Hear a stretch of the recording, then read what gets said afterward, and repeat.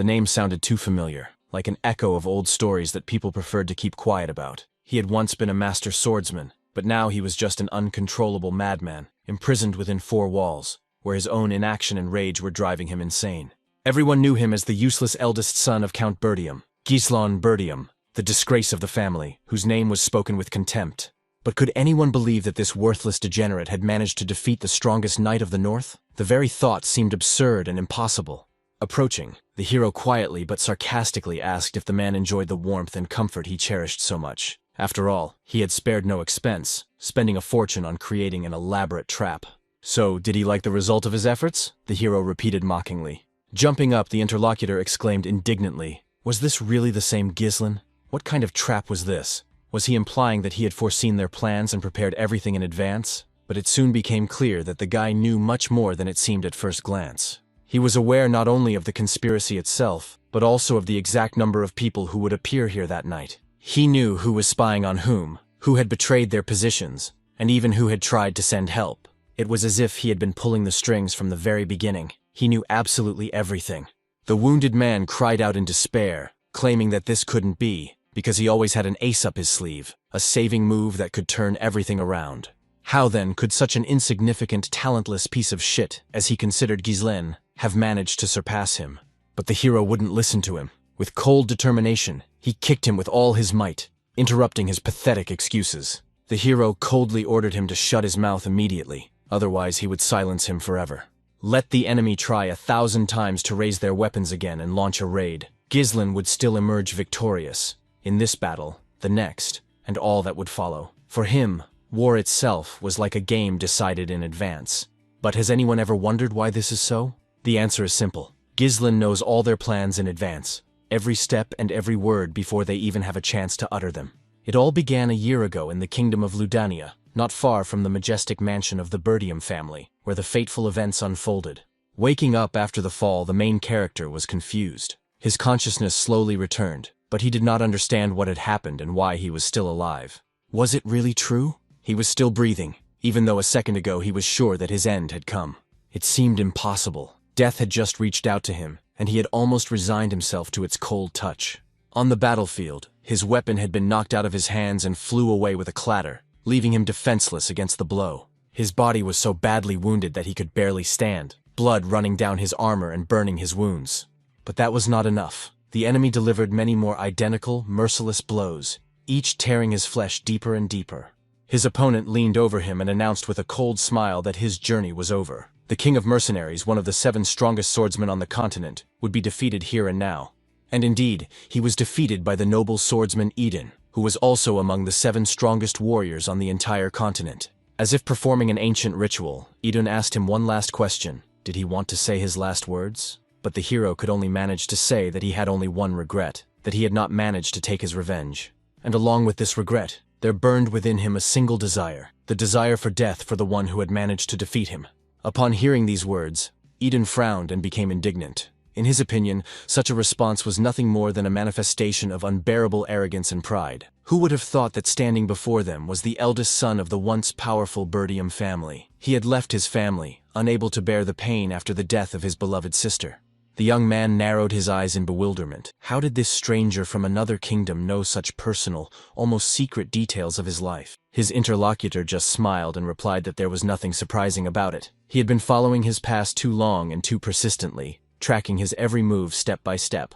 After all, it was they, together with the Delphine family, who had participated in a conspiracy to destroy the disgraced Bertium family and erase their name from people's memories. The hero did not want to believe these words. They seemed so absurd and false that his spirit was torn between doubt and rage. But if it was true, it meant that Duke Delphin's people weren't the only ones behind that fateful incident. There were other, hidden participants pulling the strings of betrayal behind the scenes. Idun continued his venomous monologue. It really seemed like a waste of time to him to rant and rave, because the enemy would fall soon anyway. It would be better if he resigned himself and accepted his fate. But Gislen was boiling with hatred. In his eyes, this man was a worthless creature, and he swore that he would never forgive him for this. The enemy cold-bloodedly cut off his nose and in the next second severed his head with one precise stroke of his blade. So, right after their conversation, the main character was beheaded, and yet, now he felt alive and couldn't believe it. His head was still in place. He touched his face and froze. Perhaps it was a vision, a trick of his memory, or some kind of miracle. What's more, he even felt like he had grown younger.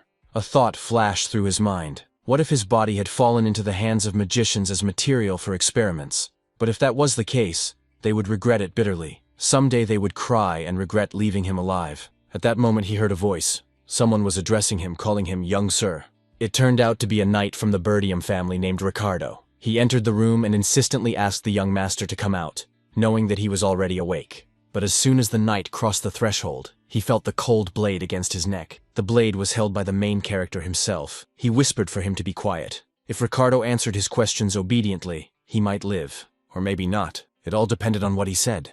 Ricardo couldn't believe his eyes. He couldn't understand what the young gentleman was doing and why he was threatening him. Hadn't he gone too far? But since the gentleman had decided so, then so be it.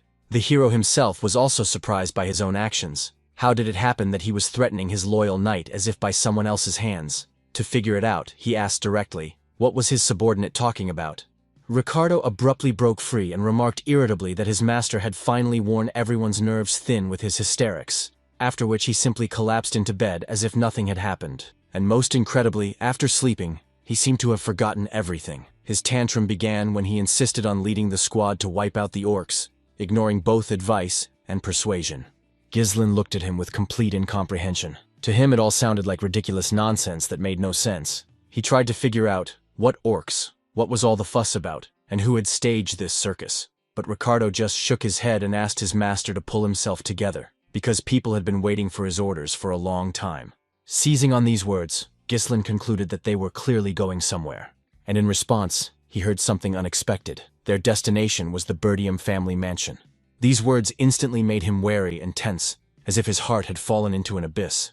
He stopped the knight and demanded that he repeat himself to make sure he had heard correctly. Could it really be the very same Birdium mansion, destroyed and forgotten? After a while, climbing the hillside, he froze. Before him stood the mansion, intact and unharmed, shining in the sun with the grandeur of the past. It simply couldn't be. He had seen the ruins with his own eyes, where emptiness and desolation reigned, but now before him stood the same house, without a single crack or trace of decay. Ricardo, seeing his confusion, cautiously asked if the gentleman had been tormented by nightmares. After all, calling one's own house destroyed was strange, to say the least, and if the Count found out about such words, trouble would be inevitable. Ghislain didn't know what to believe. What was happening before his eyes defied all logic. Was he still asleep? But as soon as he felt the cold wind on his face, heard the gravel crunching under his boots, and breathed in the scent of pine needles, he realized, no, this was too real.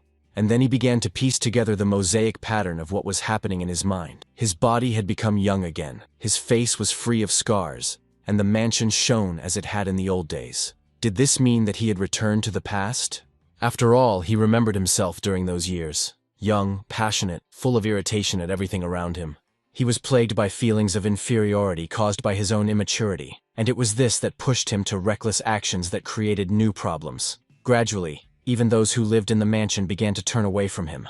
Then he couldn't take the criticism anymore, and one day simply ran away from home, leaving his family and everything connected with his past behind. Soon he became a mercenary, survived dozens of bloody battles, grew stronger and harder in combat, gradually earning a name and respect even among his enemies. And then fate brought him back to the land of Birdium, the place he had once fled from. He returned to atone for the mistakes of the past and, perhaps, to rewrite his own history. But in his past life, he found only ruins, the remains of his family mansion, razed to the ground. He lost literally everything that was dear to his heart. And now, as if by a twist of fate, the mansion stood intact and unharmed, rising proudly above the ground. Moreover, the people he had once lost forever were also here, alive and unharmed. He couldn't help but laugh quietly, not believing his eyes. His heart was beating so joyfully that it seemed he was ready to start dancing right there on the spot. But deep down he knew it was too early to rejoice. A new tragedy could be hiding behind this wonderful reunion. Ricardo reminded him of the upcoming campaign to wipe out the orcs. These words made Ghislain shiver. The day of that battle was etched in his memory, and he could never forget it. Because it was on that day that most of the participants in the campaign had died, the very people whose faces still haunted him in his nightmares. In his past life, he had joined this detachment for the sake of glory. Intelligence reported that there were only 3 orcs, and Ghislain, who had no experience in command, decided that this was his chance to prove himself. But the reality turned out to be worse. Once there, it became clear that there were at least 20 enemies, and it was his stubborn desire to command that cost many people their lives. The battle was not hopeless. The orcs were savage and knew little about tactics. The problem lay elsewhere. None of the warriors trusted Ghislain, considering him an insufferable fool, which meant there was little chance of coordinated action. His gloomy thoughts were suddenly interrupted by a strange sight. A huge piece of a building flew through the sky, as if torn from the ground by a monstrous force. It was a fragment so massive that no human could have thrown it so easily. One of the knights shouted, alerting the others, "It's the orcs!" And indeed, they had already arrived and launched a fierce attack. Ghislain froze in disbelief. Had they really appeared so early? In his previous life, enemies did not attack so suddenly. Everything happened differently. The creatures that attacked the people were ferocious and merciless. They tore and killed without hesitation, as if thirsty for blood. Amidst the chaos, an authoritative voice rang out, drowning out the noise of battle. The man ordered everyone to take up their positions. It was the commander of the mop-up squad, Skovan. His voice was firm and decisive. There was no room for panic. Everyone had to take up defensive positions immediately. But no sooner had he shouted these words than one of the orcs struck him. The commander instantly realized how bad things were. They had let their guard down, and the sudden attack had thrown the squad off balance. There were far more orcs than the scouts had reported. At this rate, none of them would survive. Suddenly, he heard someone shout his name. The call sounded sharp and alarming. Turning around, Ghislain realized that a huge orc was already raising his weapon behind him, ready to deliver a fatal blow. Commander Skovan did not have time to react, and at that moment, the main character rushed to his aid. He abruptly pushed the commander aside and rushed toward the monster himself, engaging in combat. Skovan watched in amazement. He couldn't believe his eyes. The young gentleman, who was considered arrogant and useless, did not stand aside, but rushed into battle without hesitation. Not only that, but he acted with astonishing dexterity. His blade cut through the air, and in an instant the orc lost his arm, and then his leg. The knights who witnessed this were amazed. The huge monster collapsed to the ground, defeated by their young master, whom they had never believed in. But at that moment, Ghislain had only one thought in his mind. The mana was still inaccessible. If he had returned a little earlier, when the power was already at his disposal, he could have done much more. Pushing aside unnecessary thoughts, he headed toward Skovan, who was still recovering from what he had seen. Ghislain calmly but firmly asked him for one thing. The commander frowned, not understanding what exactly the young gentleman wanted. And then the unexpected happened. Ghislain demanded that he be given command of the detachment. These words made Skovan freeze in thought. In his memory, the young gentleman was an insufferable fool, devoid of common sense. And now he was demanding command at a moment when the lives of soldiers were at stake.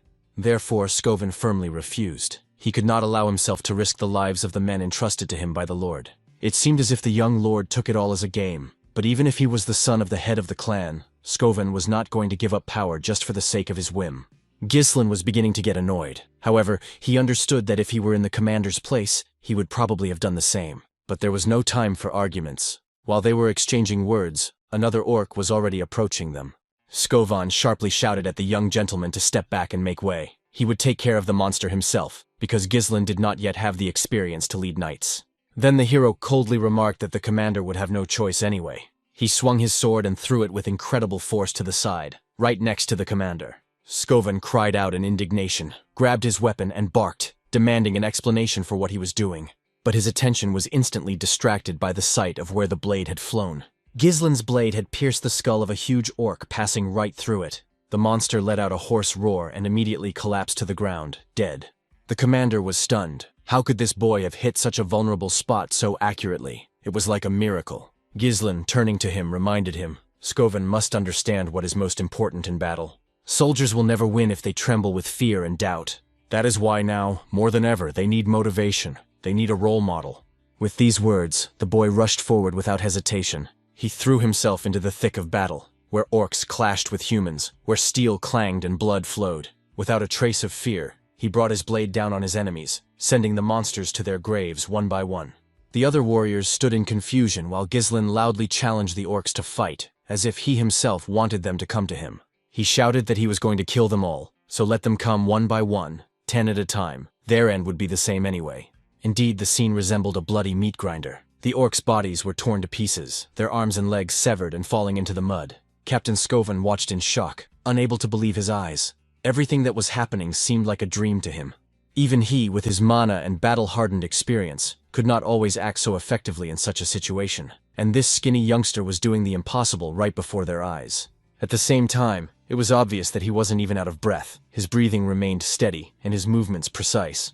Moreover, every dodge and strike seemed to be calculated down to the smallest detail. He used a minimum of movement, but inflicted maximum damage. The blade slid precisely and coolly, always finding the weak points of his enemies: joints, throat, or heart. Every strike was deadly. His movements resembled the art of a master swordsman, even though mana was still inaccessible to him. It seemed as if the steel in his hands had a life of its own. The soldiers watching the scene found it incredible that fighting alongside them was not an imposter or a failure, but a true genius hiding under the guise of a youngster. With each swing, he demonstrated his superiority, as if testing his enemy's strength and mockingly playing with their fury. The orcs, considered the embodiment of savagery and strength, looked helpless and predictable in his eyes, not living up to their grim reputation. The humans saw that all the monsters had now turned their attention to the young master, and they were overcome with confusion. The soldiers looked at Skavna with hope and fear, but he stood motionless, as if paralyzed by what was happening. The thought of what was going on in Gislin's head remained a mystery to everyone. His maneuver to distract the enemies was successful, but his next actions only surprised the observers. He rushed away. There was a steep cliff in his path, and this circumstance caused many to doubt the gentleman's sanity. However, the sequence of events indicated that this escape had a hidden purpose. Only then did Skovan realize the essence of the plan, and order the soldiers to close ranks, raise their shields, and prepare for battle. The soldiers, coming to their senses, rushed after him, forming a tight formation. Meanwhile, Gislin continued to run, leading the orcs closer and closer to the cliff. Inwardly, he hoped that the commander would be able to make good use of his plan. On his own, he could destroy only some of his enemies, but he would not be able to withstand the entire onslaught. Therefore, such tactics became a chance to change the course of the battle. The orcs, overcome with rage, did not notice the trick and followed him relentlessly. Soon, a loud growing noise came from behind. Warriors, shielded and armed with spears, advanced in a dense wall, preparing to strike. The hero watched with satisfaction. Everything was going exactly as he had planned. Reaching the edge of the cliff, he took a decisive step and jumped down, risking everything. At that moment, his order rang out to the others, demanding immediate action. The commander of the mop-up squad instantly gave the order: move forward. Their task was to drive the orcs to the very edge and push them into the abyss. Thus began a new clash between knights and monsters, which threatened to turn into a deadly slaughter. The pressure of the huge bodies was terrifying, and it was incredibly difficult to cope with them. But the efforts of the men were successful, and soon the heavy bodies of the orcs began to fall like stones falling from a cliff. The monsters had no chance to cling on or hold on. One after another, they fell into the abyss, crashing into the rocks and losing their lives instantly. It seemed unbelievable to the knights. They could hardly believe their own victory. The hordes of enemies had been destroyed. But along with joy came a new fear. What had become of the young lord? It turned out that he had managed to use his weapon to hook onto a ledge on the slope. The soldiers rejoiced when they saw that he was alive, and the commander reached out his hand, urging him to grab hold. But Gislin's fingers gradually slipped, his strength leaving him. Unable to hold on, he fell and crashed down like a stone. The men could not believe their eyes. Their master had disappeared into the abyss of the cliff. At the moment when consciousness left him again, he heard a familiar voice, his sister's voice. He found himself in a strange, vague space and asked with bated breath if it was really Elena. Fragments of memories flashed before his eyes. The girl was crying, asking if their mother was alive, thanking her brother, and at the same time reproaching him, calling him the worst for what had happened to him recently. Looking at these fragmented images, the hero realized that what he was seeing were his own memories of his sister Elena.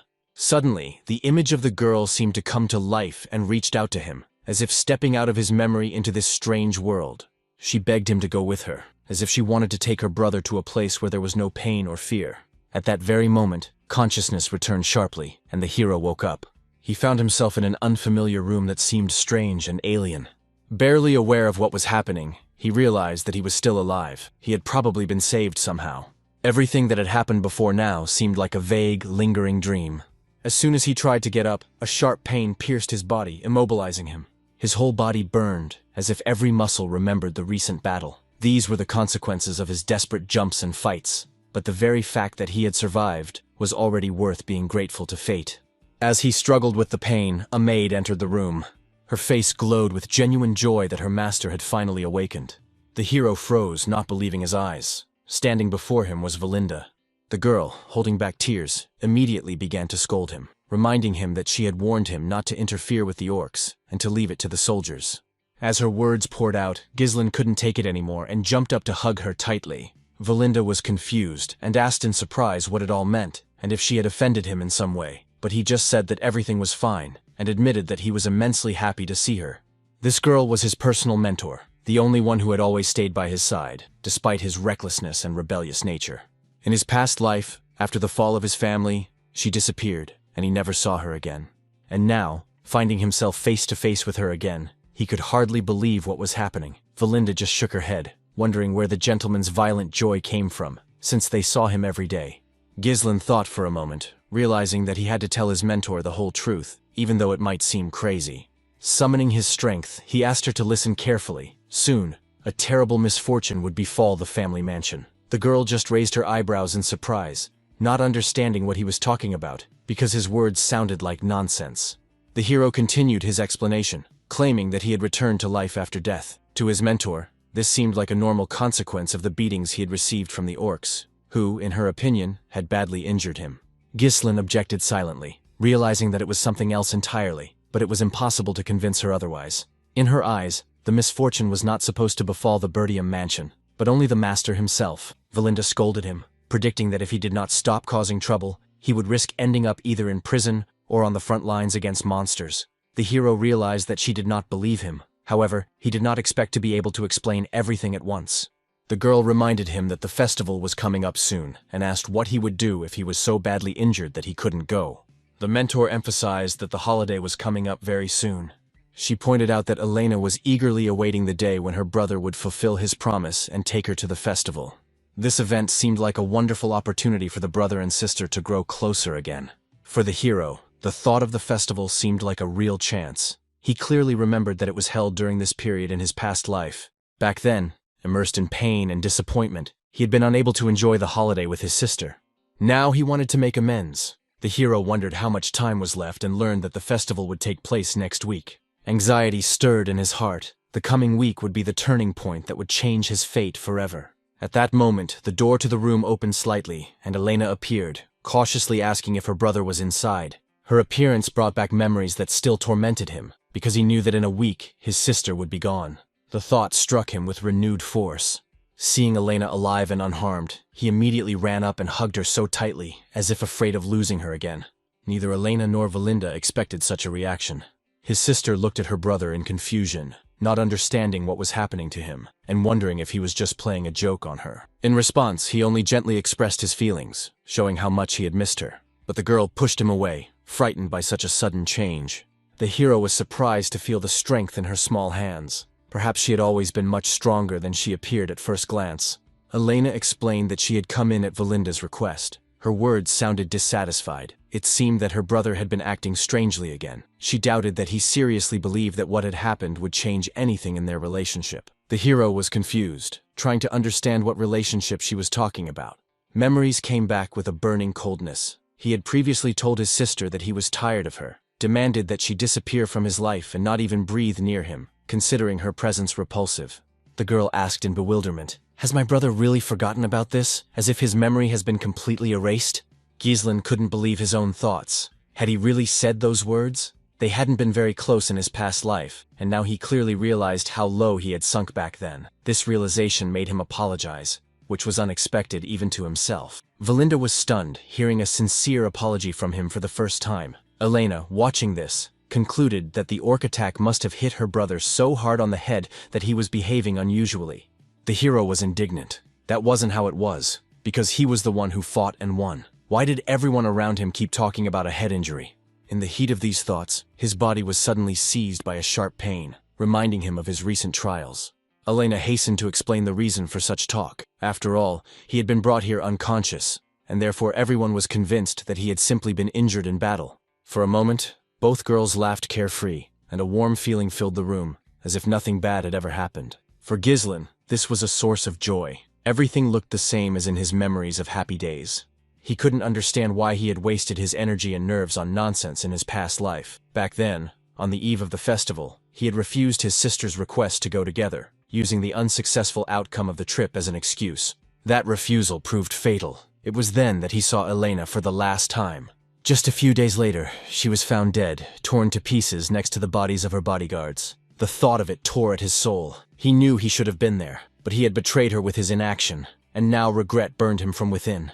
His thoughts were interrupted by a knock on the door. Someone politely asked if they could come in. Elena's bodyguards entered. There were two of them, one named Jamal, the other Philip. The girl was surprised by their appearance, as she had asked them to stay outside. But Jamal explained that the servants were asking her to personally assess the preparations for the upcoming festival. The hero did not understand why she should be involved in this. The explanation was simple and bitter. Due to the Lord's constant inaction, there was a shortage of workers in the Birdium mansion, and even the ladies were forced to help with the management. Elena said goodbye to her brother and asked him to take care of himself, then left the room. The hero remained pensive. It turned out that there really was a shortage of people. In his previous life, he had not paid attention to this, and now he realized how little he had known about the family's affairs at that time. After thinking about everything that was happening, he unexpectedly offered his help with the preparations. Elena turned around sharply, struck by his words. It was unthinkable for her that her brother would volunteer to work. She was sure that something serious had happened to his head. Meanwhile, preparations for the festival were proceeding in the most serious manner. Every little thing was taken into account. Every detail was brought to perfection. The hero insisted that he was ready to help, but those around him just waved him off, saying that no one could concentrate on the task at hand with him around.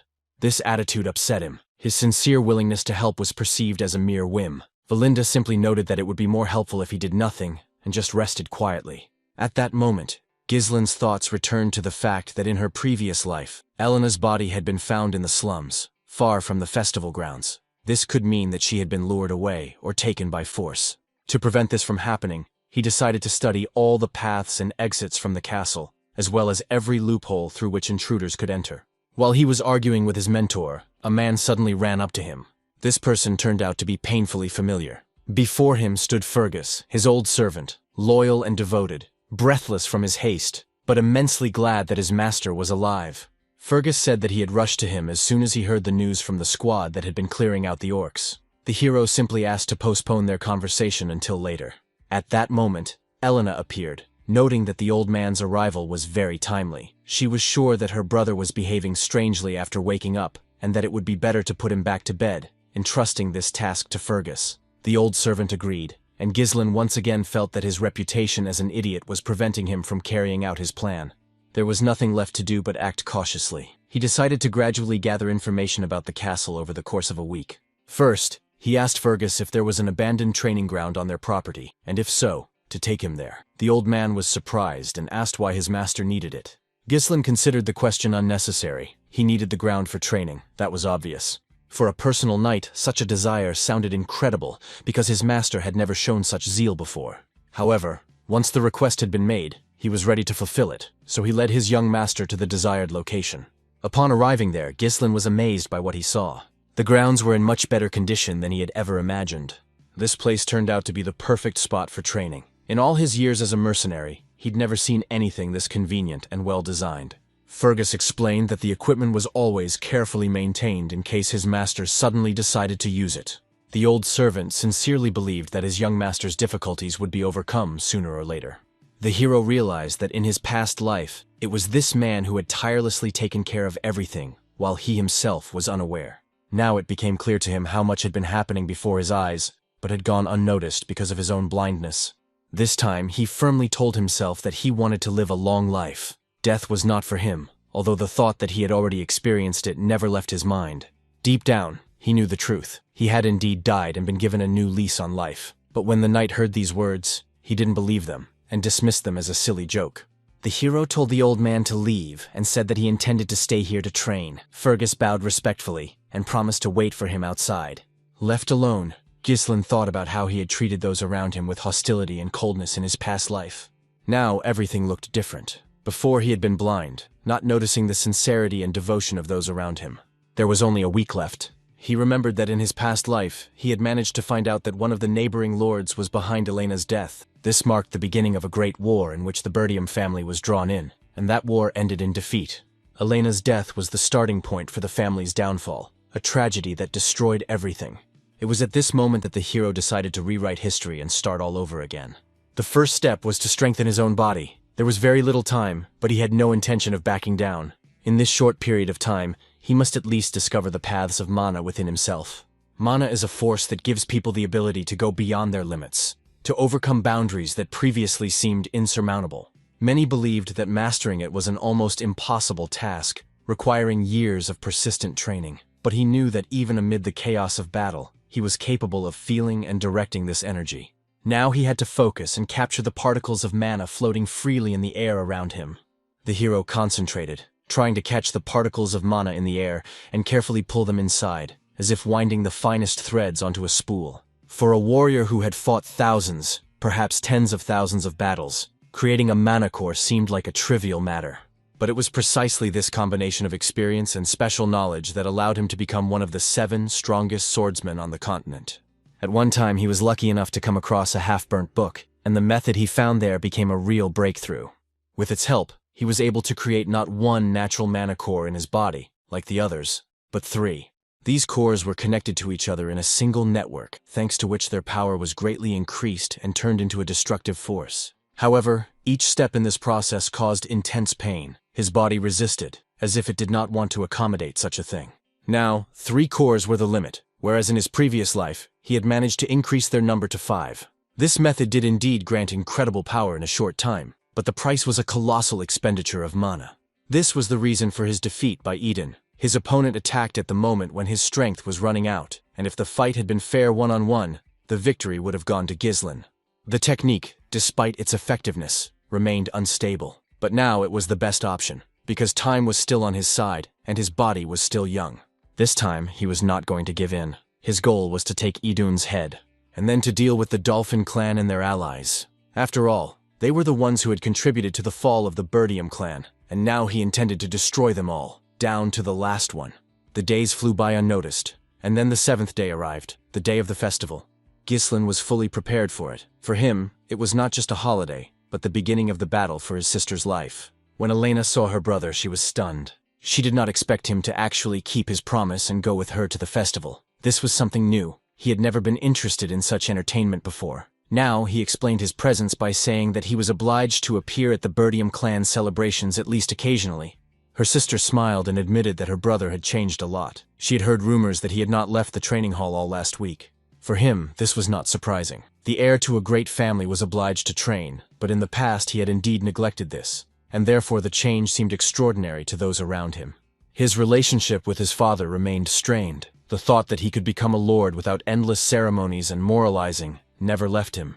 However, Elena was pleased with the changes in her brother. To her, it seemed as if the Ghislain she wanted to see was returning. The hero himself had realized a lot over the past week. His new actions changed not only his behavior, but also the very course of his destiny. Realizing this, Valinda instructed Jamal and Philip to keep a close eye on the young lord so that he would not cause any commotion on the day of the festival. The knights assured her that she could rely on them completely. The hero thought that the main events would probably remain unchanged, but the details could change, and he had to use his knowledge of the future to turn them to his advantage. Therefore, he needed to think through the most effective steps in advance for each possible situation. This time he was ready for the unexpected. Together with his sister, he strolled through the bustling market, where crowds of people were enjoying the festive atmosphere. Elena laughed, rejoiced in the little things, and enjoyed a carefree day, while her brother kept his eyes on those around him, noticing every little detail. At one point, the girl admitted that she was really having fun. But at the same time, she complained about the monotony. The festival was the same every year, and she wanted something new. The hero noted that the holiday was coming to an end, and nothing unusual had happened. Perhaps it was because this time he had not left Elena's side for a moment. Suddenly, one of the accompanying knights asked if they had already visited all the places. He mentioned that a new attraction had appeared nearby, and offered to accompany the lady there. Elena was excited by the idea and agreed, hoping that it would indeed be interesting. However, this aroused Ghislain's suspicion. A disturbing thought flashed through his mind. Could there really be traitors hiding among his sister's bodyguards? Jamal and Philip were trusted unconditionally, for they had guarded Elena since her birth. In their previous life, they had fallen defending her to the last. Without taking any action, the hero decided to follow them, ready to intervene at any moment. His companions announced their arrival, and their journey ended in an abandoned square where there was nothing but silence and desolation. Elena looked around in bewilderment and noted that the place looked strange and shabby. She couldn't understand how entertainment could be arranged here. Jamal suggested that the preparations were not yet complete. He assured her that the performance would begin soon, but the young lady was only indignant, considering his words to be mockery. It seemed impossible to her that anyone would put on a show in such a depressing and empty place. Everything happened exactly as Ghislaine had predicted. At first glance, it was an ordinary wasteland, unremarkable and boring. But a closer look revealed barriers and partitions blocking the escape routes. Everything here looked prearranged. While the hero was thinking, Elena took him by the hand and pulled him forward. Jamal, trying to hide his tension, suggested waiting, because that was why they had come here. However, Elena objected, not wanting to stay in such a strange place. Ghislaine noted to himself how stubborn and strong-willed his sister was, and wondered if her own training or preparation was behind it. But the second bodyguard, Philip, blocked her way. With unexpected force, he demanded that she wait. For the first time, Elena noticed an unusual insistence and predatory notes in his gaze. The bodyguard's behavior seemed strange and unfamiliar to her, as if the people standing in front of her were not the ones who had protected her since childhood. Jamal tried to ease the tension by saying that he didn't want to scare her, but soon the truth came out. They had an order. While Elena couldn't believe what was happening, new figures approached them. Several men in wide-brimmed hats emerged from the shadows and approached the group. The leader, who called himself Frank, praised the bodyguards for their excellent work and noted that everything had gone exactly as expected. Philip confirmed his words, saying that the plan had succeeded. The young lady had been brought in, and now they were waiting for the deal to be completed. Frank's gaze fell on Elena, but then stopped on her companion. He said with surprise that he was looking at the eldest son of the Birdium family. Frank noted with surprise that he did not recall the order concerning the eldest son of the Birdiums. One of the bodyguards coldly remarked that the young gentleman would be just a bonus. According to him, it was his own fault. He had followed them and fallen into a trap. Ghislaine was boiling inside. The thought that his own sister was being traded like a commodity filled him with rage. How could they think that such a thing would go unpunished? Jamal just smiled, assuring them that the young gentleman himself should worry about his life. They, in turn, would be able to escape and hide anywhere they wanted. These lands, as he said, had long been impoverished and brought no joy. Every year, more and more people left the Birdium's domain, tired of barbarian raids and ruin. But while the trader continued to speak, Ghislaine was already preparing to strike. In an instant, the blade cut through Jamal's body before he could even realize the danger. The rest of those present froze in disbelief, stunned by the incredible speed with which the young master had acted. Ghislaine merely noted coldly that at least he did not trade in other people's lives. Then his gaze fell on the second bodyguard. Philip, realizing that everything had gone wrong, grabbed Elena, contemptuously calling his partner a fool for underestimating the enemy. But those were his last words. In the next moment, Ghislaine's blade pierced his head, and the only thing he managed to whisper was that such a thing was impossible. A moment later, Elena was in her brother's arms, under his protection. The men who had come with Frank looked at each other in bewilderment and asked if this was really the eldest son of the Birdium family. They were sure that he didn't even know how to fight properly. Frank, studying the young man with his eyes, confirmed that the appearance matched. He was struck by something else, the ease with which he had killed 2 knights. Moreover, there was clearly mana in his blows, which made everything that was happening even more incredible. Elena was confused, trying to understand what was happening and where her brother got such strength. But Ghislaine did not give her an answer. He himself did not know what to say, because for him it was not a time for explanations, but for action. To protect his sister from further danger and carry her away from the battlefield, the hero knocked her unconscious with one firm movement, not out of cruelty, but for her own safety. He carefully laid her aside, ensuring her a little peace and privacy from prying eyes. Frank, with obvious ironic gratitude, noted that the heir had done the dirty work himself, which they had intended to entrust to mercenaries. He and his men had planned to deal with the bodyguards, but now everything had turned out differently. The young man was not at all what they had expected. Doubt arose in their eyes. Did he have hidden skills that he had not previously boasted about? Ghislaine could hardly understand why these people were interested in someone outside. Now the main task was to survive the battle. It soon became clear that they would have to fight 3 opponents at once. 2 of them were already in position behind him, while the third exuded an abnormal aura of mana, as if an invisible vortex was swirling around him. All this required a quick and decisive response. The sooner the threat was eliminated, the less chance there was of an unforeseen catastrophe. Ghislaine tried to find out from the newcomers who had ordered this despicable deal, but they just looked down on him, not understanding why they should reveal such details to a living person. Faced with such insolence, he knew that conversation would be of little value. If they did not tell him voluntarily, he would have to force them to talk. Thoughts of coercion arose instantly. If the silence continued, actions would replace words. Taking advantage of an order from one of his henchmen, they first wanted to take his life, but the leader intervened. He demanded a living prisoner, breaking bones in order to extract information from him. For Frank, torture seemed a necessary step. First pain, then confession. According to his dark logic, the path to the true result. At his command, his henchmen rushed into the attack, hoping to break their opponent with numbers and brutality. Ghislain did not stand aside and took them head-on. The counterattack was lightning fast and deadly. He threw what he had brought with him, a weapon prepared for such a moment. The throw was accurate and merciless. One of the attackers treated the object with contempt, taking it as a joke and underestimating the danger. While he turned away incredulously and tried to concentrate, the blade cut him in an instant. In the next moment, the enemy's head fell. Another corpse left in the path of the one who came to defend his own. The second enemy rushed to attack, assuring himself that such tricks would no longer work. He tried to strike from the blind side, but the hero managed to react in time and block the blow. With one precise maneuver, Ghislain threw the enemy's weapon off balance and deprived him of his advantage. While the enemy remained unarmed, the young man used his other hand. With one powerful movement, he cut off his head as easily as before. But Frank wasted no time and launched his own attack. It also came from a blind spot, but Ghislain parried it with his dagger, moving with incredible precision. Frank did not understand how the young man managed to parry the blow from such a disadvantageous position. It would have been impossible for a simple swordsman. While the enemy was thinking, the hero turned and went on the counterattack.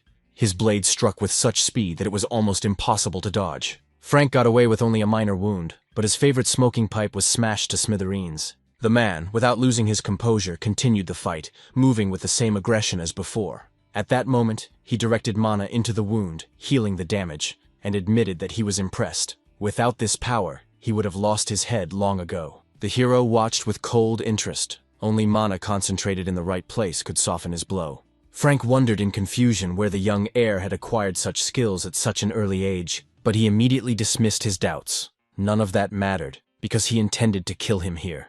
According to him, with such a meager supply of mana, his opponent would not be able to withstand him. However, Ghislain only smiled in response. With his next move, he made an unexpected maneuver, breaking the rhythm of the fight. And finally, he delivered a crushing blow with his foot right to the enemy's head.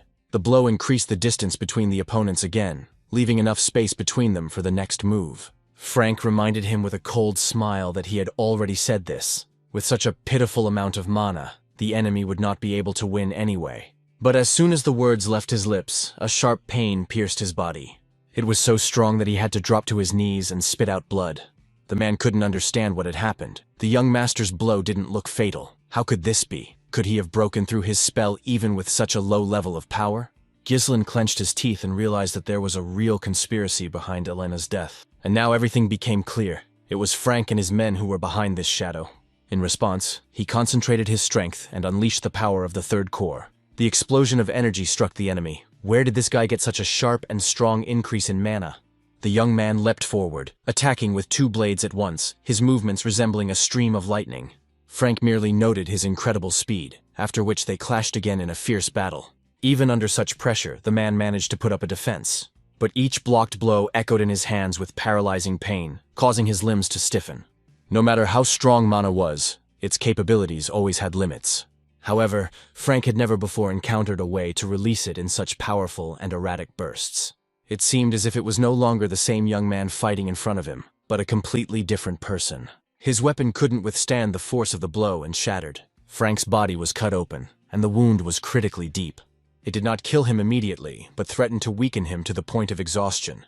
Ghislain did not stop and continued his attack. Another blow from the blade pierced the enemy's defense, sinking into his flesh. The man screamed, and the pain robbed him of his remaining composure, and the young man grabbed him by the throat. At that moment, he forced him to return to the conversation interrupted by the fight. The main character needed to find out the name of the person behind the order, but Frank did not want to give up. He pulled a dagger from his secret sleeve. His plan was simple: kill at least the girl and take her with him to the grave. However, the moment he swung, his movements stopped abruptly. Ghislain became the restraining force. He held back his opponent and offered a deal. Give up your foolishness and answer questions in exchange for your life. He promised to remove the blade and let him live if he told the truth. Frank noticed with horror that his body was entangled in threads of mana. He couldn't even move. But when had the young man mastered such a technique? Gislin was sure that his opponent, hardened in battle and accustomed to licking his wounds, would be able to survive normal injuries.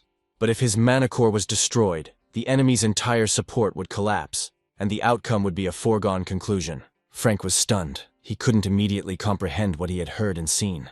At that moment, Gislin concentrated his power and began to destroy the core, directing a cold stream of energy directly at the source of its power. The man felt something inside begin to crack and crumble, as if the foundation beneath his feet were cracking. Confusion overwhelmed him. How could this be happening? As if his very support was dissipating before his eyes. The thought of losing control made him lose his composure. One wrong move, and the escaped mana could destroy everything around him. Gislin calmly dismissed these fears, considering such concerns to be the lot of amateurs, and assured himself that he would cope. Seeing the young man's unwavering determination, Frank realized that this was no bluff or empty threat. Realizing this, he understood with fear that if he did not surrender, he would die. In the end, the words slipped out. Faced with inevitable defeat, Frank admitted that Count Desmond was behind everything.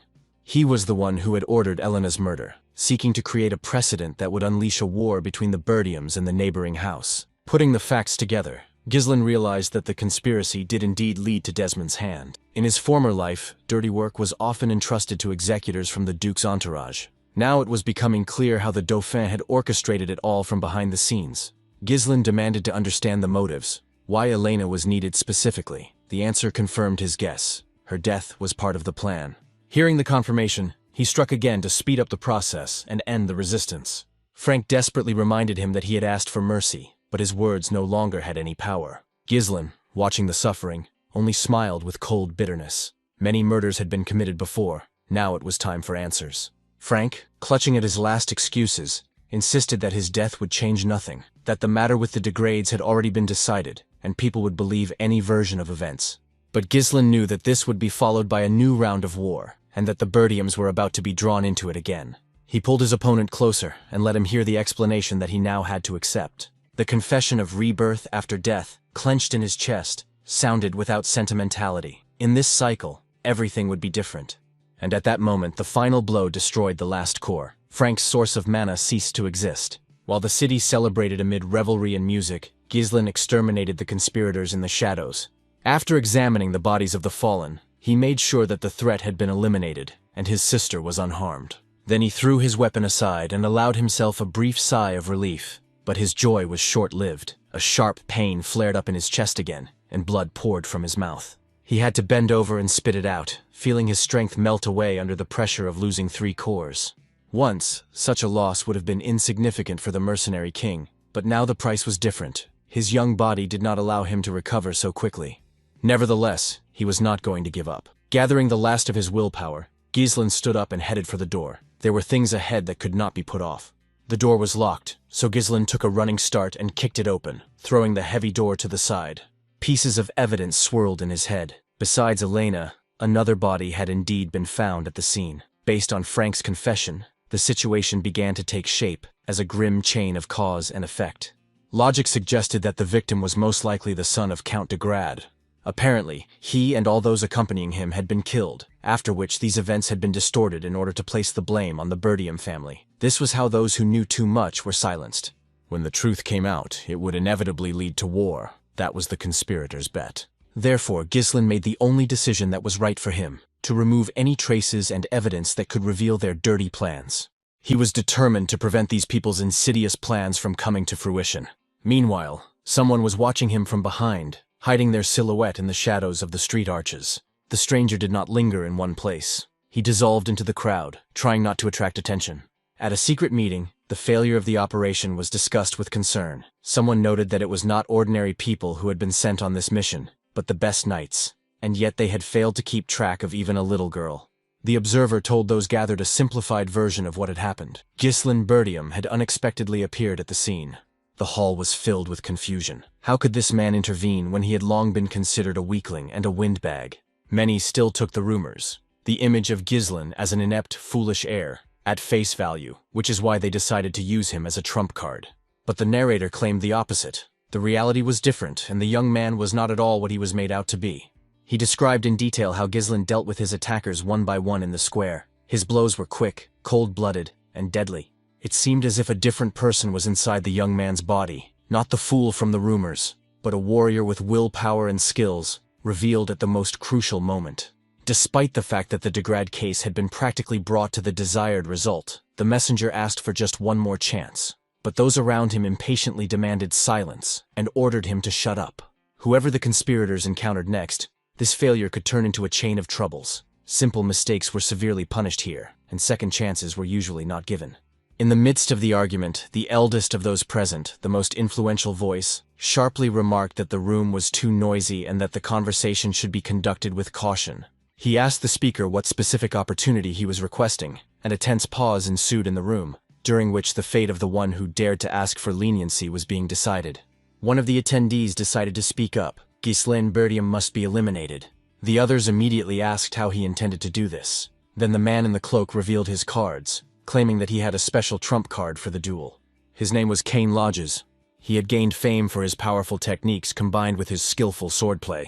Despite his young age, Cain was considered the living embodiment of strength, and there was hardly anyone in the north who could match him. In addition, he was Ghislaine's cousin, which made the task easier. Bringing them face to face would not be difficult. This news aroused considerable interest among those present. Even the chief, who was watching the conversation, perked up slightly. However, his cold warning was clear. The new plan had no room for failure. If it failed, there would be no second chance. The man in the cloak assured them that he could handle it and was eager to prove it. Meanwhile, at the Bertium mansion, events were unfolding in the training hall. Old Fergus came to invite the young master to dinner. But at that moment he saw a strange sight. Objects were moving on their own. It turned out that this was not an attack at all, but someone's hand had grabbed a weapon lying nearby. The blade suddenly flew to the side, as if under the influence of an invisible force. This was how Ghislaine trained. He was testing his abilities, checking how skillfully he had learned to master the new technique. Absorbed in the process, he noticed Fergus only after a moment. Then he greeted him and asked what had brought the old man here. The old man apologized and explained that he did not want to distract the young man from his training. But there was genuine curiosity in his voice. How did he manage to do what he had just seen? Ghislaine assumed that he was referring to the unusual way of holding the weapon. The secret lay in the use of mana threads, invisible streams that could act as leashes, allowing the weapon to be guided even from a distance. In his past life, he had often used mana threads, and it had become one of his main skills. But now, with his current level of power, he had to squeeze every last drop out of himself, loading mana cores to use this technique. Still, he understood that if he used only a single thread and acted cautiously, he might be able to conserve energy and regain control to almost his previous level. Fergus, who was watching what was happening, involuntarily admitted that he considered himself a man who had seen a lot. He knew many ways to use mana and was confident in his experience. But he had never seen anything like this before. After all, not long ago, the young gentleman could not have taken a single step in this direction. He had no control over mana at all, and now, something incredible was unfolding before his eyes. The old man was amazed that he had not only mastered it, but also come up with such unusual ways of using it. Fergus's thoughts were interrupted by Ghislaine himself, who looked at him as if he wanted to ask something. The old man understood and nodded. Yes, he had come here for a specific purpose and had an important message to convey. Bowing his head, Fergus thanked the young gentleman for saving Lady Elena. Ghislaine was almost taken aback. Receiving gratitude seemed strange. After all, he had only done what he was supposed to do. Therefore, without dwelling on it, he just smiled and invited the old man to join him for lunch. Several days had passed since that event. The festival had been temporarily suspended because it was necessary to strengthen security and ensure the young lady's safety. Elena was indignant. No one believed her when she said that it was Ghislaine who had saved her. She demanded that her brother tell everyone everything himself, but Ghislaine just shook his head. It was pointless for him. Even if he told the truth, no one would believe him anyway. Valinda, on the other hand, was boiling with rage. So Jamal and Philip really had intended to kidnap the young lady. The treacherous pair. She had always suspected that there was something vile lurking in these two. But the young lady herself seemed to prefer not to reveal all the details of what had happened. For Ghislaine, however, one thing remained paramount. He had managed to postpone the war for a while, although he understood that his enemies would not retreat so easily. And yet he clearly saw that he could not stop the approaching storm alone. It would take an entire army to do so. At that moment, a maid entered the room, apologizing respectfully for interrupting their conversation. Ghislaine merely nodded, continuing to think that an army needed not only strength but also power. And to gain power, he would have to do much more than just train. Soon food was served. The amount was so meager that it seemed almost mocking.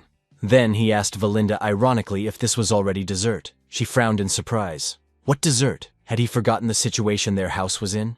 Suddenly, a loud cry came from the street. Someone was demanding compensation at the top of his voice. It was a merchant, waving his arms angrily. He claimed that he had suffered losses due to the cancellation of the festival, and was now demanding compensation. The man was not alone. Behind him was a crowd of people indignantly booing and agreeing with his every word. The people demanded that those hiding in the castle come out to them. It seemed to them that the Birdiums were rolling in gold, while ordinary townspeople had to endure hardship.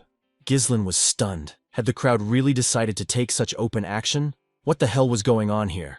Valinda, on the other hand, seemed almost calm. She had anticipated something like this. She reminded him that their country depended on merchants. For many, the only source of income was the revenue from festivals. Last year, the profits had been huge, and people hoped for a repeat of that success.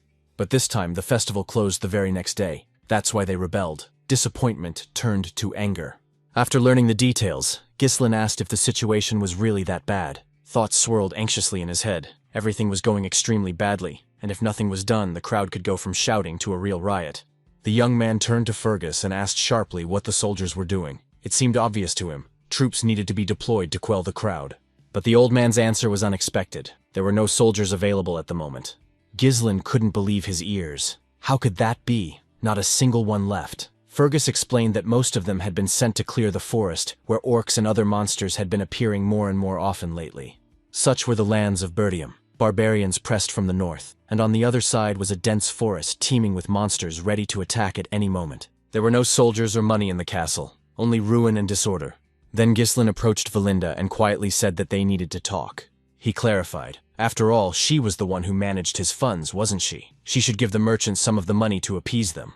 But the governess shook her head. There was simply no money.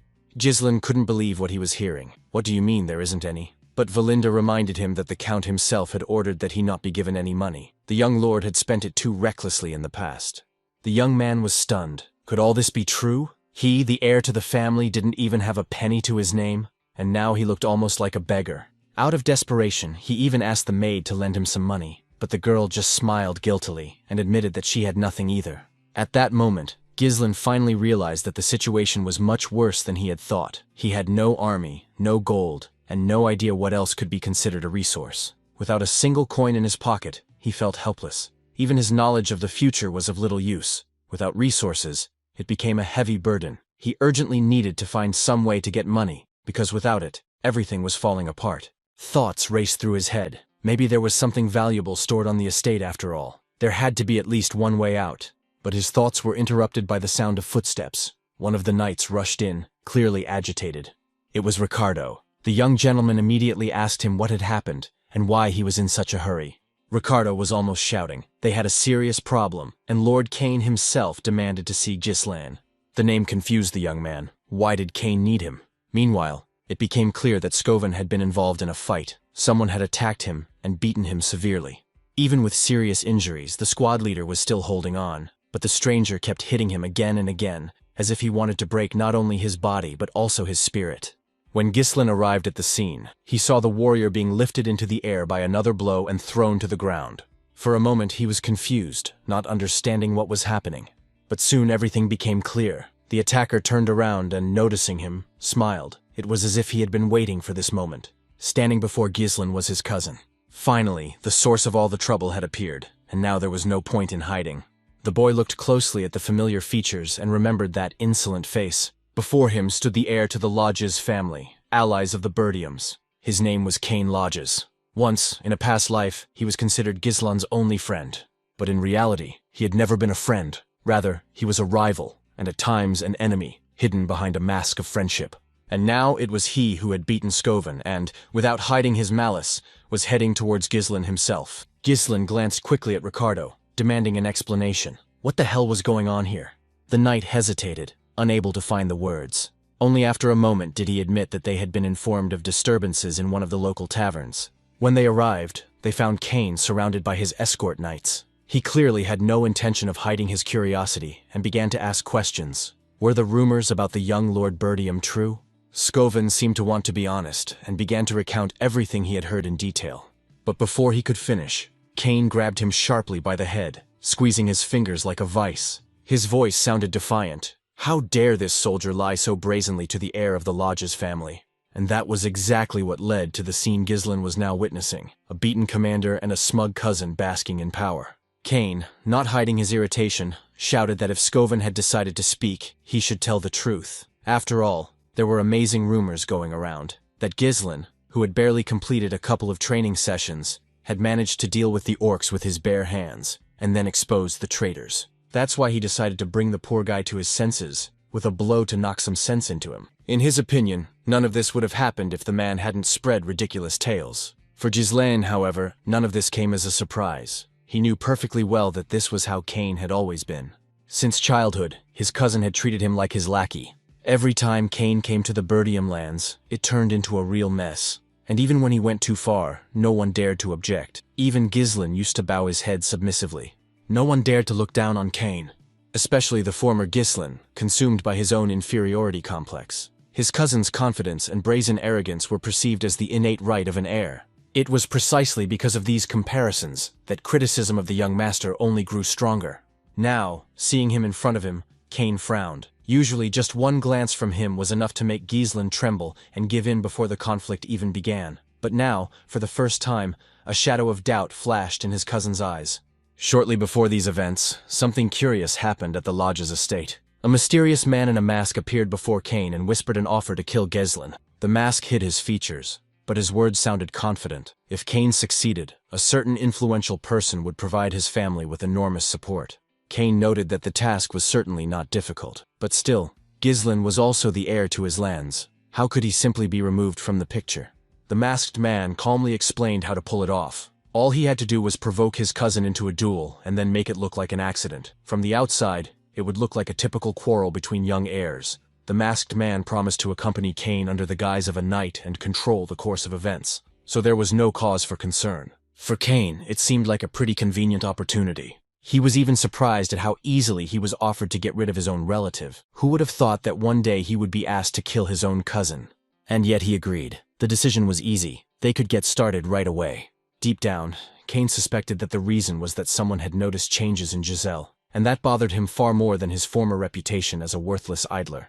Remembering this, he asked mockingly what his cousin was doing right now. If he had come, it was time to bring everything due. Ghislain cautiously asked what exactly he meant. Kane reminded him of the interrupted festival, and he suggested livening things up in his own way. A little drink, a few women, just like in the old days. Or perhaps his cousin had suddenly decided to pretend to be a righteous man. Ghislain remained silent, watching him with a cold gaze, as if he did not understand what he was talking about. Only after a minute did he pretend to understand. Of course, Kane always demanded entertainment as soon as he set foot on Birdium soil. Women and wine were his eternal companions. Once, Ghislain danced to his tune, fearing another beating, but now everything had changed. He wasn't going to spend a penny on him. Moreover, the Count had recently forbidden giving him money, because he thoughtlessly spent it on trifles. And, remembering this, Ghislain thought for the first time, there had always been a source of income nearby that he had not thought about before. The thought caught his attention so much that he forgot about his cousin for a moment. Images of a future in which money could be spent not on Kane's drinking binges but on his own plans flashed before his eyes. But his thoughts were interrupted by an irritated voice. Kane demanded that everything be brought here immediately, as if he were talking to a servant. Couldn't he see that the elder lodges had been waiting for a long time? According to him, if Ghislain understood correctly, he should obey immediately. Of course, Kane promised that everything would be paid for, but there is always a but. But as Ghislain coldly pointed out, the old bills had to be paid first. Kane raised an eyebrow, genuinely surprised. What accounts were they talking about? The guy calmly explained. His cousin knew perfectly well that he had been living off him all this time, and if you added up the interest, it amounted to no less than 1,000 gold pieces. These words sounded so serious that Kane almost laughed. He was indignant. How could anyone demand such a ridiculous amount when all his fun wasn't worth hundreds of gold coins? Moreover, he had been treating his own friend. Didn't friendship imply such debts? Let Ghislain consider it payment for their friendship. But the young gentleman only smiled. What friendship? All this time, Kane had only wiped his feet on him, treating him like a servant. And now it was time to pay. Let his cousin repay the debt willingly, or Ghislain would collect it himself. He needed the money right now. The atmosphere was tense to the breaking point. A tense silence reigned in the room, as if the silence itself was waiting for an explosion.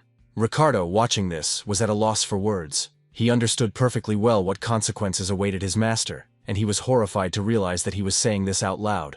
Kane suddenly burst out laughing. His laughter seemed to reflect not joy, but contempt. He decided that his cousin, whom he had tolerated for so many years, had suddenly imagined himself powerful and dared to be insolent, hoping to get away with it.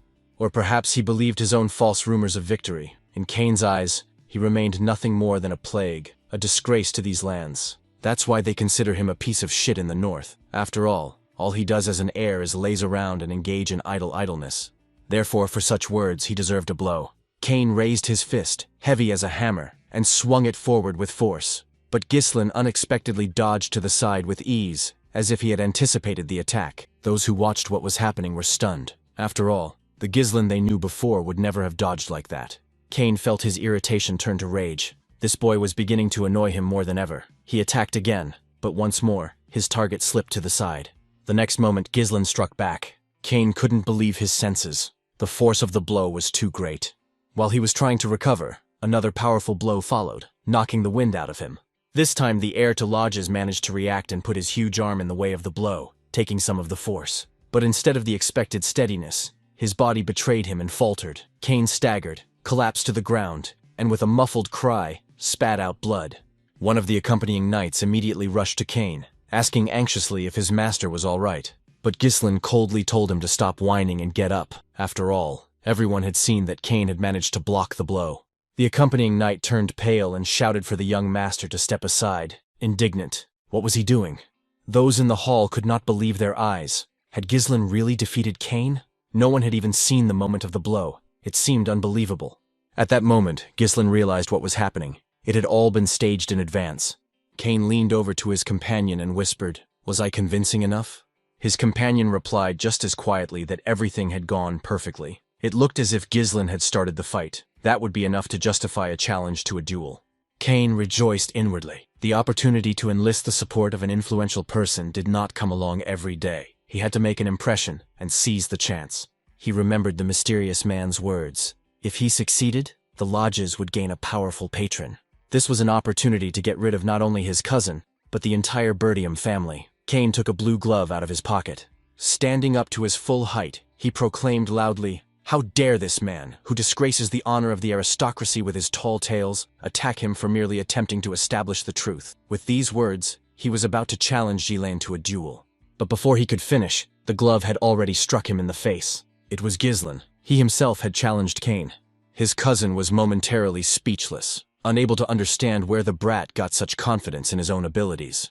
Ghislain calmly explained. Kane had unjustly insulted the heir to Birdium right in front of his men. Moreover, he had cowardly attacked his subordinates, thereby disgracing his own name and aristocratic dignity, and it was unlikely that Kane would dare to deny the obvious. A tense silence hung in the hall. Kane remained silent. Then a crooked smile touched his lips. He muttered that he had always known that Ghislain was a fool, but to voluntarily dig his own grave was truly astonishing. However, so much the better. He accepts the challenge. Let him not regret it, even if he dies. The main character turned to Ricardo. He asked him to bring all the protesters from the merchant's castle gate here. Tell them that Ghislain will get them their money very soon. The festival was cancelled too suddenly. As a result, the festive atmosphere, which had been reaching its peak, suddenly subsided, leaving behind dissatisfied people who were unable to let go of their regrets. They remained in a state of agitation because they were unable to celebrate and spend their money. In such a situation, a good show would help them let off steam. That is why the crowd was now cheering in anticipation of the duel. The duel between young Mr. Kane and young Mr. Ghislain was declared open. Some bet on Kane, because it was high time to teach that fool Ghislain a lesson. And the merchants were happy because the duel had once again attracted people to watch, and thus goods began to sell more readily. The leader of the protesters was also pleased. He said that everyone should be quiet and line up. Most people bet on Mr. Kane, because they were sure that the bet would pay off without fail. In fact, Kane was outraged. How dare this scoundrel Ghislain turn an honest duel into a cheap show? Let him say it straight before they start fighting. His sword will not stop even if he begs for mercy. The main character understood this perfectly well, because this man's main goal was to kill him. Ghislain suggested they begin, since quite a crowd had already gathered, but a friend in a hood shouted for them to stop. Personally, he thought the bet wasn't entirely fair. The men present also thought about this. The one who was taking bets noted that this was true. After all, no one was betting on Mr. Ghislain. To be honest, everyone thought the outcome was too obvious. The boy didn't stand a chance against Mr. Kane. Everyone needed at least one fool who would bet on the opposite side. Kane laughed at this. Even at the market, no one valued Ghislain. Someone suggested changing the bet. They suggested betting on how long he would last against Mr. Kane. Suddenly, someone came up to the bookie and threw a whole bag of gold coins on the table. It turned out to be the wounded Scovan. He bet on Ghislain's heir. The main character was glad that at least someone still supported him. But that wasn't the only bet. After one bag of gold coins, another arrived. It was the young lady Elena, who also wanted to bet on her brother. Even Ghislain did not expect this, and the other men present also did not understand why she was so confident in her brother's victory. The girl asked if this was enough for the bets. It turned out that it was not enough. Valinda repeated that she should remember that she had tried to dissuade her from this venture. Kane was indignant that he was being forced to give up without any good reason. But in the end, the participants were asked to get ready. The hero noted that he was older than his opponent, so it was a little unfair for him to go first. That's how he felt. That's why the guy immediately took his weapon out of its sheath. Then he suggested that his cousin attack. At first, the latter was in no hurry to do so, thinking that this was some kind of trick. Then he asked if the guy thought he was late in acting like the elder, and after these words, he immediately rushed into the attack. Although his blow was quite strong, the main character blocked it well. It was really hard for him though, because his opponent was much bigger than him. Kane shouted that he had sunk too low to try to save face. After these words, he managed to push the main character away. He then tried to attack him with the blunt end of his weapon. Ghislain handled this without any problems. And then his opponent still did not stop, trying to attack with his foot. The crowd cheered, as expected of the young Lord Kane. This weakling, who is his rival, won't even withstand a single blow. The hero thought that someone would just look at that face. She was very pleased and confident. Valinda and the others were worried, asking the young lady what they should do. Should they stop this fight? The masked man thought it was already too late. Anyone who decided to cross swords with Kane was doomed. Such an enormous advantage in strength made a counterattack impossible, so all they could do was dodge. And as soon as the opponent ran out of steam from endless turns and opened up, he would meet his end. Kane has always won in exactly this way, and now everything was going according to plan. Cousin noted that Ghislain was as nimble as ever, but it still seemed that he had improved his skills a little. In principle, it was understandable, because he always runs well. Once again, Kane managed to catch the main character with his attack, hooking him with his sword. And thanks to this, the big guy was able to send the guy flying. Those present froze, not understanding what might happen next. At that moment, the man in the mask was pleased because he thought that Ghislain was finished.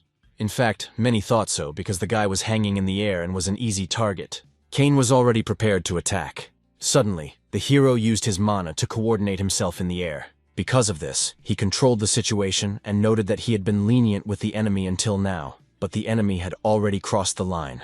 With these words, Ghislain attacked, rapidly closing in on the enemy. He managed to deliver a powerful blow directly to the side. The masked man was confused. It seemed that this guy had managed to regain his balance by concentrating his mana in his legs. Ghislain said that Kane was quite poor at swordplay. He probably imagined himself to be the strongest simply because he intimidated his opponents with his own strength. Let him allow the guy to open his eyes to everything. The big guy was indignant. What did he think he was, and how was he going to do that? He tried to strike again, but the protagonist blocked his blow.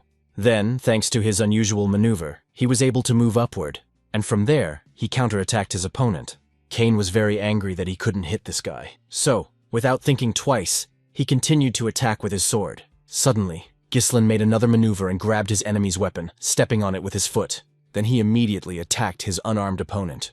At that point, he had already suffered quite a few serious wounds. The crowd froze, watching the situation unfold in Ghislain's favor. Some did not understand what had just happened. The heir to the Birdium family had made such progress. What was this? Had he really won? Many had bet on Kane, hadn't they? Elena was pleased. This was definitely her little brother. But the man in the mask was, of course, very unhappy with this turn of events. The big guy saw that the wounds were deep, even though Ghislain had the opportunity to strike harder. Was he doing all this on purpose? But when did this idiot learn to wield a sword so well? The main character continued to stare coldly at his enemy. Suddenly, he took his weapon and threw it aside. It fell and landed on the floor. At that moment, he said that such a big difference in strength didn't look very spectacular.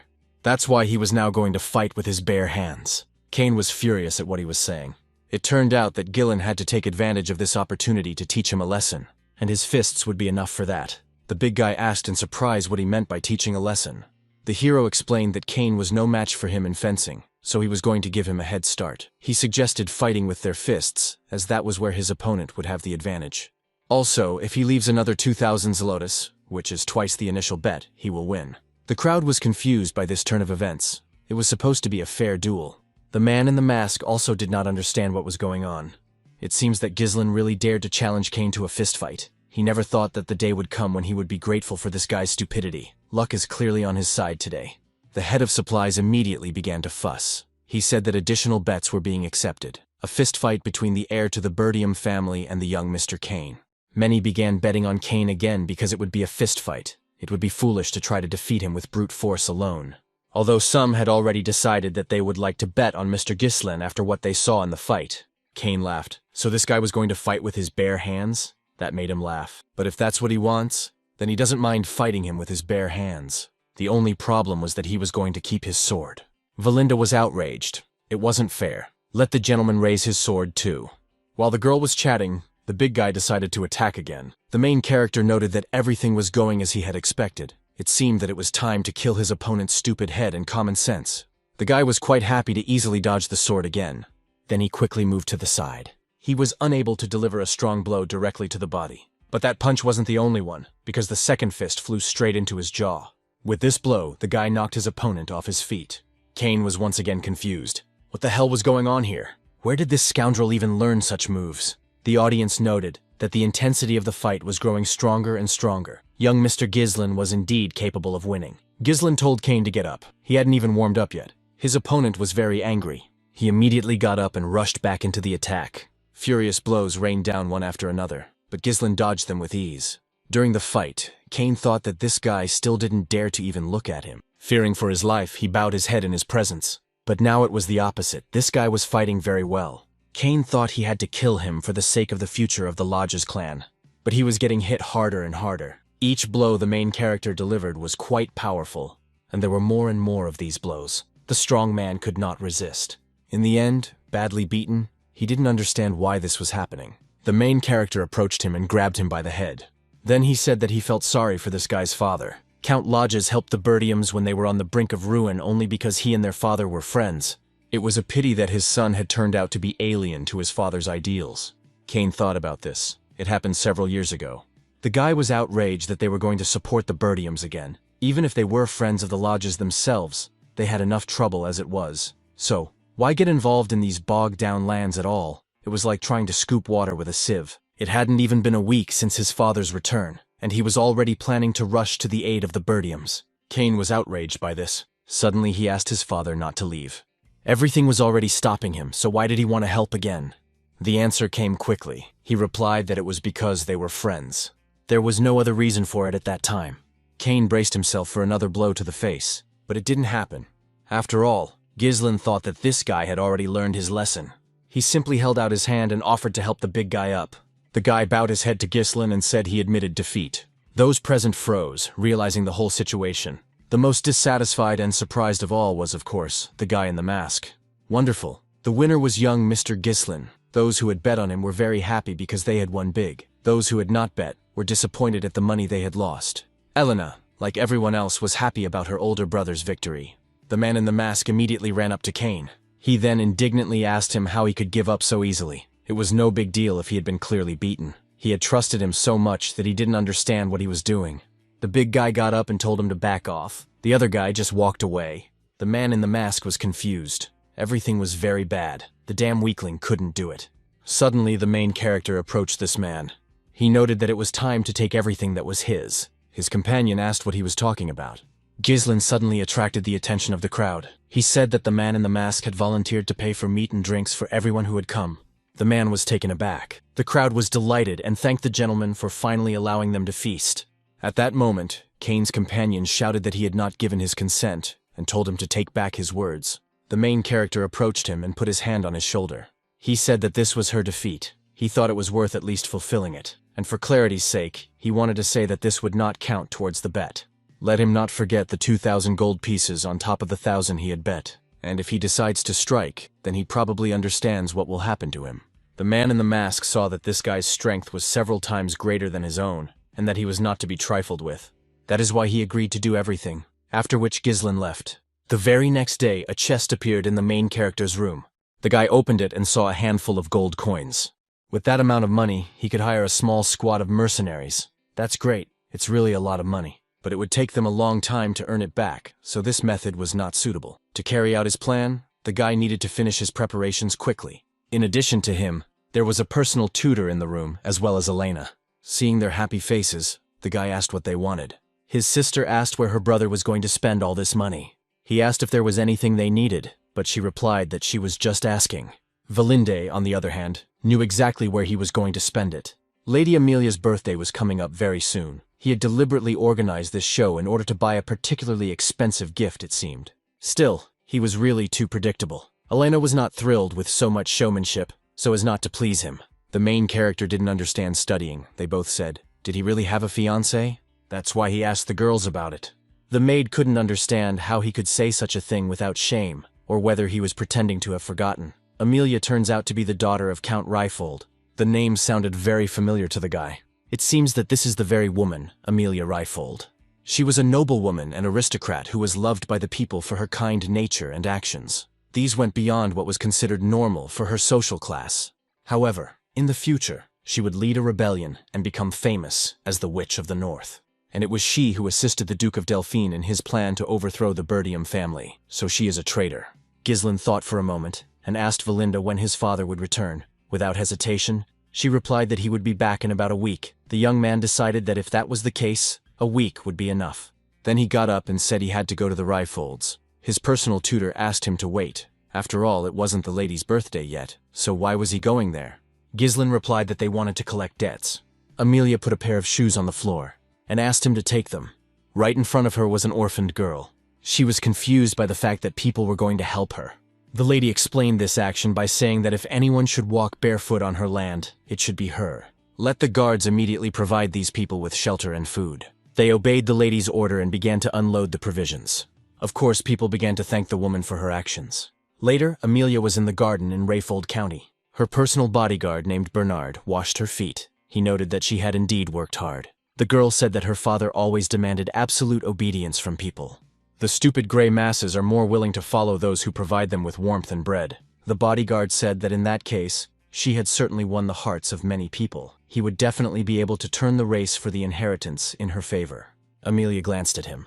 Then she kicked him with the same foot. She asked, "What about his duel against the swordmaster from the north?" Bernard had to apologize. He was trying to avoid unnecessary attention. If he had won there, he would have attracted it. Now was not the time to bare his claws. His sword would always serve her. The girl asked if that was how she had raised him. She lifted his head and said that he must not be weak. It was also interesting to hear about the trade guild. The man replied that if it was the Actium Guild, there was nothing to worry about. They had successfully purchased all the materials needed to rebuild the checkpoint in the wild forest near the Bertium lands. It had been half destroyed by orcs. In this way, they would recover all the funds that Count Ryfold had sent to the Bertiums every year as support. They also bought out all the soldiers and knights who had left the Bertium lands. Among them are many trained fighters, hardened by battles with barbarians. So this is a good investment. Amelia noted that this was good, and that they should continue to maintain the image of an ordinary trade guild. Until they were ready, everything had to remain secret. Suddenly, the butler approached and apologized for the disturbance. Barnard said that the lady was resting. Then why was he disturbing her peace? The butler said he had a message from the gatekeepers. His lordship Ghislain Bertium had arrived for a visit. Amelia was alerted. I wonder what this walking problem has forgotten here. The servant was a little confused. Then he said that the man had stated that he needed to discuss something concerning the trade guild. Amelia decided to receive him, and soon they were in the living room. The atmosphere there was not particularly cheerful. First, the main character greeted Amelia. The cat, and the girl herself, did not react to this in the best way. She asked if he knew that showing up unannounced was bad manners. Had he lost even the last of his manners? The guy asked if it was her birthday soon. He decided to give her a gift early. Putting the item on the table, he said that he had found it in front of the guild and that it smelled wonderful. He thought that from now on he would only buy flowers there. He had forgotten the name of the guild, which he thought was Actium. Amelia stood up and said she didn't quite understand what the guy was trying to tell her. But his gift was accepted, so he could leave, and that was that. Ghislain called her by her full name and asked her to sit down. The girl felt that the atmosphere in the room had completely changed. She didn't understand what was going on before. It definitely hadn't been like this. Was this really the same guy who used to just stare at her? The main character said he wanted to explain everything briefly. He needed money now, and it was only 10,000 gold coins. Amelia asked what he was talking about. Had he really come to borrow money from his fiancée? Should she take this as the will of the entire county of Birdium? It turned out that the main character's father had nothing to do with it. He was asking for the money for himself. Besides, she wasn't going to marry him anyway. Most likely, she would marry the knight standing behind that door. Once she took her place as head of the family, it would be possible. But if anyone found out that she was secretly gathering strength to win the race for the title, it would be bad. Amelia's cat began to yowl furiously. The girl herself said that such words should not be spoken aloud, even in jest. Ghislaine said she shouldn't worry. She would keep her secret, unless she left him empty-handed, of course. Amelia replied that this would not happen. Then she called Bernard, who entered the room. The girl's personal bodyguard greeted the main character. The main character knew that Bernard was Amelia's powerful support at all times. At this stage, he already possessed strength comparable to that of the swordmasters of the north. Ghislaine said that if he died here, a land war would begin. I wonder if they can handle it. The girl replied that it goes without saying. The walking nuisance was killed by a bodyguard for unexpectedly disturbing the lady's peace. That's what the headlines would say. Therefore, Amelia ordered him to be disposed of. Bernard obeyed her order. He would do whatever she commanded. Ghislaine realized that she was going to go that far. In that case, he also needed to become more serious. Both rivals grabbed their weapons, but Bernard did not attack. He stood still and smiled. But the hero realized that something was wrong, and suddenly he felt something move behind him. Suddenly, an assassin jumped out of the knight's equipment, which was standing in the room. He intended to kill Ghislaine secretly so as not to attract attention, but the main character managed to react, using his speed. He immediately counterattacked the one who intended to kill him. He sent the guy in the chair straight out the window onto the street. Bernard and Amelia did not expect him to react to this attack. The guy noticed that they even used an assassin's surprise attack under the guise of politeness. What terrible hospitality they had. With these words, the guy began to attack Bernard, and they clashed in battle. They clearly don't teach manners at the Ryfold house. The bodyguard apologized to the lord, but he was the one who was rude in the first place. He barged in here without warning and upset the lady. And for that, a warm welcome is not appropriate, is it not? Following this, the man attempted to deliver a serious blow. As usual, Ghislaine used his speed and agility to dodge. He was also able to counterattack with his foot. This widened the distance between the duelists. Bernard thought that his opponent was known as an arrogant fool with no abilities. However, judging by their fight, he was clearly not an amateur now. Amelia wondered what Bernard was doing. He needed to be more serious. He needed to get moving and bring her the head of this scoundrel. Of course, if his sword was still intact, it would serve her well. The bodyguard immediately replied that he would not let her down. So it was time for him to start being more serious. Ghislaine was surprised. How dare an ordinary knight give him orders? His opponent noted that it was only an invitation, but if he wished, he could think so. Bernard immediately closed the distance to strike. He was much faster than before, so the guy had to try hard to dodge. He was really fast, so the guy even got a small wound. So the battle between them escalated into a faster and more dynamic one. Lady Amelia watched what was happening and couldn't understand how this worthless bastard Ghislaine could fight on equal terms with someone like Bernard. But he definitely wouldn't win. The battle continued. The opponents seemed fairly evenly matched, with one attacking and then the other. Bernard caught the moment when Ghislaine tried to strike him.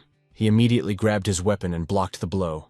And when that happened, he counterattacked with his sword. The hero wondered, was he really going to fall for the same trick again? But when the guy tried to dodge, everything went according to plan. The man waited for him to start doing something. After all, it wouldn't work twice. Bernard managed to grab Ghislaine and slam him right onto the floor. Then he closed the distance and was about to deliver another blow, but the guy managed to react and knocked his enemy's weapon away with his foot. Then he used his speed to increase the distance between them. It seems that Bernard used mana to counter his move. Bernard told the lord that he was indeed very different from the rumors circulating about him. It is true that you can get to know a person by their actions. His fencing indicates that he is hardened by real battles, not systematic training. This is probably due to his frequent skirmishes with barbarians. In the chaos of the battlefield, such techniques work well, but not against him. Therefore, it is now all over for the lord. Just as I thought, the main characters are too much. These precise strikes with minimal openings and deadly lunges aimed at the head, combined with perfect timing and a sense of distance. In close combat, it is definitely difficult to overcome the difference in physique with technique alone. It seems that this guy wasn't worth messing with right now. But he must know that the guy doesn't have much time left. So the main character used the thread of mana. His bonds immediately rushed past the enemy. With the help of the threads, Ghislain grabbed his weapon, which was lying behind Bernard, and struck him on the head. As a result, the man lost his concentration and bent down. At that moment, the main character closed the distance and delivered another blow to the head with his knee. Bernard did not understand what had happened or how that man had been able to do it. Amelia was frightened for her bodyguard. The main character, while in the air, was about to deliver another blow. But Bernard managed to react in time and blocked it, fortunately for himself. Although this result came at a cost. Even so, he managed to knock the guy aside. After that, the fight between the opponents was supposed to continue. The bodyguard informed the lady that she had better leave. From this moment on, he could not guarantee her safety. At this point, he would have to lay all his cards on the table in this fight. Ghislain said that he understood everything correctly, that this was exactly how he should fight him. He hadn't had a worthy opponent in a long time. The girl had to flee the room, grabbing the cat with her. On the way, she was indignant that this Ghislain dared to humiliate her. Who could have been such an idiot as to dare leak information about the trade guild to this madman? Otherwise, he would never have known so many details. These rumors that he killed an orc, saved his sister from assassins, and even defeated the heir to lodges in fair combat. Judging by how stupid he was, she thought it was either luck or fabrication. But could all of this really be true? If so, that was indeed a problem. And what were the guards she had posted doing? Suddenly, the girl saw her guards being defeated, and it seemed that the girl in the cloak standing in the middle had dealt with them.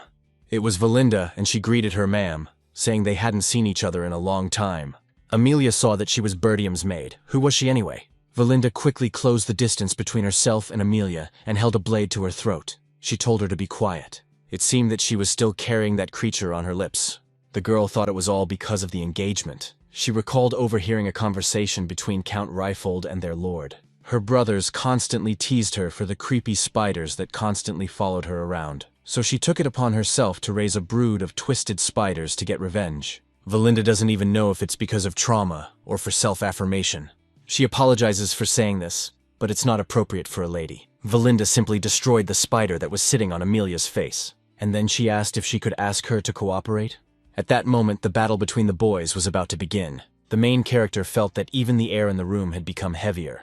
This man has such a large amount of mana. Bernard suddenly asked, did Ghislain really say that he was a worthy opponent? That phrase was worthy of a pathetic mercenary. How dare he call himself an aristocrat on par with Milady? He probably meant that it was self-evident that he was an aristocrat. He did not understand such a claim coming from the mouth of an ordinary guard.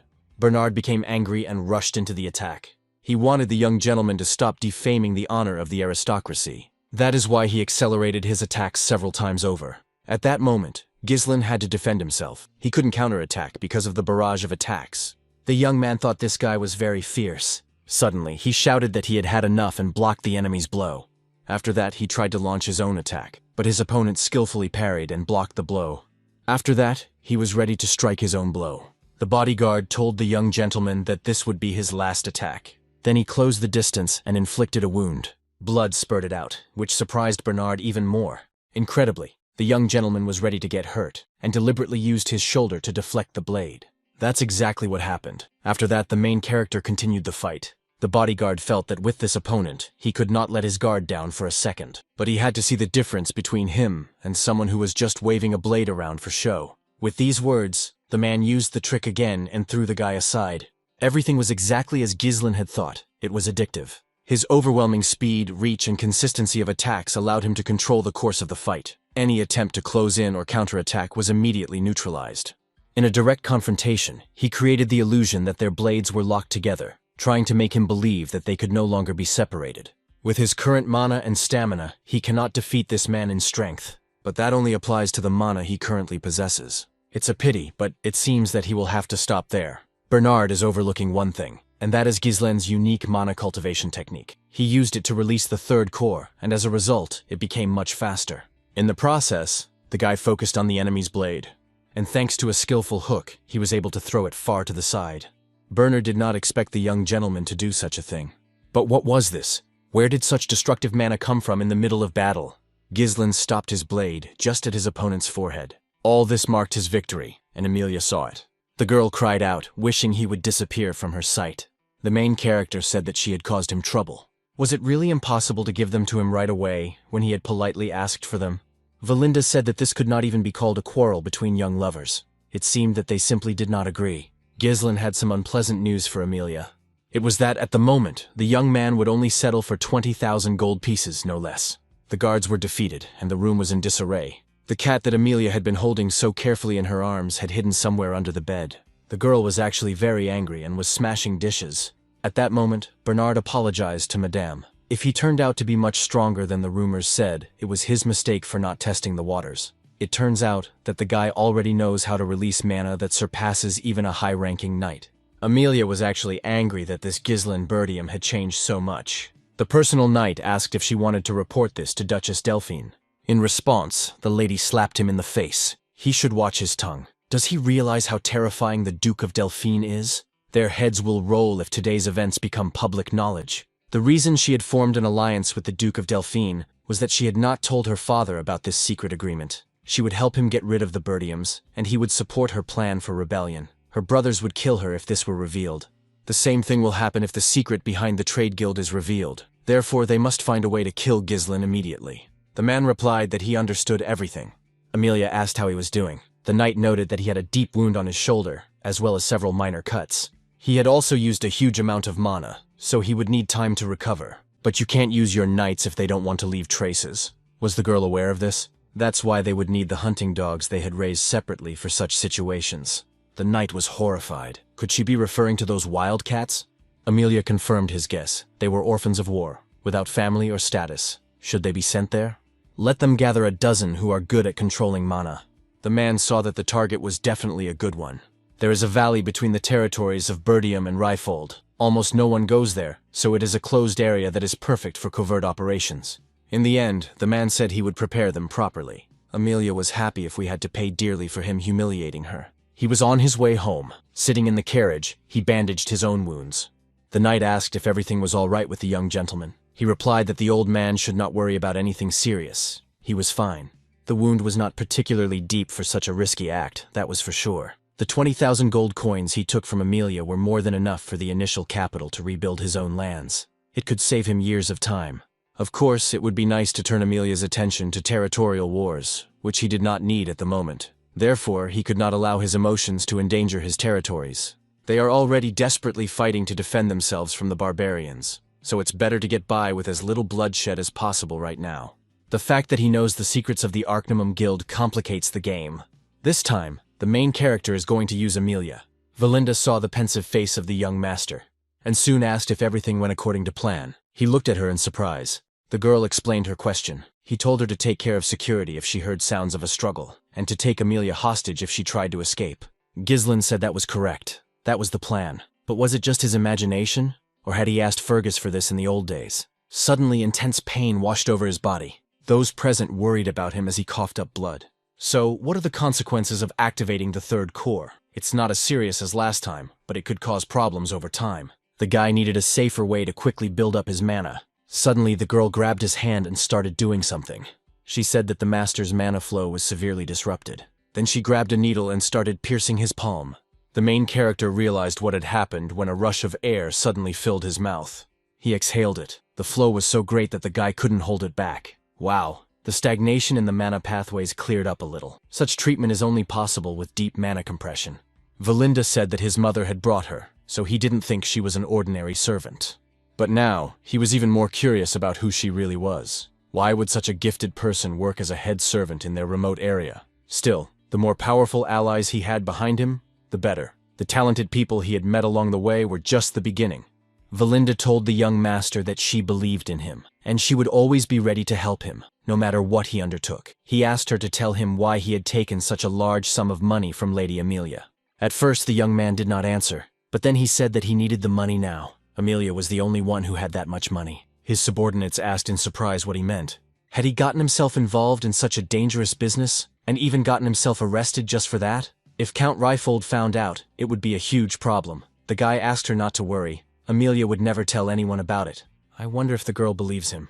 His personal mentor said she believed him. Perhaps then he could at least share it with the person who had risked everything with him. How should he use this money? In response, the guy said that it was about the monster forest. It turns out that they need resources to clear the forest of monsters. Fergus shouted that this was unthinkable. Attempts to clear this forest had been made since his grandfather's time, but none of them had ever been successful. Ghislain interrupted the old man and asked about the request he had made before leaving.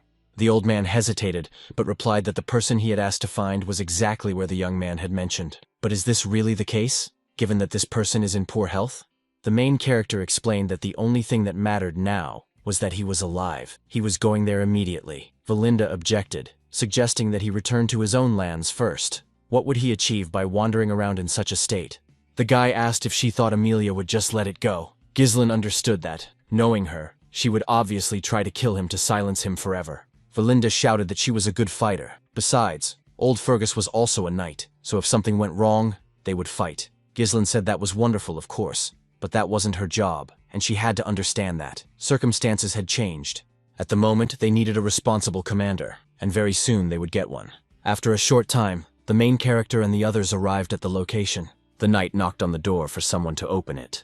Valindi thought the place looked somewhat abandoned, but the old man said that they were indeed where they were supposed to be. Suddenly the front door swung open and an old man came out. He was unkempt and only asked who was there. Those present froze at the sight of him, struck by his cold gaze. The personal mentor asked the young gentleman if he was really looking for this man, and in what position was he a responsible commander, looking rather shabby. What could he possibly do in battle like this? Ghislain replied that it was him. The old man turned his attention to Ghislain. He did not understand what had brought the young aristocrat here. He should not waste his time and go away. Just as the man was about to leave, the hero introduced him to the captain of the mercenary group, Ratatosk Jillian. He noted that he had been looking for just such a man. The knights couldn't believe it. Was he really the mercenary captain? Ratatosk is a well-known group of mercenaries that only true masters skilled in all kinds of weapons can join. This group broke up a long time ago, but it was so famous that even foreign knights knew about it. And Jillian was the leader of this group. The main character came here to see him. After the guy spoke, a small hatchet immediately flew in his direction. Of course, he dodged it, and the weapon only slightly scratched his clothes. The old man, who did not want to communicate, noted that the young man seemed to know him. The knights immediately came to the gentleman's defense because they saw that this man was dangerous. Jillian asked the young aristocrat what he wanted from him.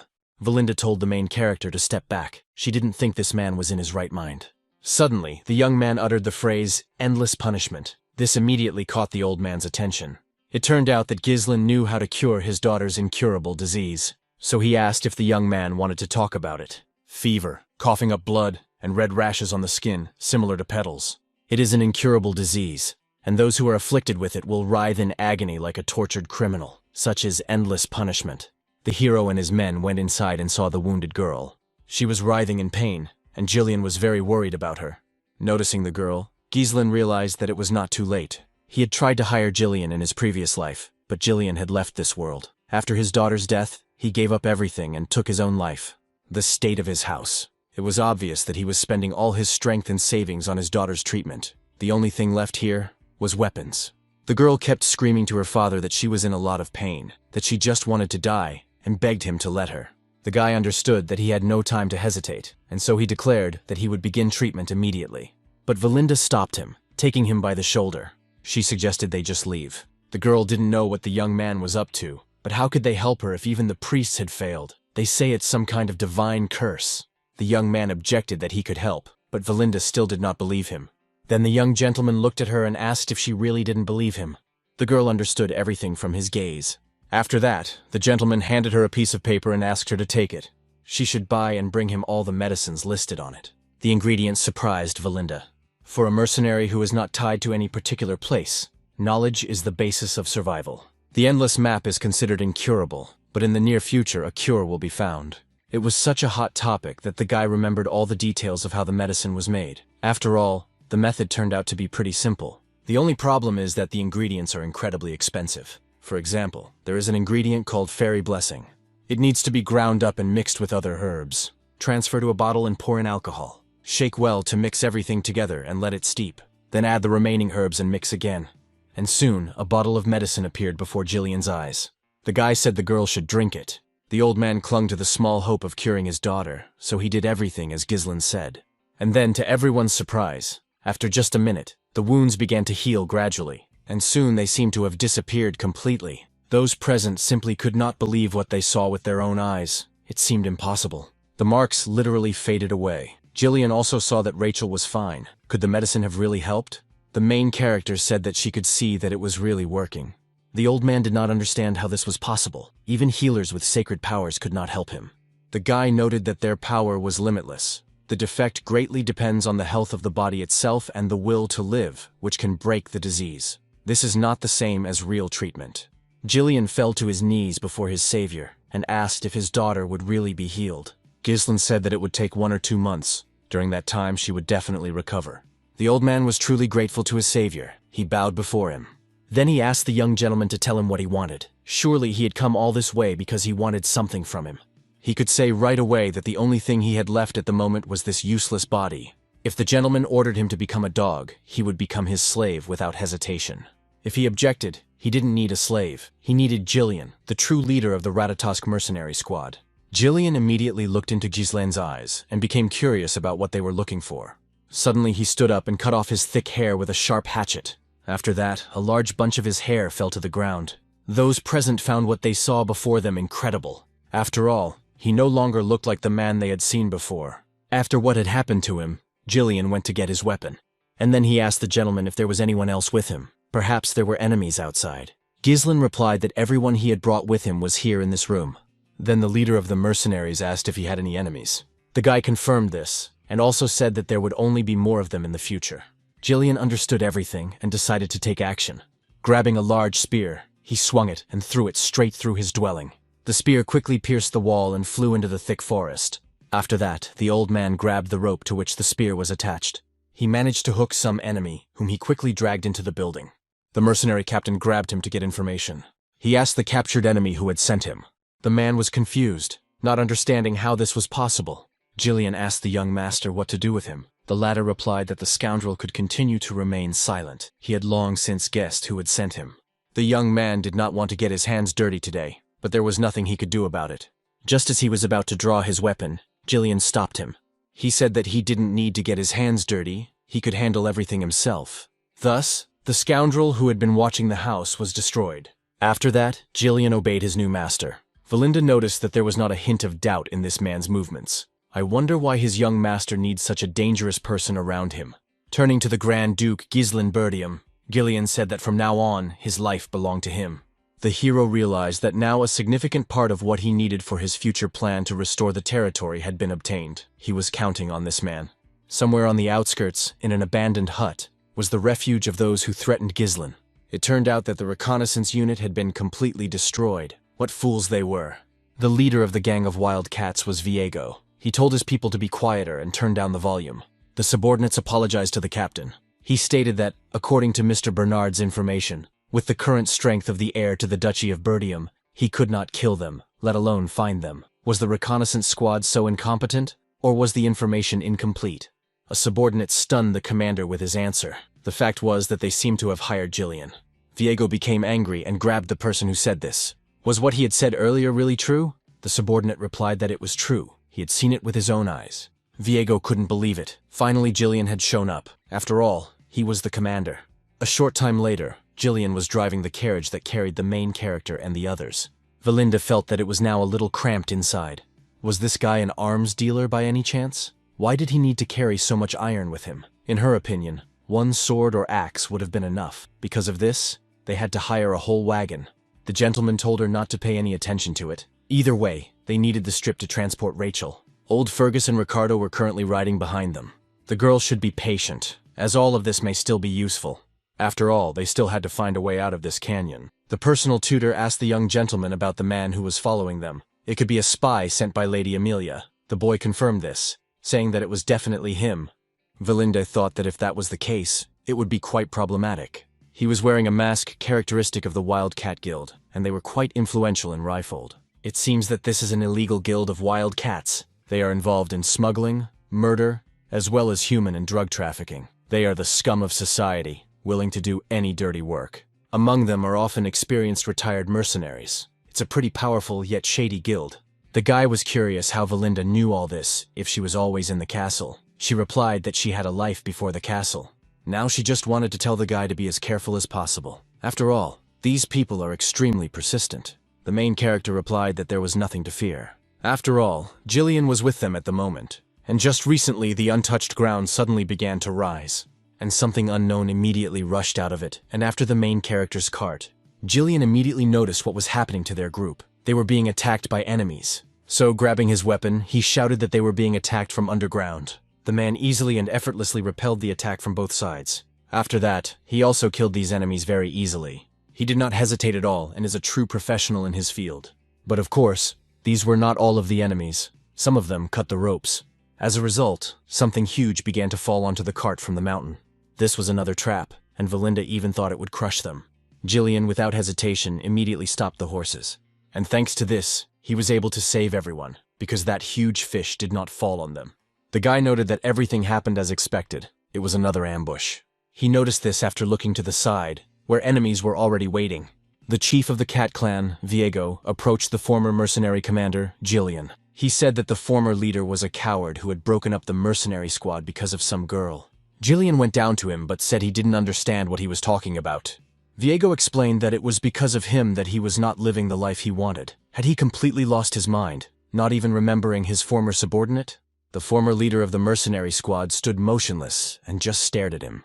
Did that anger his interlocutor? It seemed like he was pretending not to remember, but that was okay. He was going to make him remember. So he ordered his new subordinates to attack Jillian. Ghislain asked his new subordinate if he needed help, but he replied that it wasn't necessary. It seemed that this guy had some business with him, so the young gentleman should just relax. The old man was going to take care of everything himself. After saying this, he literally destroyed everyone who attacked him with a single blow. The rest of the cat squad was outraged. How dare this old man do such a thing? They also began to attack one after another, but only death awaited them. Because Jillian was a very skilled fighter and easily destroyed weak opponents, Viego noticed that the rumors were true. The old man's mercenary skills had not disappeared. But at the moment, he was alone, so the leader ordered his troops to spread out, let them drive the enemy from both sides. To avoid being put in a difficult position, Jillian used a horse. This stunned his enemies. While they were confused about what to do with him, the man attacked. Now he was much faster and more maneuverable, so he could easily use his powerful blows. Thanks to his speed and horses, he headed towards his enemies and knocked off their limbs.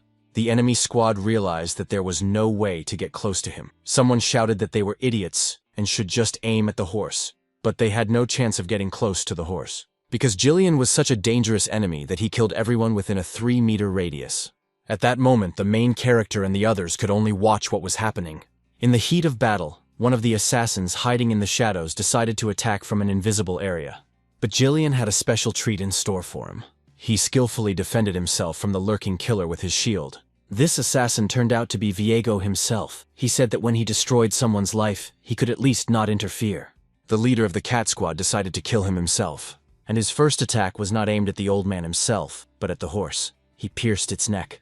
As a result, the animal immediately lost its concentration and fell, leaving Jillian on the ground. When this happened, Viego immediately attacked. The former leader of the mercenary squad shouted that he was not the commander of Ratatosk's mercenaries.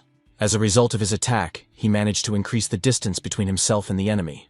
Viego, confused, asked what he meant by saying he was not the commander of the mercenaries. He should stop talking nonsense. If not him, then who? At that moment, Jillian used his mana. He said that he was no longer that person, that he had left his past behind. Now he was only a loyal servant of the young Lord Ghislain. These words greatly angered Viego, and he rushed into the attack, shouting that he would kill him. Thus, the battle between the former allies continued. Viego proved to be a worthy opponent for Jillian and put up a good fight. During the fight, the leader of the cat squad said that after Jillian left, the mercenary squad fell apart. Because of him, this man had lost his purpose and was forced to lead a miserable existence. Jillian was not interested in these words at all. He just continued the battle. After another attack, Viego dodged. At the same time, he tried to deliver a kick, which his opponent defended against. But his shield was completely destroyed after this attack. Viego continued talking. He was ready to devote his entire life to making Ratatosk's squad the best in the world. Was that the only reason he left them? To become the henchman of some noble thug? He could never forgive this man for what he had done. And so he threw several daggers at Jillian again. Jillian had to defend himself from these daggers with his sword. But thanks to this, they were all deflected and simply stuck into the ground.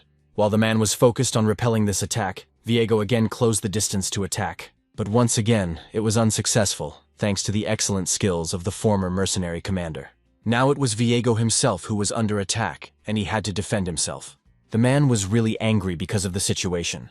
Jilliani may be the strongest, but too much time had passed since he was a commander. While he was busy treating his daughter, Viego grew stronger in endless battles. So now this man was no match for him. He tried again to attack with daggers from a blind spot. Giuliani had to take all those daggers, defending himself with his own shoulder. At that moment, the enemy closed the distance again to attack. The former mercenary leader knew this would happen, but attacked anyway, even though he missed. Viego dodged with a good maneuver and was now going to kill Jillian.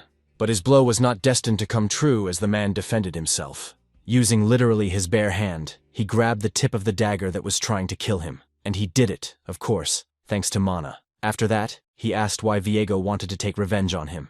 The leader of the cat squad was surprised at how he had blocked his blow with Mana. Had he been holding back in the fight with him all this time? Lost in thought, the man was struck directly in the head. As a result of this powerful blow, he was simply knocked away. He hit a tree and fell to the ground, but he was still alive. Jillian approached him and said that he didn't quite understand him.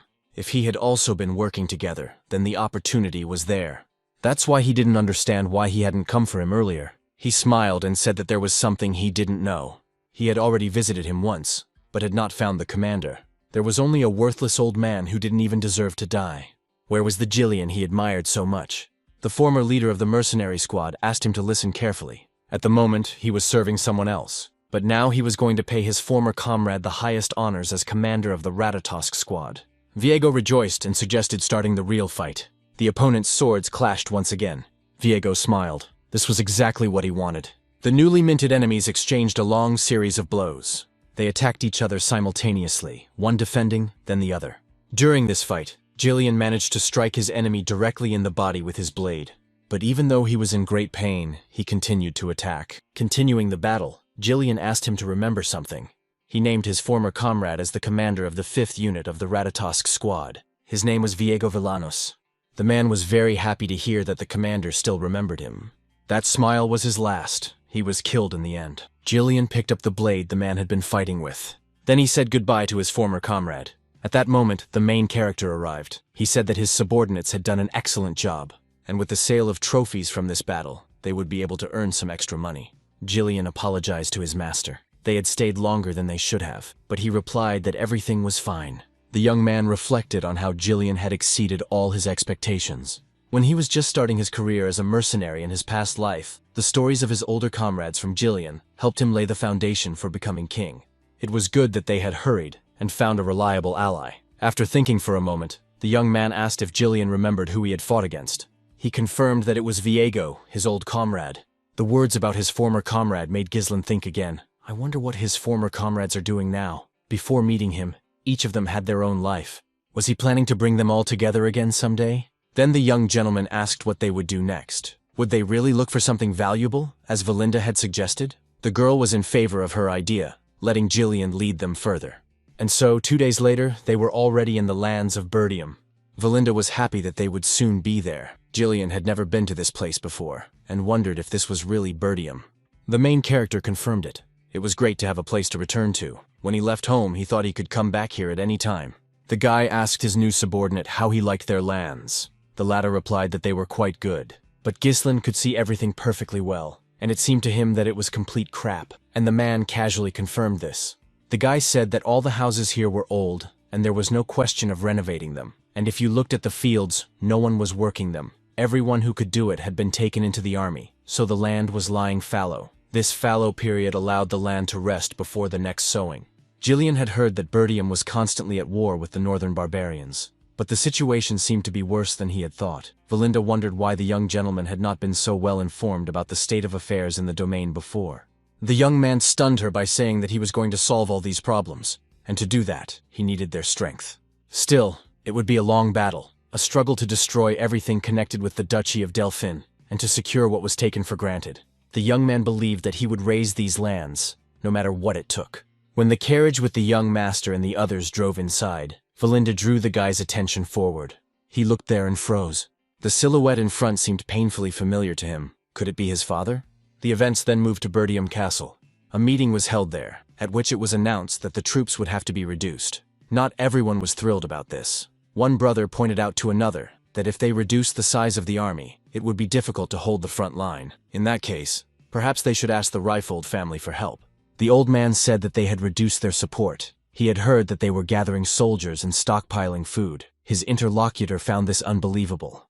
There was nothing to be done. Bertium still needed to rebuild the outpost in the Forest of Monsters, which had been partially destroyed during the last purge of the oracles. Only by reducing the Night Corps would they be able to hold out a little longer. But wasn't cutting back on troops too risky? The main character sat and calmly watched what was happening. It seemed to him that everything was as usual. The commander of the Knights, Randolph, was present at the meeting. Treasurer Albert was also there. And the administrator, Homer. Take off the main character, I haven't seen him in quite a while. Several months as heir apparent. And also several decades as the king of mercenaries. The guy asked his father if the campaign had been difficult. His father confirmed this. The main character's father's name is Walter Bertium, and he is the current count. As a child, the main character hated his father for his strictness and indifference. But now he sees everything, and everything has become clear to him. It is the endless fatigue on his shoulders, that is, the burden of a ruler. Walter heard that his son had been away from the castle for a week. I wonder where he was all this time.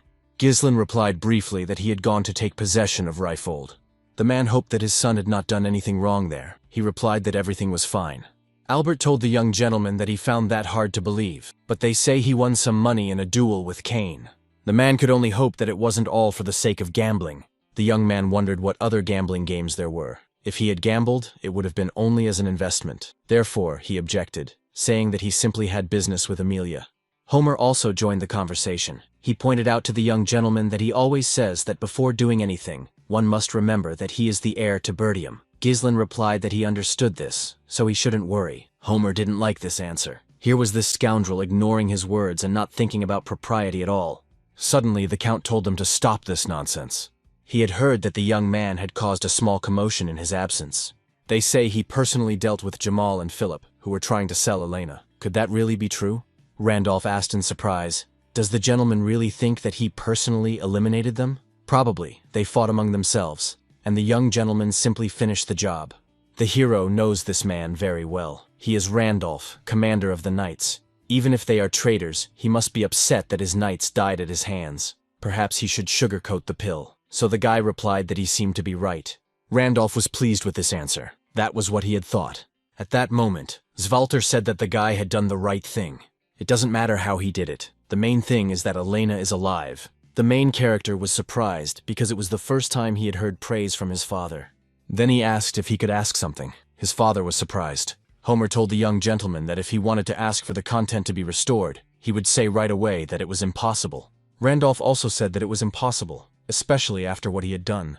He sold military supplies and lost money gambling. He set fire to the castle gate because he was in a bad mood and slaughtered a warhorse for meat. He also melted down knight's armor to make some kind of legendary sword. Gislen himself understood that he had done many bad things. The guy just wanted him to give him permission. He wants to be a pioneer in the forest of beasts. After a while, the hero said that his father had refused. He got angry and started yelling at him. Valinda noted that he would, of course, do it. This place is full of monsters and offers no benefits.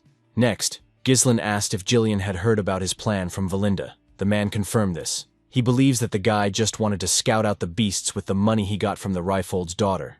The Forest of Death, from which no one can return alive. That is why nothing is known about this place, and everyone avoids it. Its reputation is already well known in other regions. The gentleman noted that his subordinate was well aware of this. As he said, there was nothing to be gained from entering this place. But in any case, it was necessary to start. Did the girl shout for him to stop? The young gentleman said that he had not received permission, but still wanted to continue. The guy explained that it was not necessary to obtain permission, but rather a matter of courtesy. Nevertheless, what he had planned must be carried out.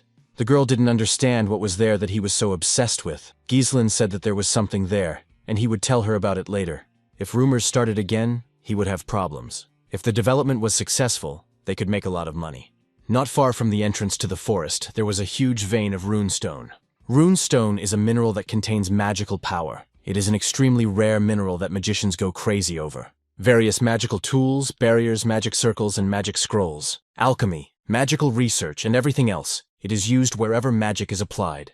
In the protagonist's past life, it was found by Duke Delphin, but now only the protagonist knows about it. Valinda was not thrilled in any case, but at the same time she believed that the young master had everything figured out, so she obeyed. Jillian said he would simply follow him, and the member asked the girl to go to the guild of the neighboring lands and hire about 200 warriors. Valinda was surprised. The money came at such a price, and he didn't save it at all. The former mercenary commander also asked if the young master was sure. Mercenaries were a rough bunch, and it would be difficult to control such a large number of them. They would surely try to turn against their employer. Ghislain said he was right, so they would go with him personally to find suitable people. Among the small mercenary groups, there was one in the north that was the strongest. The man asked if he meant those madmen. They are strong, but if something goes wrong, they will tear anyone apart, even their employer. We are talking about the Cerberus mercenary group. It's time to go and put a collar on these mad dogs. At that moment, on the outskirts of the Zimbar estate, all was quiet in the Cerberus mercenary squad. Someone looked through a spyglass and saw the main character with Jillian. If only someone had looked. Who had brought this poor thing here? Why had it ended up here? Judging by his appearance, he was some kind of young aristocrat. If he was lucky, he could make a pretty penny off this sucker. The next thing this man noticed was a hand reaching out to him. Then the rest of the squad heard a loud scream. Jillian approached the mercenary who wanted to rip off the aristocrat. He grabbed him, and the man shouted indignantly, asking what this bastard was doing. The man, without answering, simply threw him into the crowd of mercenaries. Those present froze, not understanding what was happening. They indignantly asked what he was doing. Had he completely lost his fear? The people were ordered to gather for battle. Soon, someone important came out. He looked like a noble aristocrat, but even aristocrats cannot behave so arrogantly. Let him not think that he will leave here alive. Ghislain did not move. He continued to sit calmly on his horse. When the man came closer, he told him to shut his mouth and asked who was in charge here. His interlocutor smiled, seeing that the young aristocrat had completely lost his fear. But since he had started this, he would have to answer for it. The man's weapon flew toward the young man, but it never reached its target. And all this thanks to Jillian, who defended the young gentleman. Those present could not believe it. It was amazing that this man was able to catch the chain with his sword. Ghislain knew that words alone would not help here. He simply asked his subordinate not to kill anyone, and he agreed. Then he immediately attacked the man who had tried to hit Ghislain. He grabbed him with the same chain and struck him hard. The rest of the squad rushed into battle. Now even their title would not save them. Jillian easily fought them off, striking one after another. No one could handle him. The man's stern gaze made these people's blood run cold. At that moment, the young gentleman dismounted from his horse and asked how long he would have to wait for an answer. He had not come here to fight with small fry, but to talk to their leader. And now he had appeared? He was indignant. He had been sleeping peacefully and they were making a racket here. The members of the squad immediately stood at attention. It turned out that this man was the commander of the Cerberus mercenary squad, and his name was Kaor. I wonder why the young aristocrat was looking for him. The young man was surprised. Why would he need to look for mercenaries? He had come here to place an order. Kaor asked what he meant by an order. Who in their right mind would come with such a request and at the same time maim his men?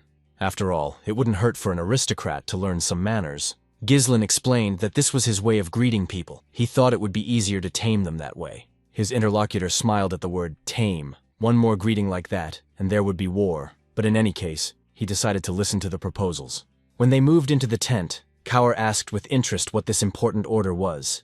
Ghislain said that it was about the forest of monsters. He wanted to hire these people to explore it. The members of the squad immediately began discussing the monsters. It was the very forest teeming with monsters. It was probably the forest that bordered the Birdium estate. Kaur was genuinely interested. I wonder who this aristocrat is who decided to venture into such a dangerous place. The main character revealed who he was. He was the heir to the Duchy of Ghislain Birdium.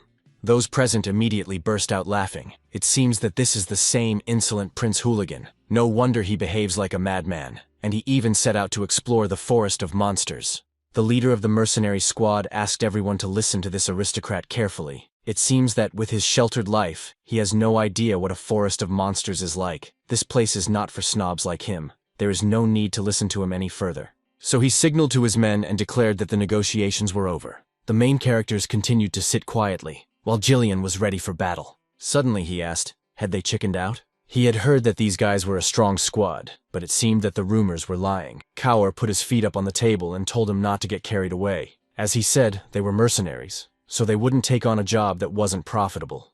The main character repeated that that's what everyone always says, that weaklings look for excuses. Kaur noted with dissatisfaction that Ghislain had only ruined his mood. He had hoped for a calm conversation, but ended up with nothing but insolent provocations. Such an insolent puppy wasn't even worth killing. It would be better to make him pay for his fighter's treatment and send him away. But Ghislain firmly objected it wouldn't end there. He addressed Kaor not just as a conversation partner, but as the commander of the Cerberus squad, and directly challenged him to confess to Moriana. Silence fell over the hall. Those present froze upon hearing such bold words. Even Kaoru, accustomed to challenges, raised an eyebrow and asked in surprise if the young man understood what he was saying. The answer came instantly and confidently. He understood everything. After all, Moriana's confession was an ancient and bloody way of resolving disputes among mercenaries. Two fighters engage in a duel without magic, armed only with daggers, their hands tied together. Stepping outside the circle is considered defeat, and in cramped conditions, where every movement is restricted, the fight turns into a desperate battle for life and death. Often, both opponents die, not only the loser, but also the one who formally emerged victorious. Ghislain suggested that the loser unconditionally admit defeat and submit to the winner, becoming his dog. Now all that remained was to wait for Kaur's response. Jillian couldn't believe what he was hearing.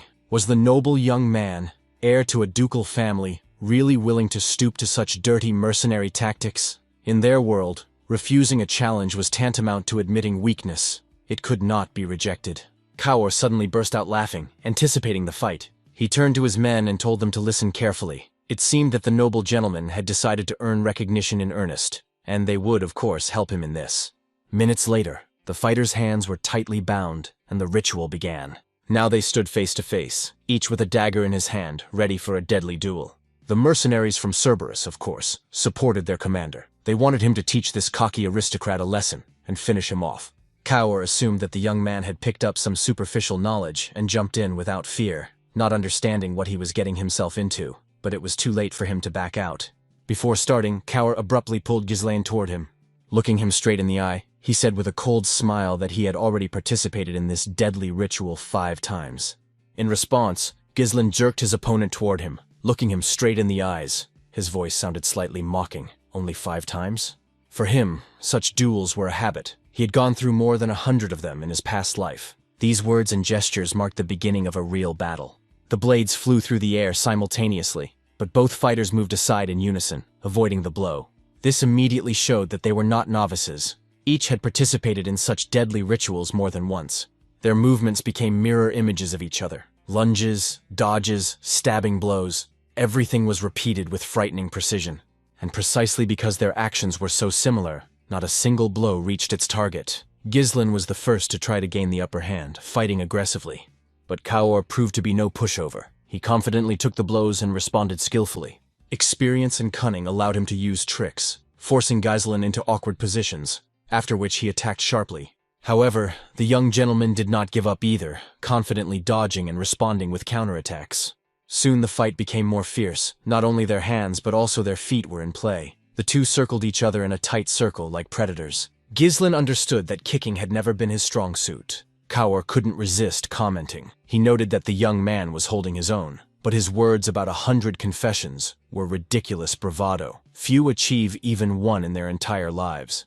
If you're going to brag, at least lie convincingly. Shouts came from the crowd of mercenaries. The aristocrat was clearly inferior to the captain in strength. Let him be killed for his insolence. But under Jillian's gaze, full of cold malice, the voices gradually subsided. He understood perfectly well that in these conditions, it was extremely disadvantageous for Ghislain to fight. The circle could barely fit one fighter, which meant there was almost no room for maneuvering. In addition, the rules prohibited the use of mana. Only raw physical strength was allowed. Kaur was heavier and stronger, and his bound hands further restricted the young gentleman's movements. Everything was going against him. The young master barely managed to dodge, simultaneously raising his blade to block the blows. Every movement was difficult for him, but he continued to hold on. Kaur, an experienced mercenary captain, felt much freer. He completely controlled the rhythm of the fight, imposing his own rules. Jillian, watching from the sidelines, clenched his fists. If Ghislain was on the verge of defeat, he was ready to intervene, even if it meant breaking with tradition. But for now, he remained a spectator, watching every move the fighters made. Kaur seized the moment and with a deft move threw Ghislain over himself. However, the young gentleman did not lose his composure. He had anticipated such a maneuver, and rolling over, landed skillfully on his feet. But at the same time, a sharp pain pierced his knee. It was the result of a blow he had recently blocked. As expected, without mana protection, even blocked attacks left their mark. The pain accumulated, gradually weakening the body. Kaur laughed loudly, enjoying the spectacle. The guy looked unimportant. Had his strength begun to wane? From his point of view, watching Ghislain's pathetic attempts to resist was even amusing. However, He admitted that compared to the other aristocrats, this one was holding out much longer. But that was all he had. Kaur confidently read his opponent like an open book. His attacks were deflected by the blade or went wide. Ghislain took the weaker blows to his body, trying to distribute the load. That was his strategy. But in Moriana's confession, such tricks were almost meaningless. Without mana, even a block turned into a wound. The damage accumulated slowly but inevitably. And now Ghislain could already feel his legs aching, becoming heavier and heavier. Kaur saw it on his face and enjoyed every grimace. For him, it was an amusing spectacle. Let him resist longer, it was more interesting that way. After all, it was much more fun to watch a slow struggle than a quick surrender and death. The captain continued to advance, cutting through the air with his dagger and methodically pressing down on his opponent. Ghislain still adhered to his previous tactics. He intensified his evasions, trying to avoid direct collisions at all costs. He continued to take weak blows, trying to save his strength for the decisive moment. But the tactic failed. Kaur managed to deceive his opponent and caught him with another trick. The mercenary captain lunged upward, intending to strike him directly in the head with his knee. Ghislain noticed the danger and met the blow with his own knee. But this defense resulted in a new wave of pain. His limb felt as if it were being broken from the inside. Kaur, seeing the expression on his opponent's face, was sure that it was all over. He raised his dagger, preparing to deliver the fatal blow. His subordinates froze in anticipation of their captain's imminent victory. Even Jillian tensed, her hand already reaching for her weapon to defend her master. Suddenly, Ghislain smiled unexpectedly. In the next moment, he twisted his whole body and masterfully dodged the blade that was about to pierce him. Despite his disadvantageous position, he was still able to continue fighting. Kaur was confused. How the hell did this pup manage to dodge in such a situation? But the truth was simple. Ghislain had a better grasp of the situation than it appeared from the outside. It was a premeditated trick. In an instant, his dagger sliced through the air, leaving a deep wound on his enemy's body. Kaur's right side flared with pain, and blood gushed from the cut flesh. Those present froze, stunned by how the situation had turned around in an instant. Rage overwhelmed the captain. He began swinging his blade, trying to tear his opponent to pieces. But Ghislain, as if gliding between the blows, evaded every attack. Moreover, he managed to deliver precise counterattacks at moments when his enemy lost concentration. The mercenaries began to look at each other in confusion. Their captain had missed another blow. The very same aristocrat, whom they considered a weakling, was unexpectedly putting up a worthy fight. They shouted at the captain to stop playing around and finally give the insolent man a taste of his own medicine. The battle continued without the slightest pause, each new exchange of blows becoming more and more fierce. Now Ghislain used not only his dagger, but also his own body, putting his whole self into the fight. He delivered a series of quick, precise blows with the blunt edge of the dagger, depriving his enemy of breath and rhythm. Suddenly, the boy flipped his weapon, and the blade flashed in the dim light. The next movement, and the blade dug into Kaur's arm, which was tied together with his own. The captain roared in pain, but did not stop. His attacks became even more furious, filled with a mixture of rage and despair. The leader of Cerberus was confused. How could this be? Just a moment ago, this aristocrat could barely stand, and now he was forcing him to retreat. What he saw contradicted all his expectations. It became clear to Jillian what the secret was. His opponent relied on brute force, tensing every muscle and losing flexibility. Ghislain, on the other hand, relaxed, allowing his enemy's movements to work against him. Using this principle, the young gentleman skillfully compensated for the difference in weight and strength. Jillian, realizing the significance of what was happening, even took his hand off his weapon. He wanted to watch the fight to the end. His subordinates were puzzled. What were these strange movements? It seemed to them that the captain was deliberately prolonging the fight, because it had become uninteresting. But Ghislain firmly noted that Kaur really did have an iron will. Many, finding themselves in a hopeless situation, broke the rules and resorted to cheating. A flicker of doubt crossed the captain's eyes. His opponent's words began to sound true. Perhaps he had indeed survived 100 such fights. After all, even his own position had been obtained through Moriana's recognition, and he knew that if you broke the rules, you would be erased from this world. Ghislain, sensing the moment, calmly remarked, "That's really impressive." Kaur reluctantly admitted that in a direct confrontation, he was beginning to lose. But he grinned and added that there was one more condition for victory. Kaur decided to take his last chance. His sudden maneuver was to yank his opponent's arm sharply and pull him along. According to Moriana's strict rules, any crossing of the circle's boundary meant unconditional defeat, and the captain was counting on just that. He was sure that no matter how agile the young aristocrat was, it would be impossible to escape the sideways push. The mercenary leader was already confident of victory, as the situation was developing in his favor. However, Ghislain saw a completely different outcome in what was happening. As he fell, he grabbed his opponent's arm and used the momentum of his own body to change his trajectory. The maneuver allowed him to redirect the force, turning the attack into a counterattack. As a result, Kaur himself was pulled back, losing control of the situation. The initiative finally passed into the hands of the young master. Now he was the one setting the pace and course of the fight. With a precise move, he brought his opponent's body down, forcing him to hit the ground. The mercenary's head ended up at the very line, and touching the border, sealed his defeat. The mercenaries watched in shock as their captain broke the sacred rule of the circle. Kaur himself also realized that he had lost, and his eyes flashed with disbelief at his own feelings. Ghislain reminded him with his actions that the duel was over, and the winner was obvious. His opponent's astonishment only grew. He had not expected such skill from a young man he had come to regard as an empty aristocrat. Ghislain's inner pride left no doubt about his superiority. Now the captain belonged to him, having lost his former pride. Pulling on the hand that bound them, he lifted his defeated enemy from the ground, emphasizing the difference in their positions. Kaur, having lost all understanding of what was happening, was only aware of his own powerlessness. But the young master made it clear with his actions that the duel was not over for him, because he himself had not taken a single step outside the circle. The young master did not waste any time. His body tensed in a new attacking position, as if every movement was now a lesson for his opponent. The next blow landed squarely on his head, and the captain lost his balance, collapsing to the ground. The mercenary's consciousness fluctuated between pain and rage, but his strength was leaving him, his concentration slipping away. Thoughts that the rules should have stopped the fight carried no weight against the merciless reality. Before he could get up, he received another blow that made the blood pound in his temples. The contrast between his opponent's cruelty and noble title shattered what remained of Kaur's self-confidence. The young heir's gaze left no doubt. There was no place for equality here, only submission. The captain tried to resist, but his protests were instantly silenced by a barrage of blows.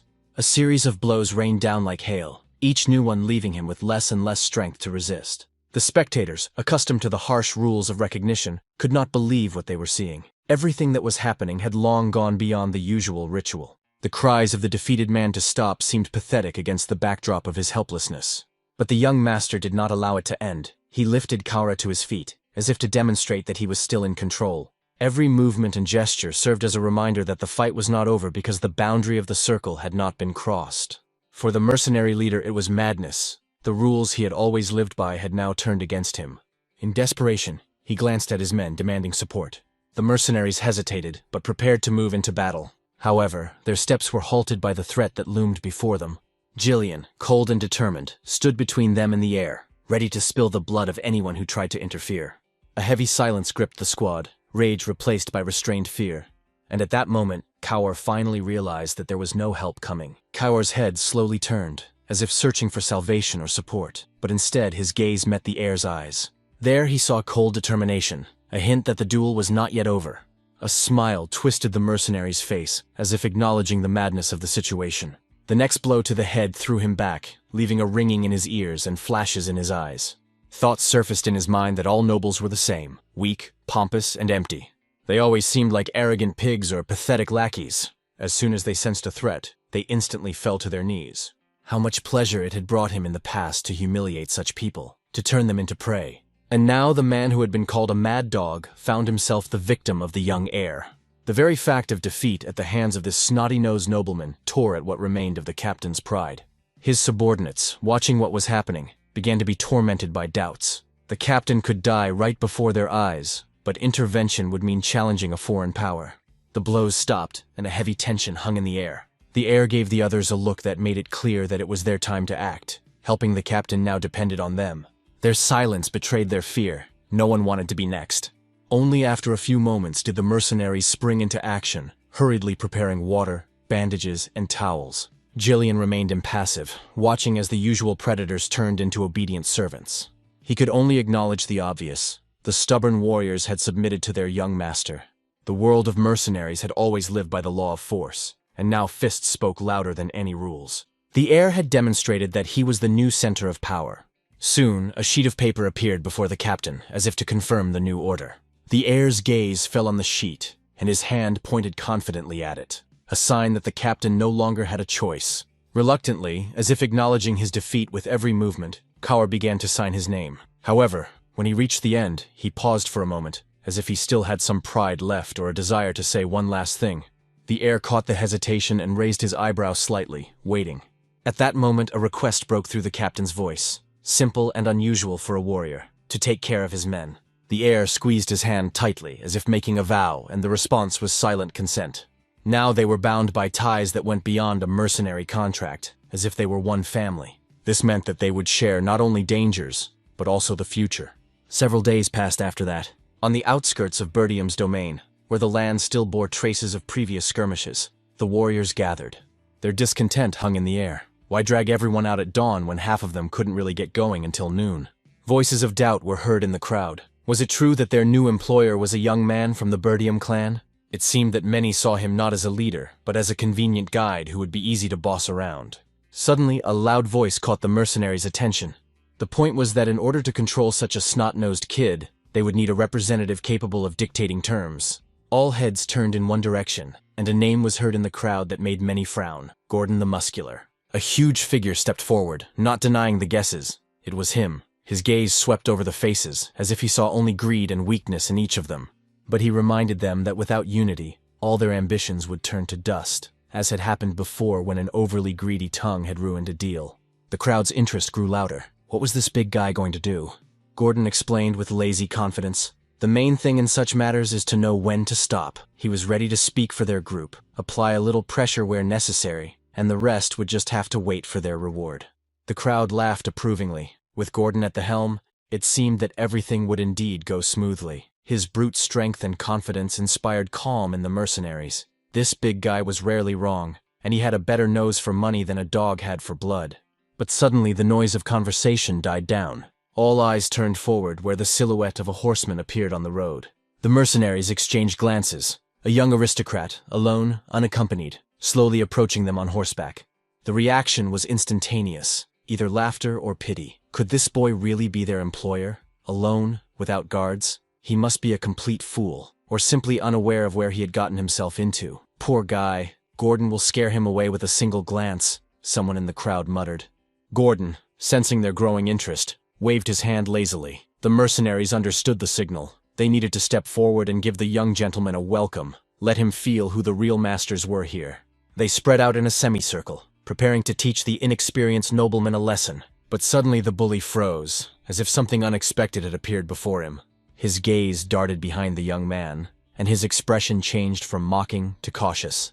It became clear that Ghislain had not come alone. Behind him moved a whole group, dozens of armed fighters. One of the mercenaries turned pale and cried out, "It's the Cerberuses! Helmets with dog faces!" A wave of confusion swept through the ranks. The Cerberus squad was known for obeying no one but themselves and their bloody laws. But now they were following the young master, as if recognizing his power. The mercenaries froze. Their faces showed not understanding, but fear, for what they saw broke the usual order of things. Ghislain stopped his horse in front of them, his gaze immediately falling on Gordon's massive figure. He calmly asked him, "Are you the boss here?" The big guy hesitated, not expecting such a direct question, but nodded anyway.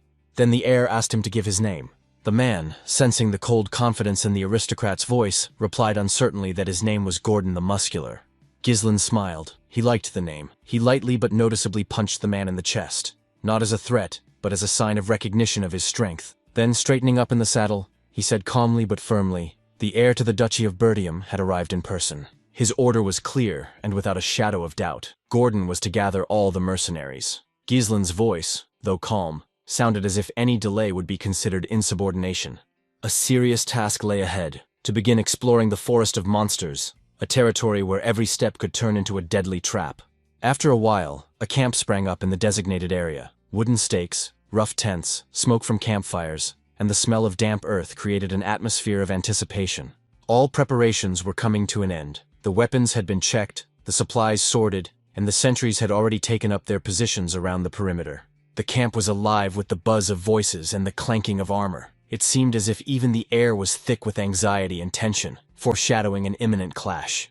The main thing was different. The people were gathered, and for the first time in a long time, they had a single commander whom they could trust. Ghislain, wanting to make sure that everything was going according to plan, turned to Valinda and instructed her to double-check the number of people.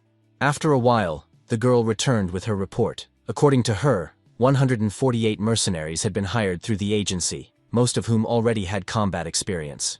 They were joined by 41 warriors from Cerberus's squad, who now followed the young master without hesitation. As a result, Ghislain had 192 fighters under his command. The young man noted that this was an impressive number, and asked if Valinda had managed to talk to Skovan. She confirmed that the conversation had taken place. The garrison commander himself volunteered to cover their advance from the forest, which greatly increased their chances. Satisfied with the answer, Ghislain ordered all the mercenaries to line up before setting out on the march. His gaze was cold and focused, as if he could already see the coming battle. Behind him lay a fortified camp, and ahead lay a dark, almost lifeless forest of monsters, from which few ever returned alive. Anxious whispers ran through the ranks. There were too many legends about this place. Some said that creatures from the ancient world lived there, others that the land itself was cursed. Excitement quickly spread through the ranks, and even the most seasoned fighters exchanged doubtful glances. Noticing their hesitation, Valinda could barely contain her irritation. Each glance from her silenced the mercenaries and brought them back into line. Ghislain paused briefly, then declared that no one was being held there by force. Anyone who was not prepared to risk their life was free to leave, but he promised a triple reward to those who stayed and saw the task through to the end. These words instantly changed the atmosphere. Whispers gave way to a murmur of approval. For such a reward, one could even risk entering the jaws of a monster. Valinda was amazed to hear such a generous promise. After all, the treasury was almost empty, and such a bet could turn out to be a disaster. However, Ghislain remained unperturbed. He understood that what they needed now was not caution, but determination. If they succeeded, the reward would be 100-fold. The girl thought for a moment, but then nodded. The decision was made, and now all they had to do was follow the man whose confidence could inspire an entire army. Valinda reluctantly agreed, though her gaze clearly expressed doubt. She understood that it was useless to argue with the young master's decision, even if it seemed reckless. Kaur shook his head, calling the promise to triple the payment pure madness. It seemed to him that the young master had no idea how he was going to fulfill it. Jillian, standing nearby, calmly remarked that the young master had everything under control. A few moments later, Ghislain announced that the expedition into the monster forest was officially beginning. His voice sounded confident, and the crowd stirred. Thus began the exploration of the forest. First, the mercenaries set about clearing a path, cutting down thick undergrowth and trees that blocked the way. The main character did not stand aside. He took up the work himself, surprising his men. After felling another tree, he looked around and noticed that it was now lighter. Sunbeams were shining through the gaps in the foliage. After that, he calmly ordered his men to continue clearing the path. The felled trees were sawn up and loaded onto carts, while the others set about uprooting the stumps. Remembering Duke Delphine's notes on the development of these lands, the young man understood that the forest was vast and full of dangers, but for now, they were only interested in resources and quick profits. He focused all his attention on the shortest route to the deposits of runestones. They could be the salvation of the Birdium family. If the expedition was successful, the riches would help strengthen the family's position and counter the conspiracies lurking in the shadows. Kaur was amazed. Their employer worked alongside everyone else, like an ordinary soldier. The others were also surprised. Some saw it as a sign of nobility, while others laughed, confident that the gentleman would quickly tire. Valinda, hearing these conversations, abruptly cut off the chatter and ordered everyone to work. She just shook her head, thinking that some people never learn. Then she quietly asked Ghislain why he was taking on such hard work himself, since mercenaries had been hired for that purpose. The hero replied calmly, "The more hands, the faster they would finish. They couldn't linger here." Valinda was surprised. He spoke as if he knew the outcome in advance. Kaur smiled, noticing that even this stubborn girl was worried about her master. Jillian, not wanting to listen to more mockery, kicked Kaur with a log, causing him to almost fall. The mercenary growled as he jumped to his feet. It seemed that now he was really ready to fight. Despite his general fatigue from the road and work, Ghislain liked the atmosphere so far. Everything looked organized. People worked together smoothly, and it seemed to him that the expedition was progressing without any serious problems. Memories from the pioneer's diary came to mind. When Duke Delphine had just conquered the kingdom and founded his dynasty, he began a large-scale exploration of the monster forest. The reasons for choosing this particular forest were never discovered, but notes about its riches, dangers, and the habits of the creatures living there have been preserved. This knowledge helped them prepare, but the situation remained tense. Some mercenaries whispered among themselves, wondering why their employer needed hundreds of expensive lanterns. In their opinion, torches would be much cheaper and more familiar at night. Ghislain, on the contrary, felt a strange anxiety that nothing was happening. The forest seemed to have fallen silent, and this silence seemed suspicious to him. He was used to reading about such places only in diaries, but seeing everything with his own eyes was quite different. Therefore, he reminded the people once again not to relax. With each step, the forest grew denser. The sun barely penetrated the overhanging branches, and the air gradually became heavier. The mercenaries, though wary, continued to make their way, feeling no obvious threat. Someone, looking back at the surrounding darkness, noticed that it was not yet night, but the darkness was already thickening. Not a sound, not a movement, not even small animals were visible.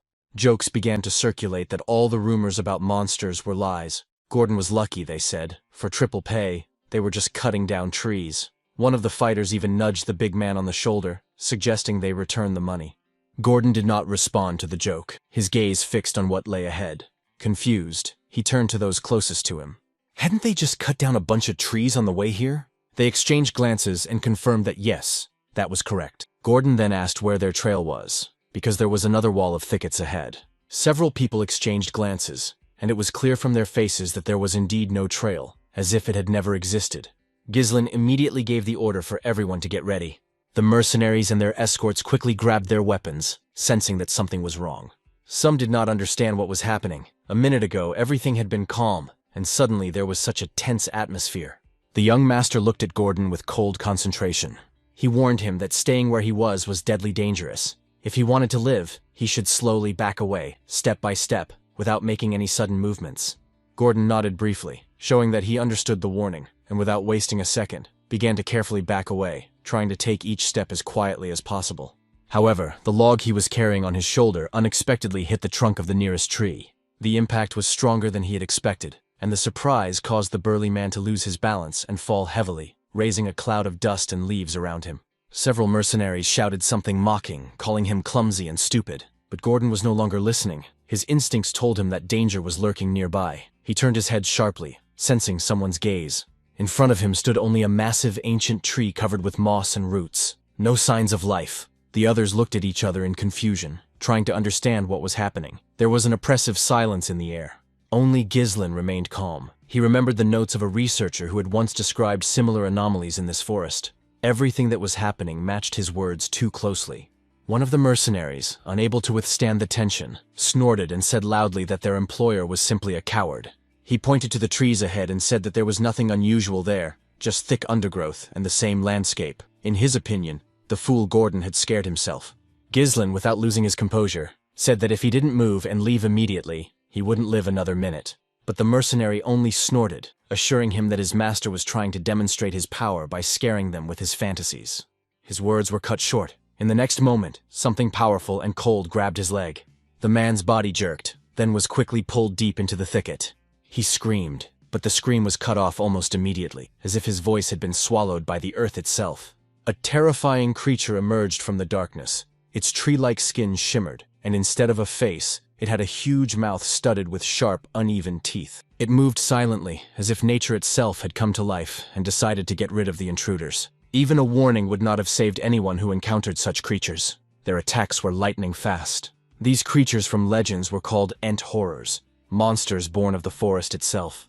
And now, from the trees, as if out of thin air, dozens of similar silhouettes began to appear, slowly closing in on the mercenaries. The crowd of mercenaries scattered in panic, screams of terror piercing the silence of the forest. It seemed as if the earth itself was shaking beneath their feet as these monstrous silhouettes crawled out of the darkness. Fear gripped everyone. It seemed to them that the monsters were about to devour them all. Those who were closer to the thickets ran without looking back, losing their weapons and comrades. Their fears were instantly confirmed. Long, rope-like shoots stretched out from under the roots and branches, living vines trying to grab anyone who was nearby.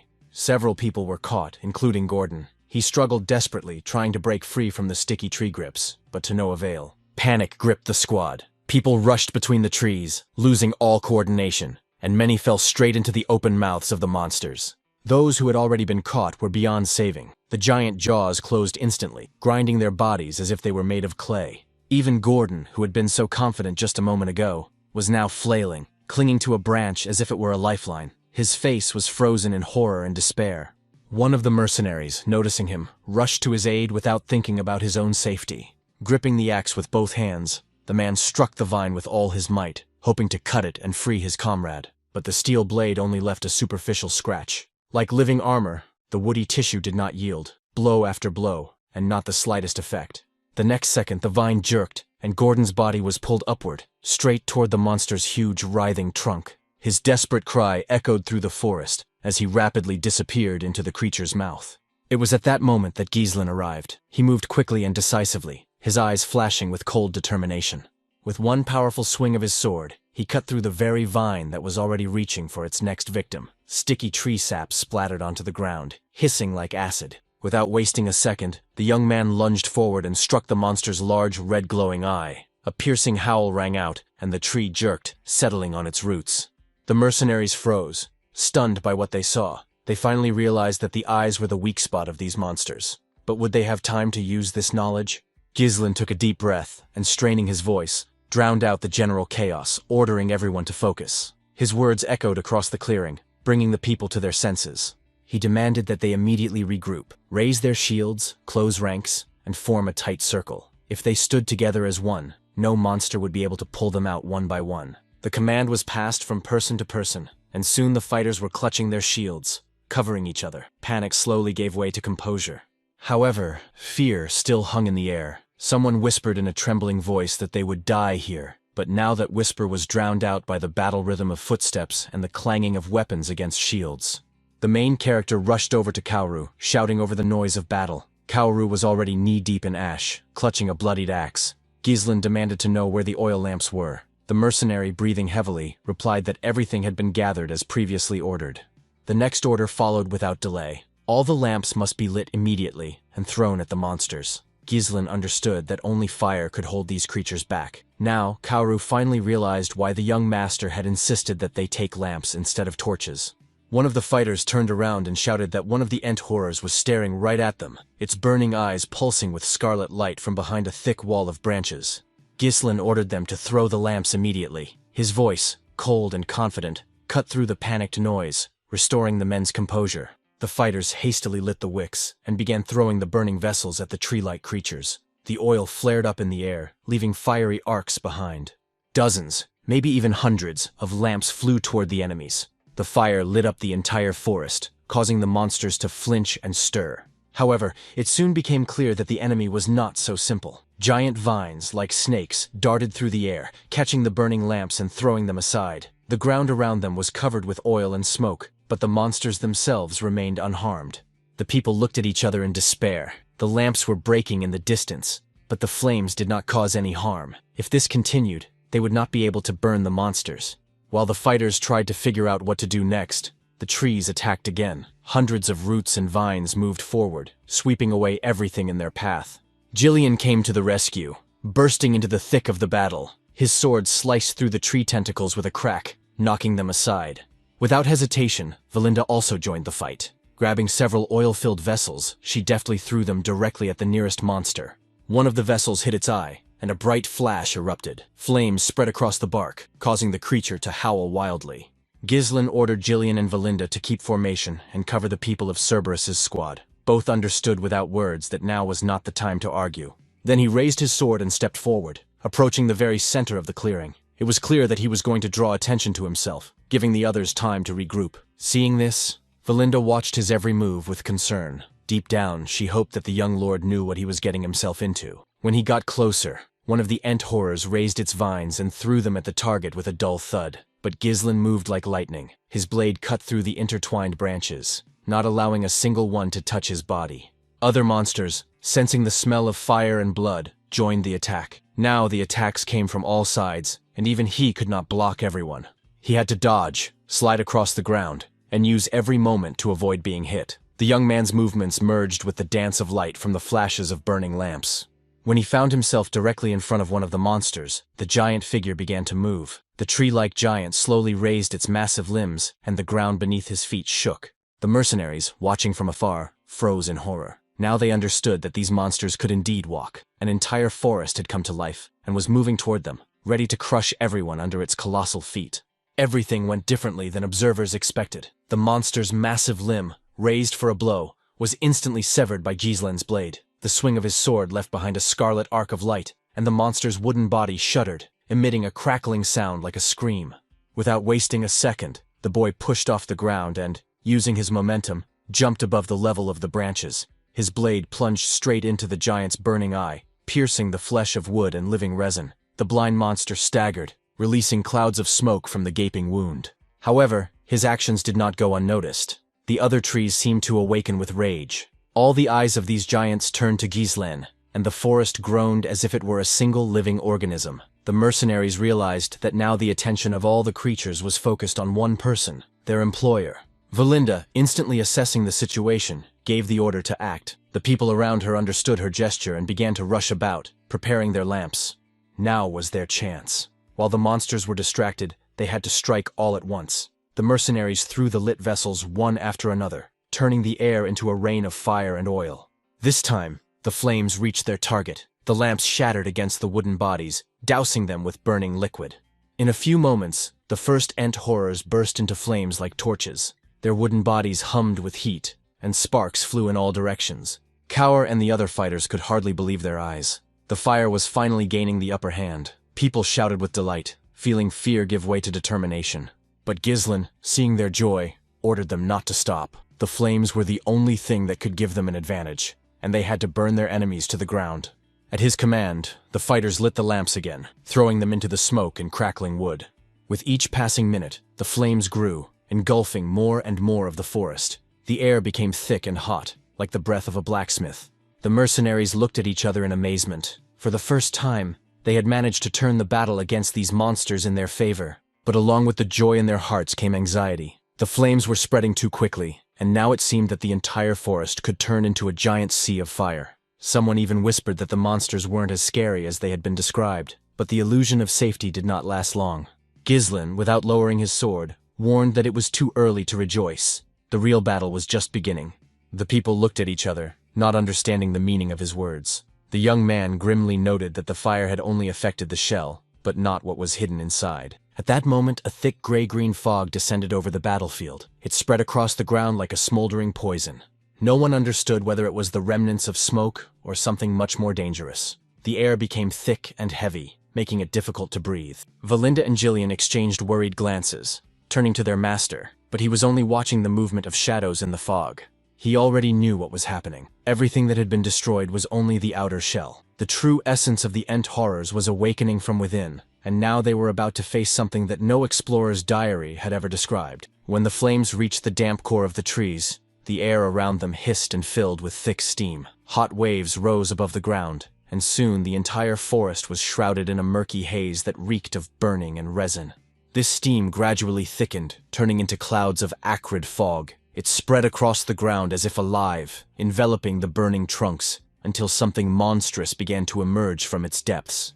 Ugly bodies began to emerge from the fire and steam. It seemed as if the very bowels of the forest were giving birth to new monsters. Resin dripped from their bodies, and smoke wrapped around them like a snake. The horrors of Ent, stripped of their wooden shells, now looked even more terrifying and more vicious. Their flesh, covered with black bark and spikes, trembled with rage. The forest shuddered, as if sharing their hatred. Panicked whispers spread through the ranks of the mercenaries. The men could not believe their eyes. The creatures, burned and defeated, were rising again. The fire had failed to kill them. Gislen, realizing that fear was about to overwhelm his men, raised his sword, and the clang of steel cut through the noise of panic. His confident movement made everyone turn to him. He became their center, a fixed point amid the chaos. His gait, firm and decisive, seemed to say, now they would fight side by side, shoulder to shoulder, as long as at least one of them was able to hold a weapon. The young man moved forward, and those who were still hesitating followed him as if by invisible command. Step by step, the mercenaries began to take up their battle positions.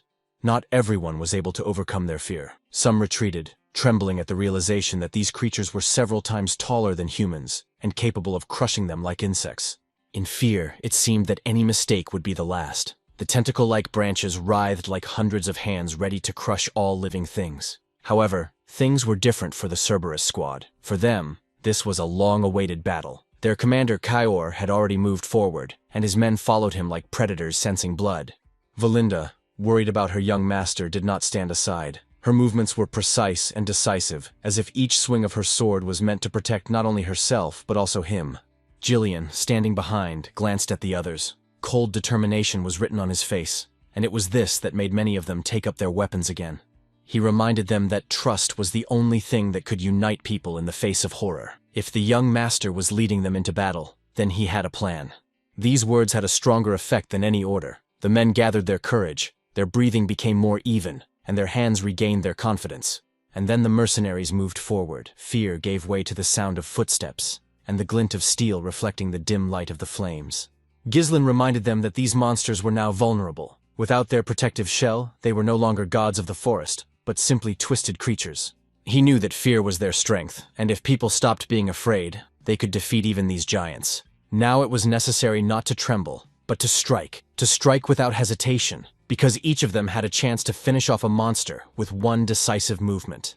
With a cry more like a growl, the united band of mercenaries rushed into battle. Their blades flashed in the smoke as they crashed into the circle of monsters, and the forest was once again filled with the sounds of steel and the roar of battle. On the battlefield, the slightest hesitation is tantamount to a death sentence. Where uncertainty reigns, death awaits anyone who hesitates for even a moment. For Ghislain, there was only one goal at that moment: to tear doubt from the hearts of those who followed him. The people had to see before them not just an aristocrat, but a man capable of leading them through the abyss itself. He rushed forward without hesitation, as if fire itself flowed through his veins. His blade cut through the air, severing the limbs of monsters. Each fallen tree monster became a silent reminder that fear loses its power in the face of determination.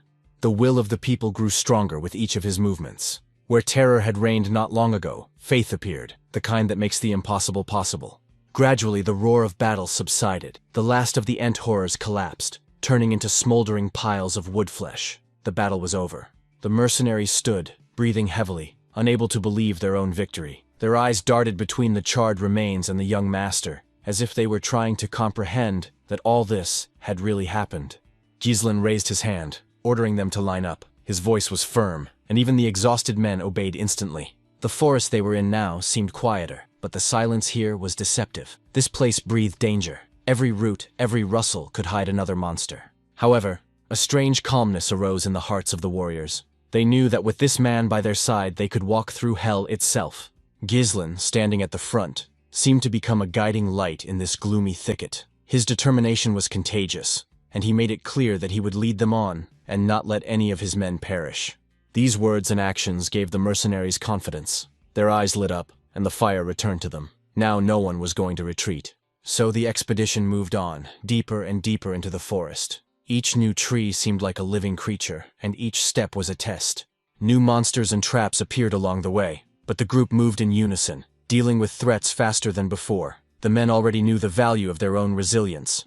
There were moments, however, when fear crept back in. When particularly menacing creatures appeared, courage began to melt away. Sometimes they simply lost themselves in exhaustion, not knowing how many more monsters lurked in the darkness, or if it would ever end.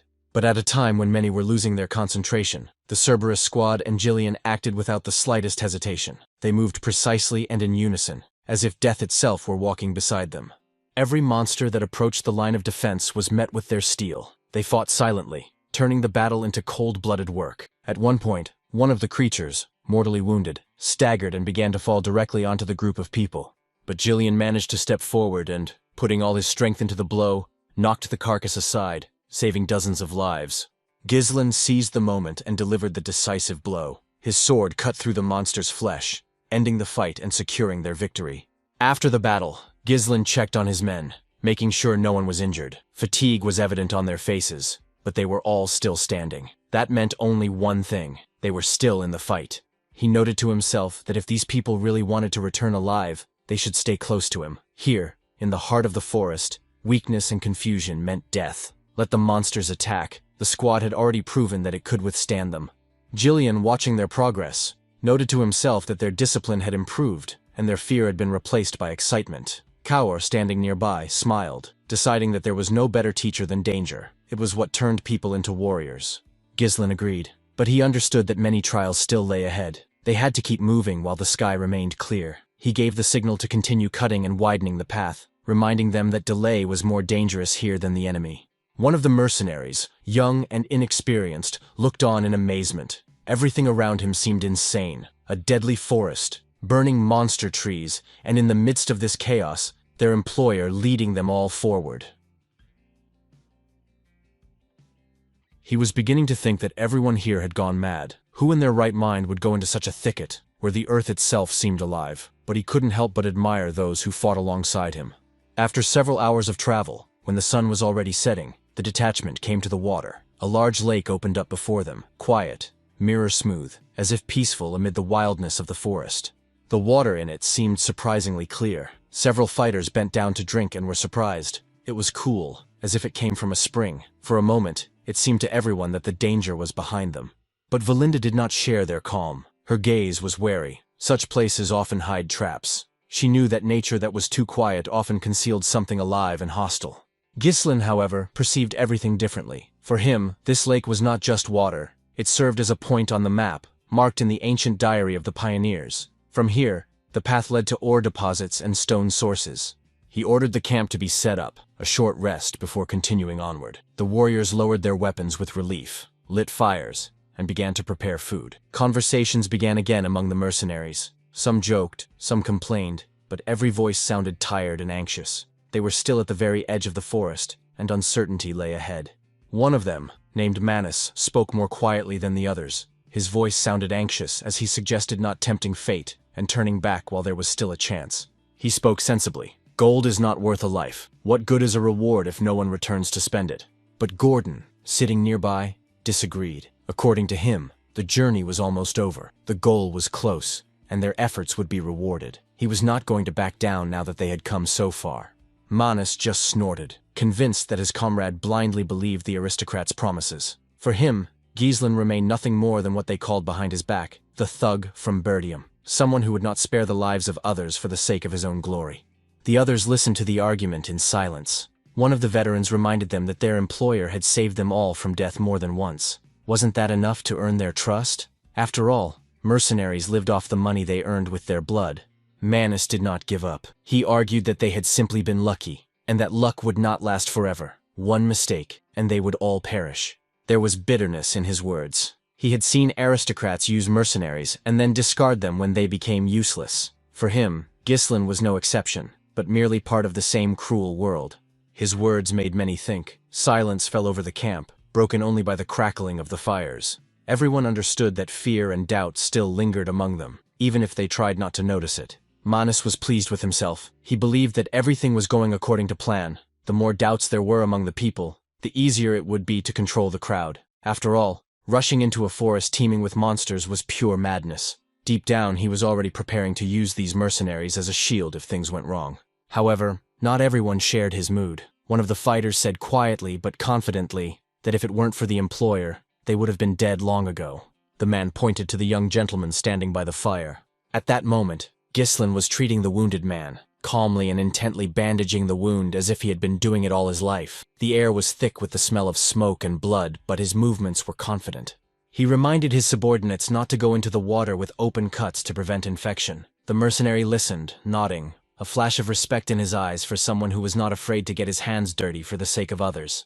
Valinda watched what was happening and looked dissatisfied. She was annoyed that her master was wasting rare medicines on simple mercenaries. After all, these potions cost a fortune. They couldn't even be found in the capital. Wouldn't it be wiser to save them for Ghislain himself, in case something happened? But the young master seemed to think otherwise. He calmly replied that such things existed to save lives, not to gather dust in chests. With these words, he called over the next wounded man, showing neither fatigue nor irritation.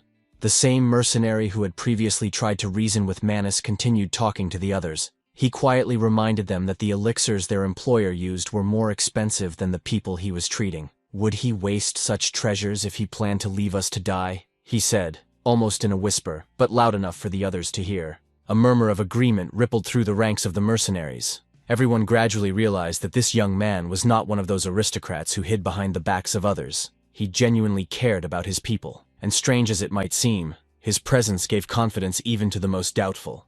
Manus gritted his teeth in anger. His attempt to sow distrust had failed. Inside, he was seething with irritation. The old man had ruined his plan, and now Ghislain's credibility had only grown stronger. He had to find another way, but time was running out. Soon, Ghislain himself approached the camp. His steps were firm, his gaze focused. He briefly ordered everyone to stop idle talk and rest while there was still a respite. His voice sounded calm, but it conveyed an iron will.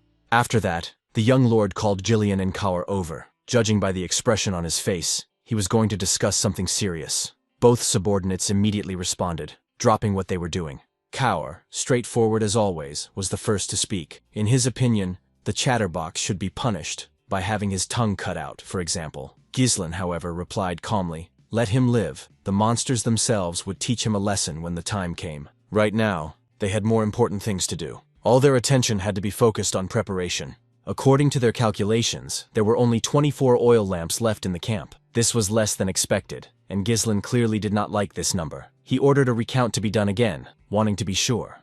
The count confirmed his fears. The supply was rapidly dwindling. With each passing day, as they advanced deeper into the forest, the monster attacks became more frequent. Day and night. It seemed they knew no rest. However, the last 2 nights had been suspiciously quiet, and this was alarming. Valinda and Kaur exchanged puzzled glances. They did not understand what their master was getting at. Jillian, however, understood before the others. He explained that they had crossed the border into the territory inhabited by night monsters. These creatures were far more dangerous than ordinary ones, stronger, faster, and more cunning. Ghislain confirmed the guess with a short nod. Almost immediately after Ghislain spoke, a strange rustling sound came from deep within the forest, as if someone was making their way through the branches, trying not to make a sound. The silence of the camp seemed to freeze for a moment. The young man quietly said that this was exactly what he had expected. Real danger was approaching, and everyone should be prepared for the worst. Night gradually took hold. The camp was bathed in the soft glow of the campfires, smoke curling above them. Outside, all was quiet, with only the occasional voices of the guards breaking the silence. Most of the mercenaries were already asleep or dozing, leaning against barrels and weapons. Others sat by the fires, staring into the flames, their eyes clouded with fatigue. Gordon was among those sleeping. His massive body barely fit under the blanket, and his loud breathing resembled the hum of a blacksmith's bellows. But suddenly, his peace was disturbed by a bright light that flashed nearby. The man struggled to open his eyes and saw a lamp slowly floating in the air right in front of him. He jumped up sharply, kicking it with his foot in confusion. The lamp flew to the side, and Gordon, looking around, could only squeeze out, "What the hell is this? Why is the lantern moving on its own?" The answer came instantly. Something appeared from behind the trees, a massive shadow with uneven contours. The light from the lamp momentarily illuminated someone's shining, unrealistically large eyes. Without hesitation, Gordon shouted that there was a monster in the camp and grabbed his axe. He waved his weapon in the air, as if trying to drive away an invisible enemy, but the more he swung, the more he panicked. It seemed to him that monstrous silhouettes were flashing around him, that the creature was about to pounce on him. The awakened mercenaries rushed to the source of the noise, but saw nothing suspicious around them. Gordon insisted with a tremor in his voice that he had seen a monster standing right in front of him. The men exchanged glances. Not a sound, not a trace, not a rustle, nothing. They began to think that the big guy had just imagined it. One of them grunted, saying that Gordon's nerves must have gotten the better of him after all these battles. Gordon himself looked around in confusion, feeling cold sweat running down his back. He was sure he wasn't dreaming. But if all this was real, then where had the creature gone? The mercenaries, deciding that it was just a nightmare, began to disperse. Someone threw a mocking remark at Gordon, saying that he had drunk too much before bed. But suddenly a voice rang out from the crowd. One of the Cerberus fighters claimed that Gordon was right. He said that he had woken up at almost the same moment, sensing someone's heavy presence nearby. And then, right before his eyes, the flame in the lamp suddenly went out, as if someone had blown it out with their invisible breath. Soon, others joined in. Many had felt the same thing. A strange presence rustling in the darkness, sometimes barely audible and ominous laughter. Those who had not felt it were puzzled, attributing it all to fatigue or sleepy visions. A member of the Cerberus squad admitted that he could not say for sure what the phenomenon was, but he was convinced that something was in the forest and watching them. At that moment, Ghislain approached the group. His appearance immediately brought order to the situation. Tasks and decisions began to take shape without unnecessary words. He was not alone. Jillian and Kaur stood nearby, ready to support any actions taken by their leader. The young man ordered everyone to gather in one place, around the fires and tents, so that it would be easier to control the situation. Those who were napping and those who were resting gathered at the meeting place. Footsteps and rustling sounds subsided, replaced by the sound of belts being thrown down and the sound of armor straps being tightened. Ghislain himself and his closest associates found themselves in the center of the circle, forming a kind of security cordon around him. Gordon, still alarmed, tried to understand whether they were really surrounded by invisible predators. One detail bothered him: the creatures did not show themselves in the light.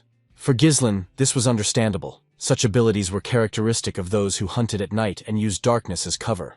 The pursuit had probably begun at the lake, where invisible shadows had followed the group and now closed in on them. These creatures were called Failors, hunters of darkness. Their reputation was whispered: creatures of the night, blending into the gloom and infecting the space around them with their presence. Failors could not only blend into the darkness, but also make themselves practically invisible. Physical steel had little effect on them, and their hunting method consisted of drawing their prey into thick darkness, where they had a clear advantage. The mercenaries could hardly believe what they heard. It was difficult to imagine hundreds of such predators around them, and yet frighteningly probable. Valinda, finally realizing the reason for the disappearance of the lamps, understood that these creatures were playing with fire, extinguishing light and relishing fear. Kayor, being a man of action, suggested an immediate attack, to strike first and destroy the prey before it could gain the upper hand. Ghislain, having studied the situation, preferred a different course of action: to wait, gather strength, and set a trap in order to strike back at the opportune moment. The mentor reminded him that most of the lanterns were already gone, and she didn't understand how much longer they could hold out. The loss of resources made the strategy risky. But Ghislain's calculation was based on something else. A thoughtless wave of attack would only anger the night hunters, force them to disperse and change tactics. Then the chance to destroy them all at once would be lost. He wanted to wait for the moment when he could deliver the decisive blow. Jillian was somewhat surprised by the logic he heard, but quickly realized that it was about the possibility of crushing the enemy with a single powerful action. And indeed, Ghislain had a plan that would allow him to strike hundreds of invisible and seemingly invulnerable creatures at once. He knew how to lure them out of the shadows. This required preparation, primarily magical. Valinda confirmed that she had prepared the scrolls the young man had requested. Each mercenary had already been assigned one scroll, and now all that remained was to wait for the hour when everything would come together. After a short pause, Ghislain announced that it was time to explain exactly how they would fight. His voice sounded calm, but it conveyed the determination of a man who had already thought everything through. To make it easier for everyone to understand the plan, he lowered his sword and began to draw lines with it directly on the ground. In the soft light of the dying torches, the contours of the future battle appeared on the sand.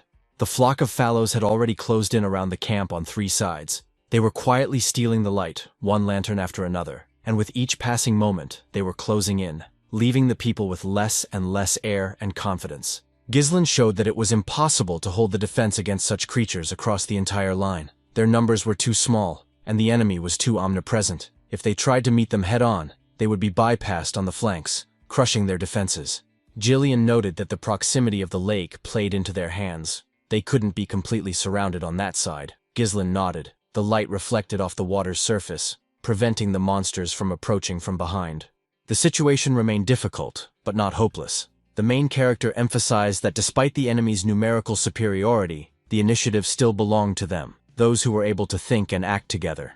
Some did not understand what he meant. How could he talk about initiative when they were standing in the middle of darkness, surrounded by invisible predators? Ghislain continued, describing the structure of the upcoming battle. The unit would be divided into 3 parts, each with its own task, in order to use even limited forces as effectively as possible. The first line would be the defense squad, shield-bearers who would take the first blow and hold the line. Behind them would be the crossbowmen. Their task would be to fire at the approaching enemies, slowing their advance and holding back the pressure of the darkness. And the third part, the strike force, led by Ghislain himself, will have to break through the enemy lines and deliver the decisive blow. The center of the defense, a combination of shields and crossbows, must withstand the first wave until the flanks are ready to close the ring. The left flank will be key. This is where the strike force will break through and join the central line. Thus, the enemy will find itself between 2 fronts and its own ring will close in on it.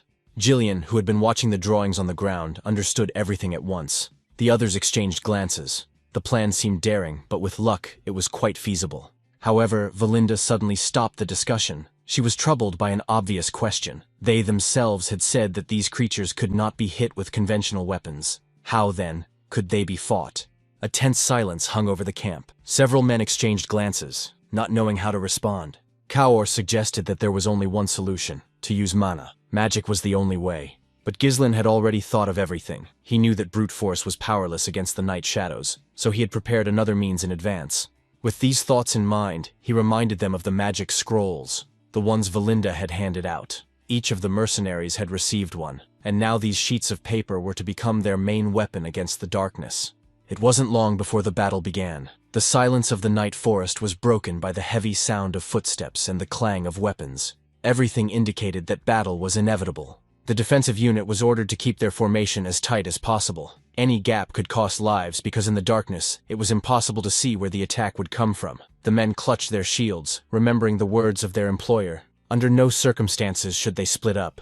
The last lantern lighting the camp suddenly disappeared, as if someone had snatched it from its holder. This could only mean one thing: the enemy was close. At that moment, Ghislain remembered the lines from the Duke of Delphine's diary, the very notes that had once saved the pioneers. They said that failures could not tolerate light. For creatures born of darkness, bright light was not just painful, but deadly. Following this thought, the young man activated the magic scroll. The symbols on the parchment flashed with golden patterns, and it became clear that something was about to happen. This action was a signal to everyone. Everyone holding a scroll understood that it was time to act together as one. On command, the mercenaries began to unfold their first circle scrolls. Thin strips of magical energy glided through the air, intertwining in a pattern of spells. From their center, a flame of light burst forth, rushing upward and tearing through the darkness of the night. For a moment, everything around was illuminated, as if a new day had dawned. For the fallows, it was an invitation to death. The bright glare forced them out of the shadows, hissing and writhing in the dazzling light. One after another, magical flashes erupted around the perimeter of the camp, each burning away the darkness as if cleansing the air. The light penetrated the ranks of the previously invisible creatures, revealing their true form. Long, snake-like bodies intertwined with each other, with black claws and white eyes reflecting fear and rage. The mercenaries involuntarily held their breath. The legends about the night hunters turned out to be true. A monstrous ring of creatures really surrounded them on all sides. The fighters raised their weapons. No one had any doubts now. The battle had begun, and only fortitude and willpower would decide the outcome. The crossbowmen were the first to open fire. Bolts, flashing in the light of magic, pierced the bodies of the monsters, holding back their onslaught. Everyone understood that retreat was not an option. If the formation fell, no one would survive. The squad stood their ground to the last, holding the line against the onslaught of darkness. Ghislain raised his sword above his head. This gesture was the signal for a general attack. The blade flashed with the reflection of light, as if it carried a particle of the sun within itself. Now the shadows were visible, and the Falori could no longer hide. The moment of retribution had come. At the signal, the strike force rushed forward. Their footsteps echoed hollowly on the ground, mingling with the roar of the monsters. Led by Ghislain, the fighters broke through deep into the cluster of creatures. Each swing of the sword left a glowing trail, and the bodies of the creatures fell one after another. Now that the Failors had lost their main protection, the darkness, they no longer posed a deadly threat. Their movements became slower, and their reactions noticeably weaker. Watching them, Ghislain pondered the nature of these creatures. They were truly the embodiment of the night, shadows made flesh, but once deprived of darkness, they became as fragile as rotting wood. With such a group of battle-hardened fighters, victory seemed only a matter of time. Ghislain gave the order to reduce the number of monsters at any cost, and his men rushed to carry out the task without wasting a second. Jillian was the first to rush forward, taking the brunt of the attack. His blade flashed in the semi-darkness, distracting the enemies. At that moment, Kaur, taking advantage of the distraction, methodically finished off those who dared to come closer. His strength and accuracy were impressive. However, the pressure was so great that even he could not fend off the attacks. With each passing second, more and more creatures rushed towards him, surrounding him on all sides. Then Valinda appeared on the battlefield. Her figure flashed in the light of magic, and she entered the battle without hesitation. Her role was different, not to attack head-on, but to cut a breach in the dense ranks of monsters, creating space for a counterattack. When the enemy's defense faltered, the moment came for the decisive blow, the young lord's exit. Ghislain stepped forward. His sword, enveloped in the light of the scrolls, cut through the air, leaving flashes of white fire in its wake. His every movement was precise, deadly, and unerring. The ground was soon covered with traces of battle. Severed limbs and heads of monsters lay in flames, and blood, thick and dark, soaked the soil. The fighters of the strike force, the best of the best in Birdium, fought alongside their master, forming an unshakable wall of steel and light. The magic scrolls continued to glow, preventing the darkness from closing in on them again. Their light pulsed like a living heart, beating to the rhythm of the battle. On the other flank, the defensive unit and crossbowmen continued to hold the line. Every bolt, every flash of light mattered, but the stream of enemies seemed endless. Monsters climbed over the bodies of their fallen kin, turning the ground into a bloody mountain just to get to the humans. Some of the mercenaries were beginning to lose confidence. Their arrows were running out, their strength was fading, and the darkness around them was thickening again. No one knew where the strike force was. Soon, the first creatures broke through the defensive positions. The men were already preparing for the worst, realizing that casualties were inevitable. But before despair could take hold, the shock troops burst onto the battlefield once more. Their appearance changed everything. The monsters rushing forward found themselves under the onslaught of blades and flames.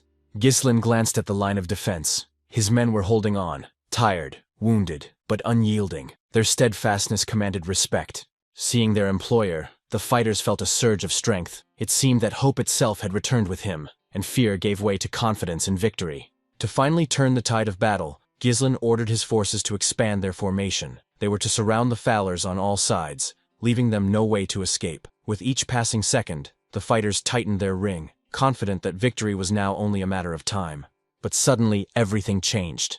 The battle seemed to lose its usual rhythm. The monsters stopped attacking. Their movements became chaotic, as if confusion had arisen in their ranks. Soon, everyone noticed the obvious. The Fowlers were retreating. Fear was palpable in their ranks, and even the darkness of night no longer seemed to offer them protection.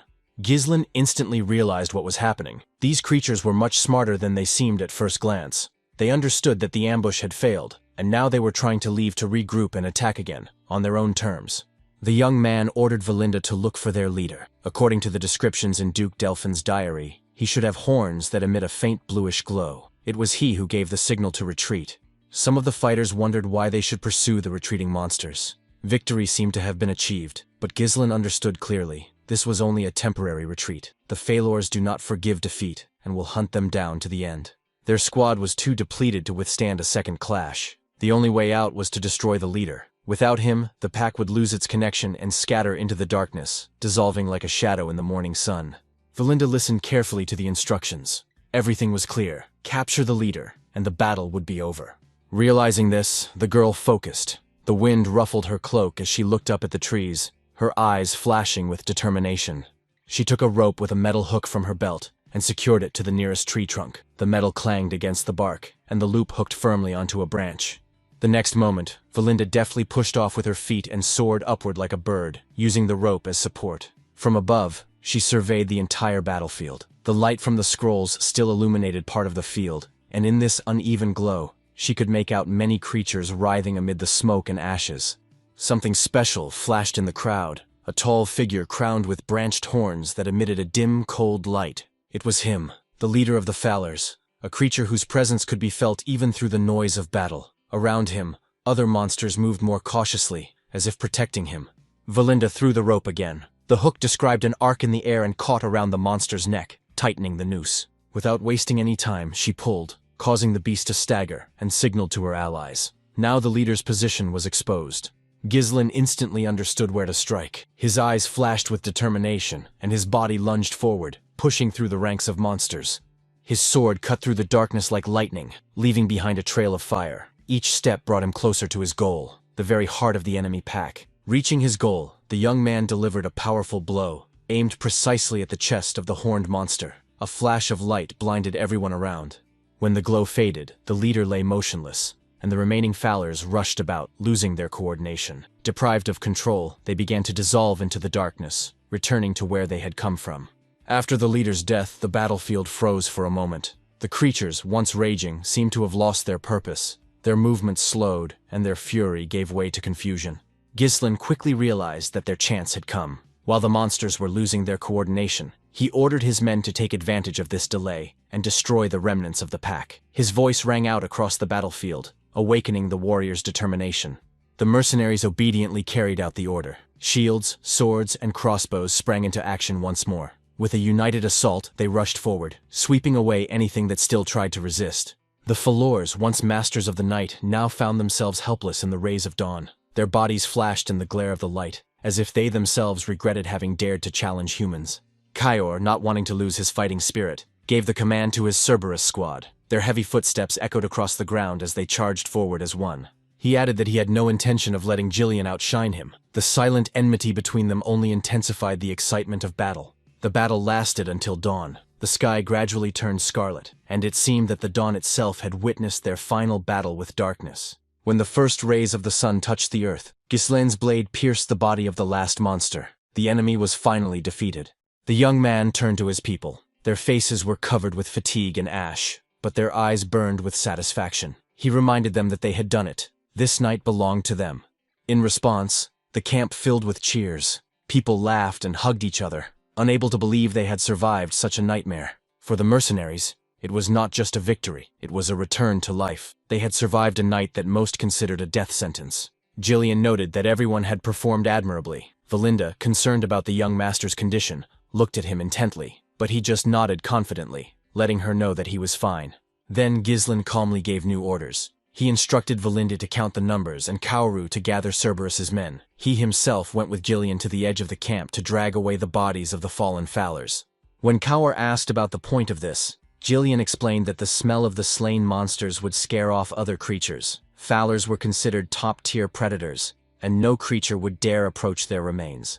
The senior warrior smiled, adding that now the camp would be under reliable protection. Kaur just snorted irritably, unwilling to admit that he was right. Ghislaine watched their argument without interfering. Let the petty squabbles not distract him. The main thing was that his people were alive. 10 days had passed since they had entered this cursed forest. Every night here seemed like an eternity, but with each victory, their confidence grew. After the Fowlers, they didn't encounter a single truly dangerous monster. They cleared the way confidently and methodically, as if the forest itself had begun to surrender. Now all that remained was to begin mining the ore vein, the goal for which it had all begun. But as he watched the dawn break over the blackened trunks, Ghislaine caught himself thinking, was this really the end? Or was the forest simply holding its breath, preparing a new threat for them? After a while, Valinda approached Ghislaine. Her cloak was covered in ash, but her voice sounded as composed as ever. She reported that she had checked the entire personnel. 41 men remained in the Cerberus squad, and 120 mercenaries. There were only 3 casualties, which seemed almost miraculous given the nature of the battle. What was particularly striking was that not a single Cerberus fighter had been killed. Kaur straightened his shoulders upon hearing this. A proud smile flitted across his face. He was pleased. With a commander like this, he thought, they simply had no right to die. It was a matter of honor.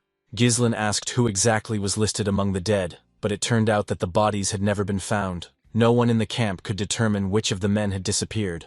Then Gordon wondered, where had Manus gone? Perhaps he had fallen in battle, but the absence of bodies raised doubts. If they hadn't been found, then there was a chance they were still alive. One of the mercenaries smiled wryly. Knowing Manus's character, he doubted that he had died heroically. More likely, he had simply run away. Everyone agreed that this was exactly what had happened. The coward and 2 others had fled the camp while the rest were fighting. At that moment, the 3 fugitives were indeed making their way through the thicket. One of them, breathing heavily, told the others how lucky they were. The battle there had been hellish, and if it hadn't been for Manus's determination, they would surely have been among the dead. Another suggested slowing down, saying they had already gotten far enough away.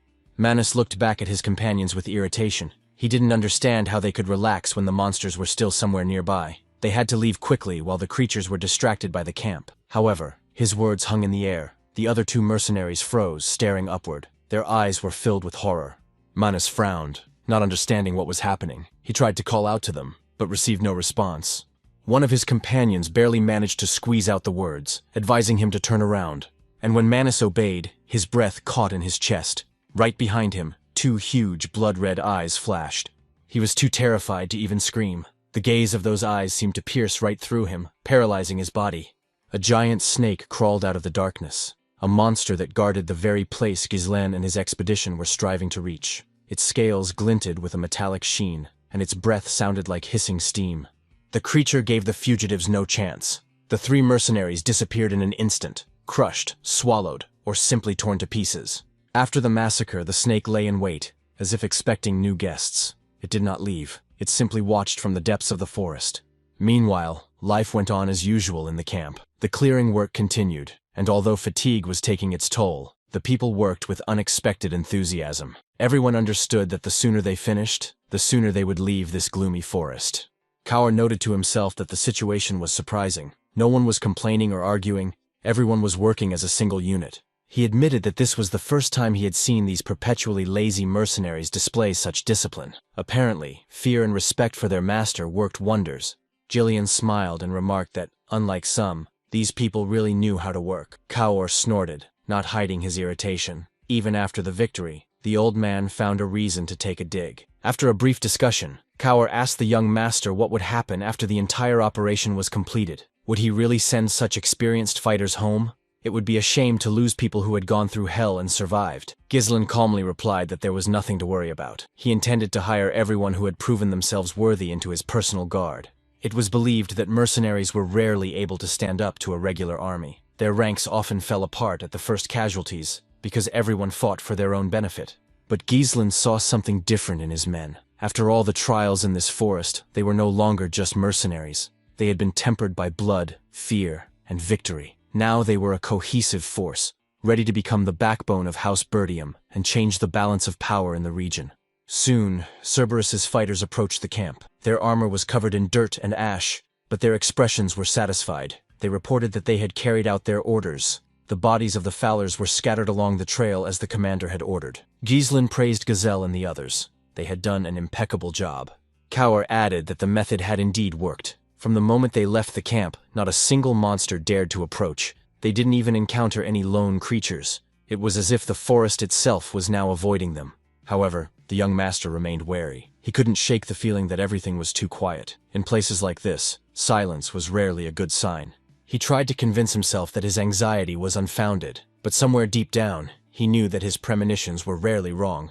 His thoughts were interrupted by Valinda's quiet but confident voice. The girl had returned from reconnaissance, her clothes covered in dust and her face showing signs of fatigue, but her eyes sparkled with satisfaction. Hearing her approach, Ghislain immediately asked if she had found anything ahead.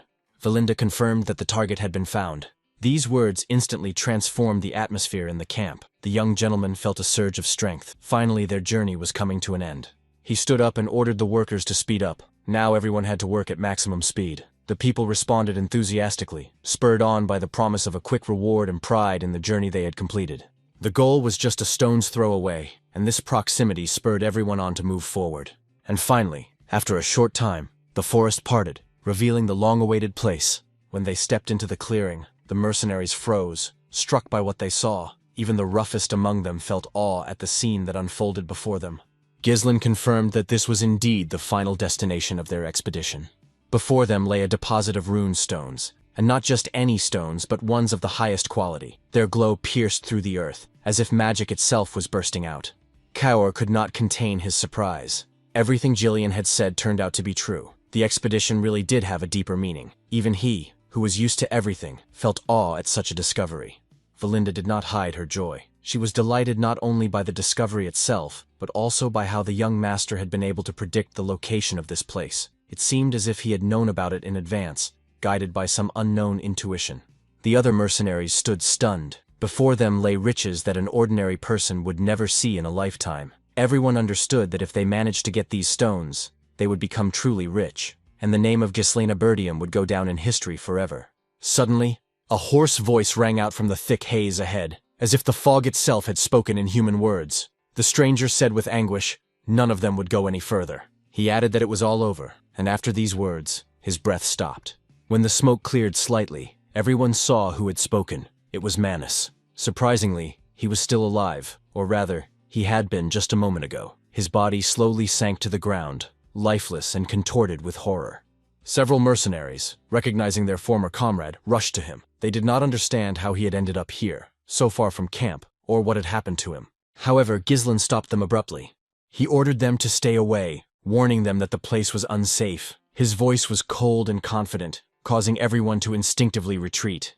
To prove the seriousness of his words, he swung his sword, and a powerful wave of air rose from the blade, scattering the clouds of gray smoke. When the veil cleared, the people saw what had been hidden beneath the fog. The ground was littered with bones. The white remains stretched into the distance, like a field of death. Among them were broken armor, charred blades, and claw marks on the stones. The people were stunned. The corpses belonged not only to monsters, but also to humans. It seemed that a terrible battle had once taken place here, but against whom? The mercenaries instinctively moved forward, covering their young master, but Ghislain just shook his head. The simple search for runestones had turned into something much bigger. According to him, the number of remains indicated one thing. They were standing right on the nest of a high-ranking monster. There were fresh traces among the bones, and the light fog was saturated with poisonous fumes, which is why they did not notice the threat immediately. Ghislain recalled Duke Delphine's notes with annoyance. They did not mention any danger near the veins themselves. Perhaps the explorers simply did not return to warn others.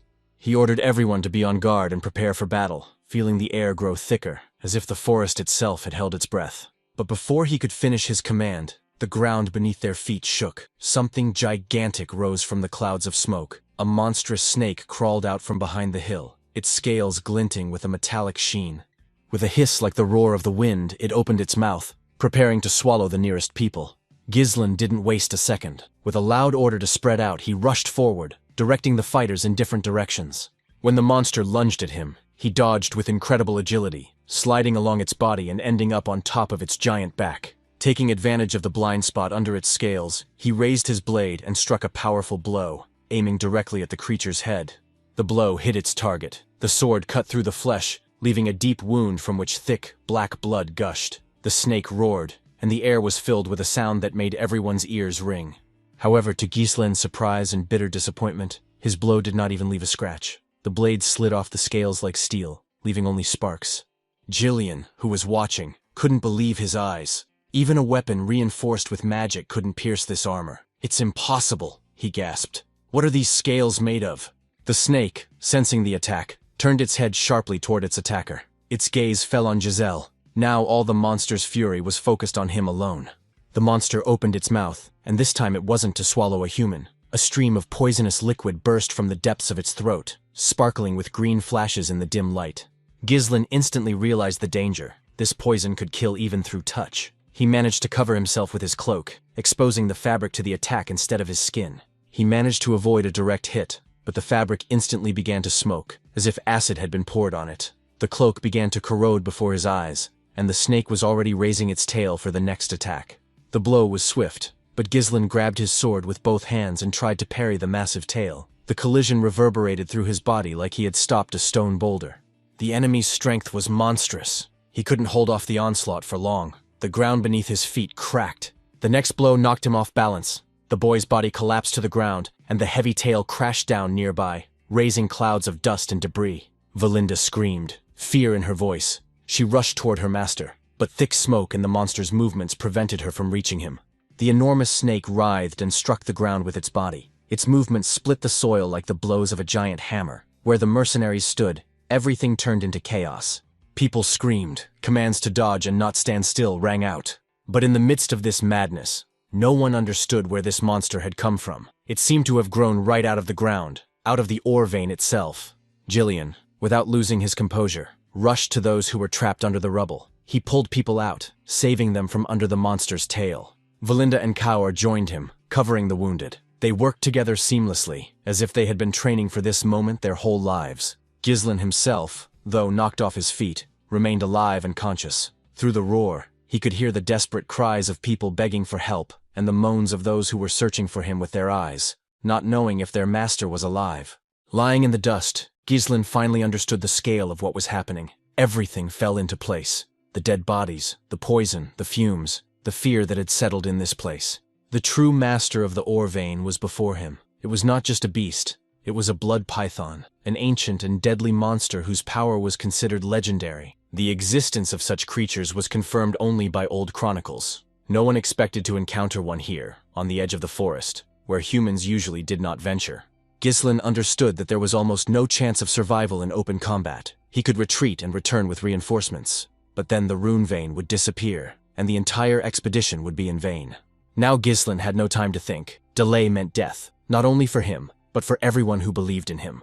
If he retreated now, everything they had achieved, all the suffering and losses along the way, would be meaningless. He couldn't let their journey end in disgrace. Summoning his will and focusing his mana, the young man felt energy coursing through his veins. He had to make this creature obey, or else the ore vein they had worked so hard to extract would be lost. At that moment, a power flared up inside him. The third core awakened to its full potential. The flame of mana pierced the air, and his eyes flashed with determination. The blood python, sensing the threat emanating from the man, let out a low growl. Its body tensed, and the beast lunged forward with such speed that the ground shook. But Ghislain, relying on instinct and experience, managed to dodge. He slid under the scaly body, avoiding the deadly blow, and without wasting a moment, counterattacked. His blades struck the creature's torso, but once again, the steel slid helplessly off the invulnerable scales. There were no cracks, no marks. It was as if he had struck stone. Realizing that it was impossible to pierce the armor, Ghislain instantly changed tactics. Focusing, he jumped higher and struck the only vulnerable spot, the eye. The blow hit its target. The blade cut through the flesh, and the snake roared, writhing in pain. But the wounded monster did not retreat. On the contrary, its fury flared up with renewed strength. The python lashed out with its tail, seeking to bring all its might to bear on the man. Ghislain managed to notice the movement, and gathering his last ounce of strength, raised his sword to meet the blow. With a crash, metal collided with flesh. The weight was monstrous. The guy barely managed to stay on his feet. His muscles tensed to the limit. His joints creaked with the effort. Despite its wound, the python continued to attack furiously. Its movements became sharper, its rage more blind. It seemed that the pain only increased its strength. Ghislain managed to hold his defense, parrying blow after blow. Each maneuver was at the limit of his endurance, but he did not allow the monster to break him. Deep down, he understood that even if the chance of victory was slim, there were battles that could not be avoided. Just as his father had once done, he must accept his fate and fight to the end, bearing the responsibility for all those who stood behind him. When the fog cleared, the mercenaries saw a majestic, almost unreal picture before them. The young lord, surrounded by flashes of light and dust, stood face to face with the giant creature.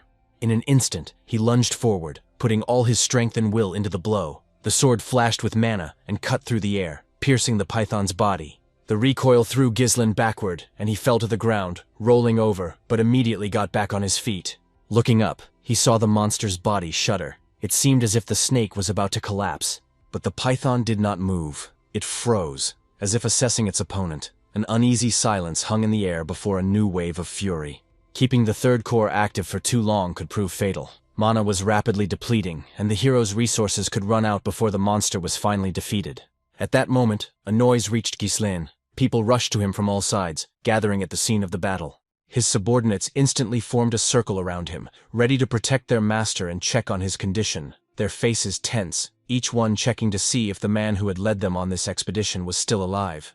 Valinda demanded an immediate retreat, ready to hold off the monster on her own if it meant saving the people. But Ghislain insisted otherwise. He gave the order for the men to leave, taking the survivors far away from the enraged creature. At first, those present were confused. Many found it difficult to decide whether to stay and fight or obey the order and retreat. Even Gillian, who was used to acting quickly and decisively, paused for a moment, trying to understand the young lord's intentions. Ghislain explained that he could not guarantee the safety of all his subordinates if they continued to fight a monster of such size, and that the risk of losing the entire group was too great.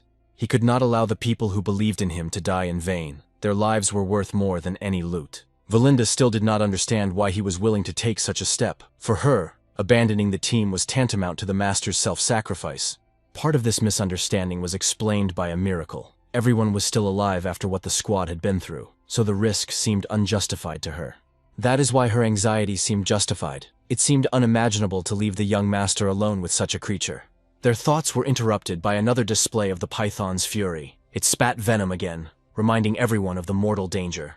Hearing this, Ghislain hastily reinforced the order to retreat, realizing that further delay would be fatal. His subordinates began to retreat into danger, but not in fear. They moved in an organized manner to get as many people as possible out of the danger zone. Many of them, however, stood next to their master, unwilling to leave him alone. The retreat was replaced by a rush to return and cover his rear. Ghislain was struck. He did not expect people to respond so decisively to his choice. Their gaze and determination spoke otherwise. They would rather fight side by side. His subordinates reverently expressed their willingness to fight alongside him. Their duty and gratitude for the lives saved became stronger than their personal fear. The men's behavior was shaped not only by fear, but also by gratitude. The man who had repeatedly rescued them from danger received their collective loyalty in return. Now, the thought of leaving Ghislain alone seemed impossible to them. If victory was possible, it would be shared, and then the fruits of the expedition, the rune stones, would become the spoils of all, not the feast of one. Gillian did not back down either. He was going to distract the monster's attention in order to create a breach in its defenses and give Ghislain a chance for a decisive blow. His subordinates believed in their master. Now they wanted him to trust them in return. Their determination was stronger than their fear. Ghislain listened silently, assessing the balance of power and the risks. He understood that the enemy was monstrously huge, and its power was destructive. The python's scales were as strong as metal, its venom deadly, and a single blow from its tail could bring down an entire section of rock. Any delay would cost the lives of dozens of people.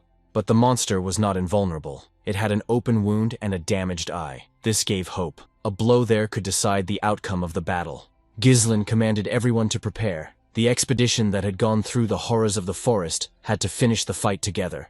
The mercenaries were inspired. Doubt gave way to excitement. Now everyone wanted to contribute to the victory. In the next moment, the python moved forward again, cutting through the air with a roar and a blow of its body. Ghislain was the first to meet the attack, and the others followed him, unleashing a barrage of blows on the enemy. The blades left small but frequent cuts. With each new lunge, the monster lost speed and accuracy. These wounds were insignificant individually, but their cumulative force exhausted the python, causing it to lose concentration. Seizing the moment, Ghislain broke through closer and struck the already blinded eye. There was a dull crack, and the creature howled in pain. But even a well-thought-out strategy rarely goes perfectly. The chaos of battle made its own adjustments. Ghislain understood that if he hesitated, people would die, and so he could not afford to take a step back. He decided to stand his ground until the end, because the fate of the entire expedition and the future of these lands depended on him. Only he knew why all this was happening, and what secrets this territory held. But when he made a new lunge, the python suddenly opened its mouth and swallowed him whole in one movement. The people froze in horror. Screams pierced the air. Everyone thought their master was dead. But in the next moment, a blade burst out of the monster's head. It cut through the flesh from the inside, and a scarlet line ran down the snake's neck, widening more and more. With a last effort, Ghislain, overcoming pain and fatigue, cut the monster's head in two. The blade cut through flesh and bone, and the huge body of the python crashed to the ground with a loud crack. Gritting his teeth, he got up, barely able to stand, but still smiled. Not for himself, but for those who had been waiting for this moment. The victory was theirs. He understood clearly that he could not stop. After all, he was not just a member of the expedition, but the heir to Birdium, the one who was obliged to pave the way for the future of his family. At that moment, an anxious atmosphere reigned in the Birdium family castle. In the council chamber, a loud thud of a fist on the table was heard. One of the men, overcome with anger, declared that Ghislain's actions could be considered a serious crime against the will of the family. The young lord ignored the steward's prohibition and went to the forest of monsters anyway. The old advisor Homer tried to calm Albert down, but he was beside himself. Albert replied sharply that Ghislain had always been willful and proud. While the head of the clan was away, the young man imagined himself a full-fledged lord and acted without permission. Homer sighed. It was too late to be upset now. Ghislain had been in dangerous lands for 2 weeks, where every day could be his last.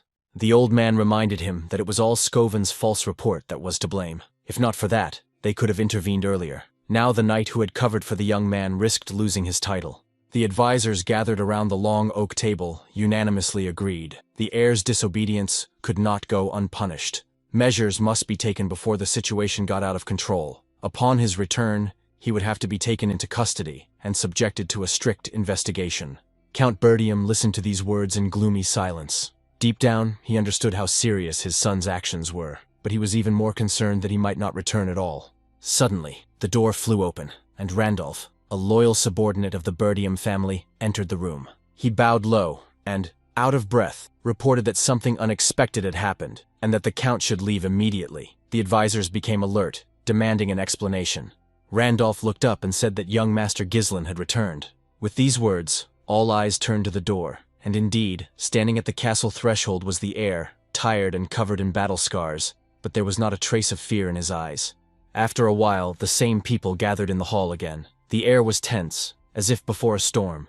The advisors exchanged glances, waiting to see how the conversation would end. No one dared to break the silence first. The Count sat at the head of the table, clutching the armrests of his chair. His eyes were full of anger and fatigue, and he was barely holding back from exploding. Finally, Ghislain stepped forward and calmly announced that he had returned from the forest. His voice sounded confident, but there was a hint of hidden fatigue from what he had been through. In response, the Count's heavy voice reminded him of the broken order. He had forbidden his son to enter the forest of monsters, and he had disobeyed. Ghislain bowed his head and quietly uttered words of apology. He realized that he had disobeyed a direct order, but he felt that he could not have acted otherwise. His duty to his family and to the future demanded this step. The advisors looked at each other in confusion. No one understood what he meant when he said he had to. Randolph, who was always straightforward, asked if the young man thought this was a valid reason for disobeying the Lord's order. One of the senior advisors sternly reminded him that entering the Forest of Monsters was a serious crime not only under the internal laws of the House of Birdium, but also under the county code. After all, if the monsters had followed him out of the forest, they could have attacked the castle, putting everyone in danger. Ghislain replied calmly, though there was steel in his voice. He pointed out that, as everyone could see, he was alive, and the monsters were still within the forest, meaning the danger had not spread. These words caused a wave of indignation. The advisors, red with rage, considered them insolent. Albert rose sharply from his seat and asked if the young man really found the situation amusing, since he was speaking as if it were all insignificant. The man admitted that since the expedition had ended without disaster, they could temporarily turn a blind eye to the violation, but no one had cancelled responsibility. Albert took a folded sheet of paper from his inside pocket and unfolded it on the table, stating that words were meaningless in the face of facts. Ghislain took the letter and immediately recognized the seal of Ryfold County. Albert confirmed that the document had arrived recently. He said that as soon as Ghislain's unauthorized return became known, news came from Ryfold that the young man had extorted 20,000 gold pieces from Lady Amelia. Considering that the woman already sent money regularly to maintain the castle, such an act seemed like blatant insolence. In his letter, Count Ryfold expressed extreme anger. He announced the termination of financial support, the withdrawal of slave servants, and the dissolution of the engagement between Amelia and Ghislain. This jeopardized the future of the entire House of Birdium. Ghislain silently examined the letter. It was indeed signed by Ryfold, a count whose cold contempt for Amelia was well known to everyone, but even so, it seemed impossible to forge his style and signature. A mixture of disappointment and pain boiled inside Ghislain. It all looked like a carefully thought-out intrigue. Amelia, driven by a thirst for power, had probably allied herself with their enemies to destroy his reputation and weaken the house. Now it was clear. No agreements or deals could restore trust. Any movement of money, any trade contract would serve as proof of his guilt. He noted to himself that if he had returned later, he would have been trapped, accused and isolated inside the castle. Everything that was happening confirmed that time was indeed against him. Then Adrian, one of the oldest advisors, turned to the Count and asked if he had anything to say to his son. While the discussion was going on, Homer suggested that the first thing to do was to return the 20,000 gold pieces. Randolph supported him, noting that this amount could provide for the Order of Knights for months to come without worrying about expenses. But Ghislain calmly interrupted the discussion, saying that there was nothing to return. The money had already been spent.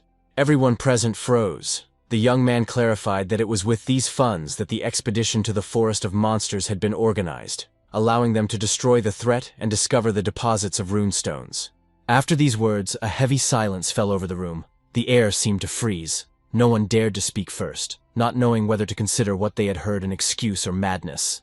Adrian broke the silence, his voice sounding almost incredulous. He rose from his seat and asked if the young man had really spent all the gold on an expedition into the cursed forest teeming with monsters. Ghislain replied calmly, without trying to justify himself. He admitted that it was true, and that he had no excuses. Not to his father, not to his house, not to the allied county of Ryfold. Suddenly, someone grabbed him sharply by the shoulder. It was Randolph, his face contorted with rage. He shouted that such behavior was a disgrace to an heir. How could this boy, not yet old enough to rule, sell the future of an entire county for a crazy scheme? Homer supported the outburst of anger. The old advisor declared that from that moment on, Ghislain was no longer an heir, but a criminal, and should be immediately imprisoned to prevent further misfortune. But the young man did not back down. He replied that he would make up for everything, and from now on would personally replenish the castle's treasury, including the sum of 20,000 gold pieces. The Count, who had been silent all this time, finally looked up at his son. His voice sounded hoarse but firm. What did he mean? Where was he going to get that kind of money? Ghislain gestured to Valinda, who was waiting outside the door to enter the room. The girl came in, holding a small wooden box in her hands. While she placed it on the table, the young man continued speaking. If he had simply wanted to prove his stubbornness and return from the forest empty-handed, he would not have started all this. When the lid of the box clicked open, surprised exclamations rang out in the hall. Dozens of bright crystals sparkled inside. These were high-quality runestones, shining with a soft, living light. Their rarity and purity amazed even the most experienced advisors. Homer and Adrian exchanged glances. The young man's theory, which they had only heard about in stories, turned out to be true. One of the advisors muttered in confusion. Had he really bought all this for the 20,000 gold pieces he had borrowed from Ryfold? Gislen shook his head. These stones were not bought. They were mined in the very heart of the monster forest, thus proving that his expedition was not reckless, but purposeful. Adrian frowned. If the crystals were real, their value would be enormous. But even so, would it be enough to maintain the entire estate? Gislen allowed himself a slight, almost weary smile. He replied that these treasures would be more than enough. After all, the box was only a small part of what had been extracted from the depths of the forest. And soon the young man's words were confirmed. Wagons stood in the castle courtyard, where mercenaries carefully unloaded sacks and boxes full of sparkling stones. Workers sorted them, removing dirt and roots so as not to damage the precious finds. Homer looked at the young man in amazement. Could he really have obtained all this in just 15 days? Even the most experienced miners would not have brought back so much in years. Heavy breathing could be heard in the hall. No one could believe their eyes. The Count, still not believing what he saw, turned to Valinda. He wanted to hear confirmation from someone he trusted. The girl replied firmly, yes, all this had been found during the expedition, and it was the young Mr. Gislen who led the operation, risking his life to bring everyone back alive. Soon, mountains of trophies began to be unloaded in the castle courtyard. The remains of the Ent horrors, the skin and bones of a blood python, and other traces of monsters that once held the forest in fear. Among them were boxes filled with rune stones, which shone dazzlingly in the light of the torches. And yet, as Gislen noted, this was only a small part of what had been obtained during the expedition. He rose from his seat, and looking at his advisors, calmly stated that every effort, every drop of sweat and blood, had been directed toward the good of his homeland. Everything obtained was not for glory or wealth, but to strengthen the House of Bertium, and maintain the mansion, which was now safe from harm. Adrian, leafing through the appraiser's records, addressed the Count with restrained enthusiasm in his voice. According to rough estimates, the value of the runestones and trophies found is so great that the county will be able to forget about debts and hardship for many years to come. Moreover, the House of Bertium will now have the opportunity to reaffirm its influence in the region. The very same advisors who had recently demanded that the young man be imprisoned now exchanged confused glances and hastily changed their tone. Their faces, recently contorted with anger, now expressed respect and admiration. One by one, they approached Gislen, bowing their heads. Words of approval and praise poured in from all sides. In their opinion, the young Count had shown not only reckless courage, but also a prudence rare for his age. They wished him rest after his arduous expedition, and assured him that the House of Bertium would now stand stronger than ever before. After a short pause, Gislen looked up and calmly announced that he had only a few conditions. The first was to immediately release Scoven and Ricardo. These men, he said, were only following orders, and it would be unfair to punish them for their loyalty. The second condition was secrecy. He insisted that the entrance to the monster forest remain closed to all outsiders. Spreading rumors about the expedition and its results could result not only in the envy of neighbors, but also in the attention of those who craved easy prey. The advisors exchanged glances, pondering what had been said. Their eyes showed agreement. The young man's demands sounded reasonable, but they realized that fulfilling them would require caution and diplomacy. Gislen then added that he had a third and final condition. He demanded that control over security and the recruitment of mercenaries be transferred entirely to him. Every delay, every request for permission from senior officials would take up precious time when it came to matters of life and death. Randolph couldn't take it anymore and jumped up from his seat. His indignation was obvious. He loudly declared that such a request was tantamount to creating a personal army. After all, who knew what the young master's true intentions were? Adrian, trying to remain calm, remarked that the young man might be crossing the line. He was not asking for leniency, as would be appropriate after so many violations, but demanding powers that even the Count's council did not have. However, Gislen did not flinch. He explained everything with the same cold confidence, now addressing Albert. This was not an attempt at rebellion, or a desire to undermine the authority of his elders. He only wanted to create a system in which the House of Bertium would no longer depend on the mercy of a foreign county. His words sounded firm, and everyone present understood that they were based on careful calculation. If, due to bureaucracy or external pressure, the county found itself on the brink again, the consequences would be far more dangerous than the temporary autonomy of the military forces. Albert, confused and depressed by what was happening, looked at his brother as if seeking support. He whispered that his son was literally bargaining with the future of the House of Bertium. The Count remained silent, lost in thought. Suddenly, the tense atmosphere was interrupted by a loud noise from outside. Voices and the clatter of boots could be heard outside the windows.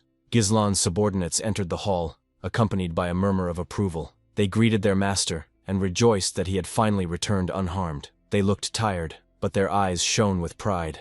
Jillian stepped forward and reported that the loading of the runestones was almost complete. All that remained was to wait for the young master's orders to arrange transportation. Kaur, as always, added with a note of professional confidence that everything was going according to plan. The remains of the Ent horrors were safe for storage, and the blood of the bloody python, if properly processed, could prove to be a valuable alchemical material. Ghislain nodded, adding that the carcass had already been cut up. The poison, blood, flesh, and skin must be carefully separated from each other to prevent decay and preserve the value of all components. The subordinates replied in unison that they understood everything and hurried to carry out the orders. Then the Count turned to Randolph and asked quietly what he thought of it all. For the first time in a long time, he was at a loss for words. The scale of what was happening, the discipline, the number of people, their confidence in their master, made a far greater impression on him than any words could. Randolph could not explain what was happening. He saw before him mercenaries who usually obeyed only force or fear, but now acted in unison, like a single organism. It was incomprehensible how the young master had managed to get such strong-willed and proud people to work together. The Count's thoughts about his son's talent only grew stronger. He too realized that he was not just an heir, but a man capable of uniting people. He said aloud that Ghislain's men looked like a real elite squad, tempered not by orders but by trust in their commander. Getting mercenaries like these to follow orders was almost impossible. However, Ghislain gently objected that this was not the case. It was thanks to these people that the expedition had taken place at all. Without their participation, the journey into the forest of monsters would have ended in disaster. The Count listened to his son and realized that there was no youthful boasting in his words, only honesty and awareness of his responsibility. So he stood up and, glancing briefly at his advisors, ordered the meeting to be adjourned. This decision surprised many. No one expected the conversation to end so quickly. The Count announced that this time he would turn a blind eye to what had happened, but he did so with a heavy gaze. However, he warned his son that if he disobeyed an order even once, punishment would be inevitable. Ghislain responded calmly, with a slight smile, thanking his father for his leniency. Before leaving, the ruler uttered a phrase that sounded both proud and weary. He said that one day his son would inherit this mansion, and the name of the Birdiums. He already saw in him the spirit of the Northern Wolf, a legacy that cannot be faked. Ghislain knew well what this expression meant. Spirit of the Northern Wolf was a title given to Count Birdium, defender of the northern borders of the Kingdom of Lutanian. This title belonged to his father when he single-handedly held the border, where there were neither soldiers nor allies.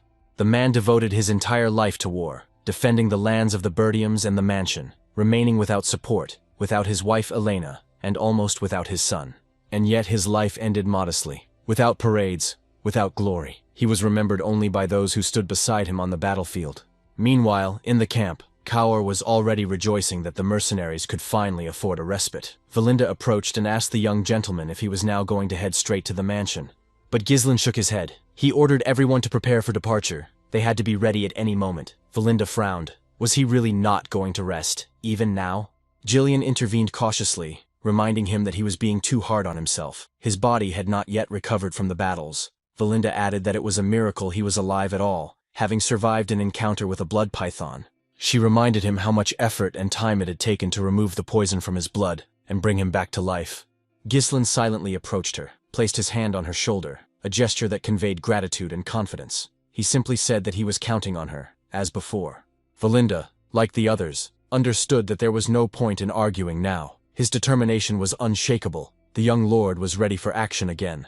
The news that the county of Birdium had discovered deposits of runestones spread rapidly throughout the region. The very next day, it was being discussed in all the taverns and estates, and rumors even outpaced official reports. And, as is usually the case, the news attracted not only the curious, but also those who dreamed of acquiring these lands at any cost.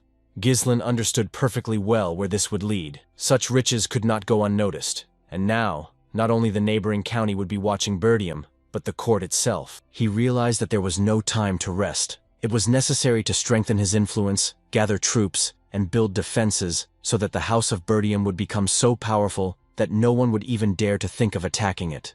But while his mind was making plans, his body refused to obey. Exhausted by constant struggle, Ghislain lost his last strength and collapsed to the ground. His subordinates, noticing this, cried out and rushed to him. Alarm once again gripped the camp.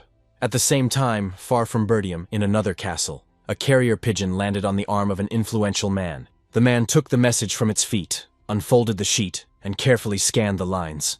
The letter reported on the partial exploration of the Forest of Monsters and the discovery of rune stones. It was followed by an order to take advantage of the situation, start a territorial war with the House of Degrad, and destroy the Birdium family in the process. After that, as indicated, the duchy would intervene and establish a new order. The recipient of this message was not only unsurprised, but also clearly satisfied. He had long been waiting for the right moment to wipe Birdium off the map of the northern lands. At a meeting held that same evening, the discussion was lively. It was decided that the time had come to make the lands of Birdium no man's land, deprived of an heir and protection. The Duke intended to personally appoint a new tax owner of these territories. One of the aristocrats asked how many of their people remained within the borders of Birdium. The answer was short: only 2 vassals and 1 knight, left behind to keep watch. The leader of those present nodded and gave the order: send these vassals to the Degrads, and tell them the false news that their heir, who had disappeared earlier, had died on the lands of Birdium. This pretext would be enough to start a war. Victor was put in charge of the whole operation, a man whose name caused instant tension among the nobility. A muffled murmur spread through the hall. Someone whispered that using Victor was too risky. Desmond was their strongest warrior, their trump card, whom they had been saving for a special occasion. If Frank had carried out his mission properly, Birdium would have fallen on its own, without intervention.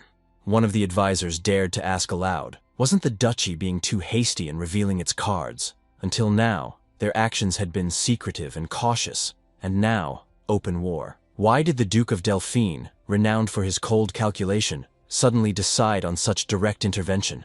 The chief aristocrat replied coldly, it was all because of the Forest of Monsters. Those present looked at each other, not understanding. Then he explained, the order came directly from the Duke of Delphine, and his decisions were not open to discussion. The order was clear: prepare for war. The time for secret games was over.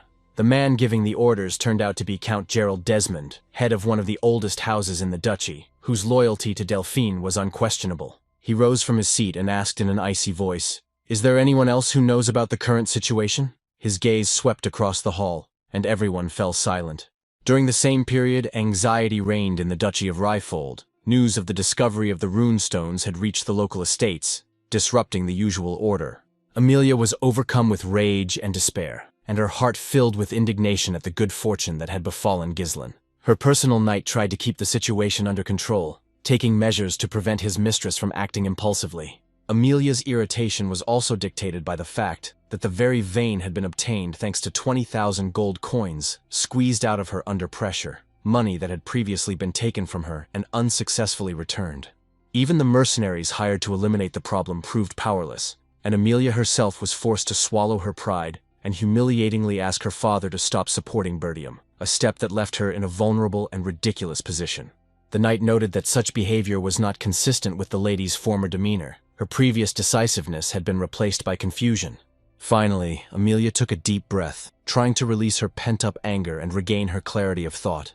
Realizing that emotions would not help her bring back the past, she admitted that she had given in to her feelings too much and now needed to act prudently. In the end, she came to understand that what had happened could not be changed. All that remained was to bravely accept the consequences and plan her next steps. At Bernard's request, she refocused on her duties and began giving orders, returning to her usual role as mistress of the house. It soon became apparent that the discovery of the vein would radically change Birdium's financial situation. Amelia's mind flashed with the prospect of celebration and debt relief. But the market was not yet ready, and there was only a minimal amount of time to organize sales channels. The rune stones had been found very recently, no more than 2 days ago. This circumstance prompted her to take advantage of her rival's temporary advantage and intervene before Birdium had time to sell the find. The knight clarified the tactic: not a direct attack on Ghislain, but an interception of shipments, preventing the goods from reaching buyers. Amelia noted that there were few sales options. In the north, there was only one serious entity capable of purchasing large quantities of rune stones: the Crimson Tower, ruled by the 7th Circle Archmage Delmuth. Magical research was interested in runes, and the tower's suppliers always attracted close attention. Therefore, Amelia's plan required an ambush operation on the main roads leading to the tower.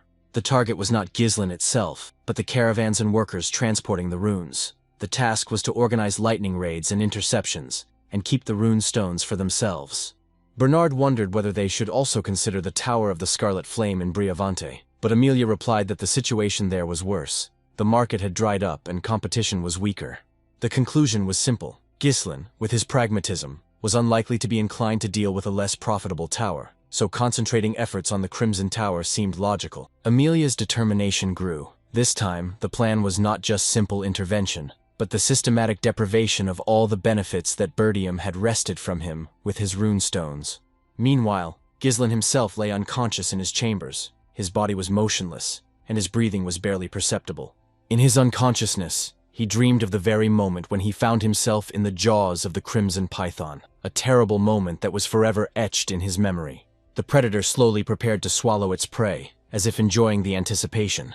Before closing its epiglottis and letting its victim pass, the monster secreted poison from the inner lining of its throat, a viscous, sticky liquid that corroded flesh to make it softer for digestion. However, the mana from Ghislain's third core reacted with the poison, burning it on contact. This saved the body from poisoning, but caused thick smoke, a poisonous fog that was impossible to breathe. Any other victim would have died at this stage. Most lost consciousness before the python finished its meal. But Ghislain, despite the pain and weakness, forced himself to hold on. He understood that if he lost consciousness, it would all be over. His expedition, his dreams, everything he considered his future depended on whether he could survive. If it was impossible to avoid poisoning, then he had to subdue the poison, take control of it, make it his strength. The toxins that had entered his bloodstream gathered in the area of his mana core, turning into a deadly vortex inside his body. Then Ghislain decided on a risky move. He accelerated the rotation of the mana to neutralize the poison, using the pure energy of the core as an antidote. Such control required superhuman concentration. Only those who were called superhumans were capable of such a feat. He was going to turn the poison into a source of power, fuel that could withstand even a mana explosion and strengthen his body from within. The moment the process was complete, clarity flooded Ghislain's consciousness. The danger had passed. The first thought that flashed through his mind after waking up was a sense of relief. He was alive. The guy sat up and looked around. Yes, this was his room in the castle. His memories were hazy. He only remembered a flash of pain and someone's voice before everything was engulfed in darkness. Suddenly, he noticed a familiar silhouette in front of him. It was his younger sister, Elena. The girl happily rushed to her brother and, unable to contain her emotions, hugged him tightly. With a smile, she told him that Ghislain had been asleep for 2 days. Everyone was worried. He had left without warning, returned, and immediately lost consciousness. Then Elena quietly added that she was just glad to see him again, alive and unharmed, and affectionately greeted her brother. The girl, embarrassed by her own feelings, suddenly pushed her brother away, and he lost his balance and fell back onto the bed. Her face showed a mixture of confusion and relief, as if the realization that he was alive had only just dawned on her. Blushing, she hurriedly ran out of the room, hiding her embarrassment behind her hasty steps. In the corridor, her voice echoed off the stone walls. The maid was instructed to report that the master had regained consciousness. Silence fell upon the room. Thoughts gradually came together, like dust settling after a storm. The realization that 2 days had passed seemed almost unreal. After the battle with the monster, the help he received was superficial, just bandages and rest. Despite his weakness, the young man continued to work for several more days, trying to keep everything under control. His body withstood the unbearable strain until, at some point, it broke down.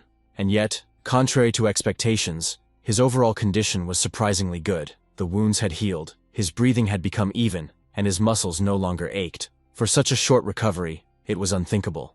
There was something unnatural about what was happening. It was as if the body itself knew how to repair the damage, acting faster and more accurately than before. The internal flows of mana were different, denser, deeper. It seemed as if its very nature had changed, becoming stronger and freer. These changes bore the mark of an alien force, perhaps the energy of that very monster.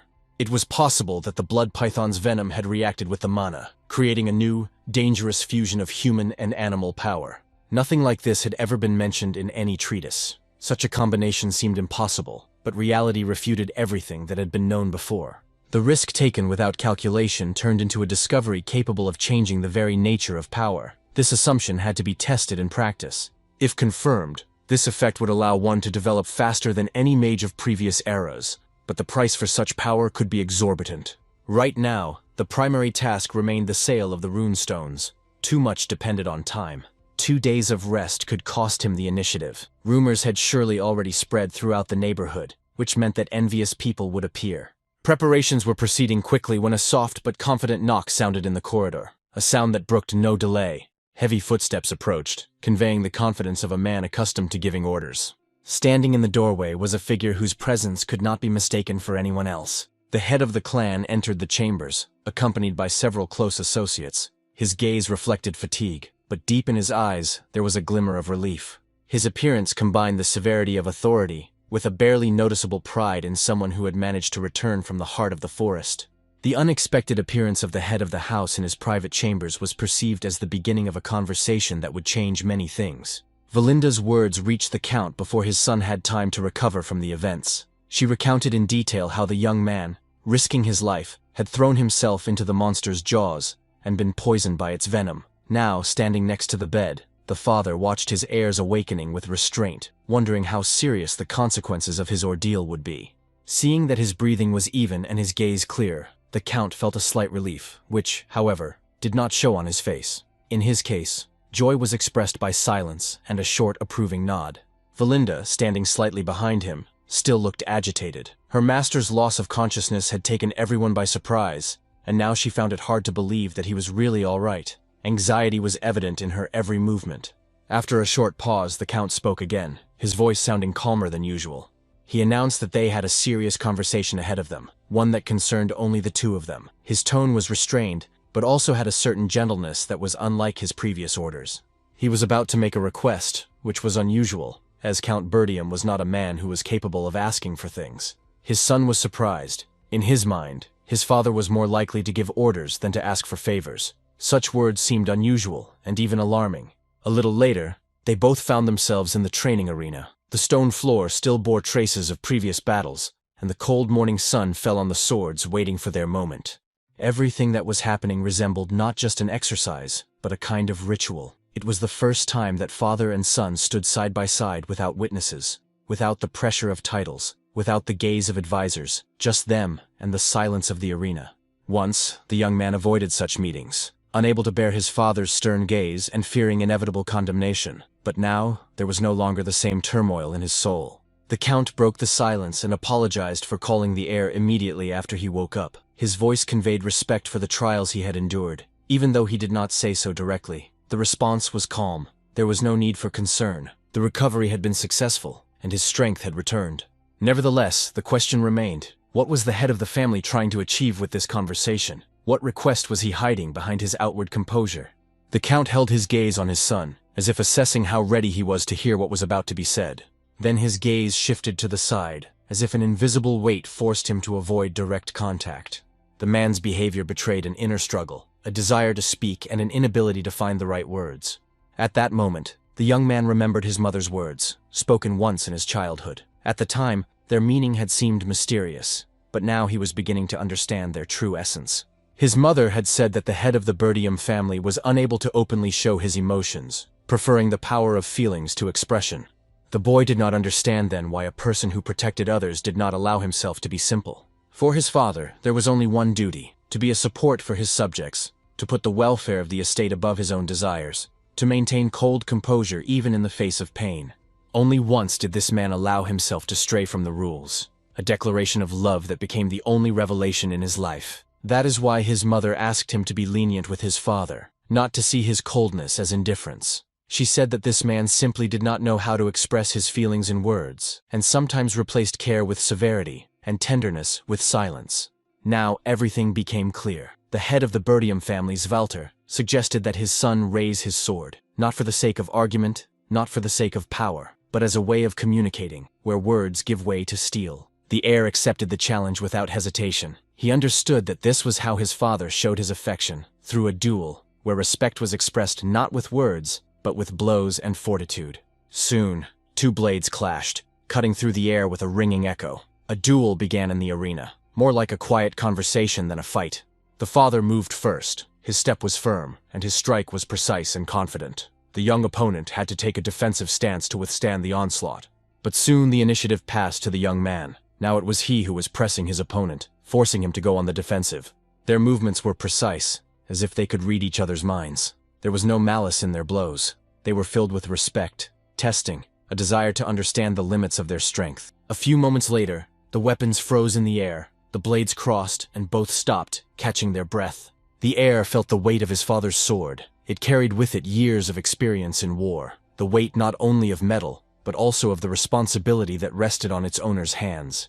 This power was not just physical, it resembled an iron will, capable of subduing any enemy that rose from the north. But for all the power in Svalter's movements, there was also softness, defensive, restrained, as if the steel itself understood where the line between threat and care lay. His father did not allow himself any leniency. His attacks remained precise and rhythmic, each requiring maximum concentration from his opponent. However, the young man did not give in. His blows showed his determination to prove that he was worthy of the name Birdium. More flexible and resilient, he used techniques that combined speed and calculation, traces of a school different from that professed by his father. Soon, the two swords met at a dangerous point where any movement could be decisive. The blades stopped at their opponents' necks, and it became clear that victory could go either way.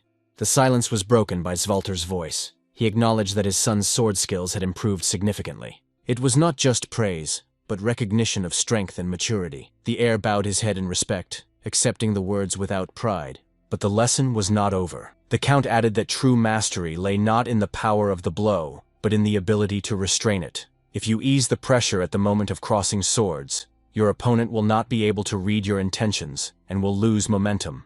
These words touched the young warrior. Usually, in battle, he acted on intuition, relying on a flow of feelings and mana, but now he understood that even in the heat of the moment, there was a place for control and tact. A simple but important thought flashed through the young man's mind. For the first time, someone was really trying to teach him, not just evaluate the result. It felt unusual, not an order, not a reproach, but real instruction, in which there was room for care. Before that, all his skill had come from experience and instinct. Every movement was the result of battles, not training. His style was strength, but not a system. Honed survival, but not a school. Without a teacher, he might not have noticed the weaknesses hidden behind his confidence.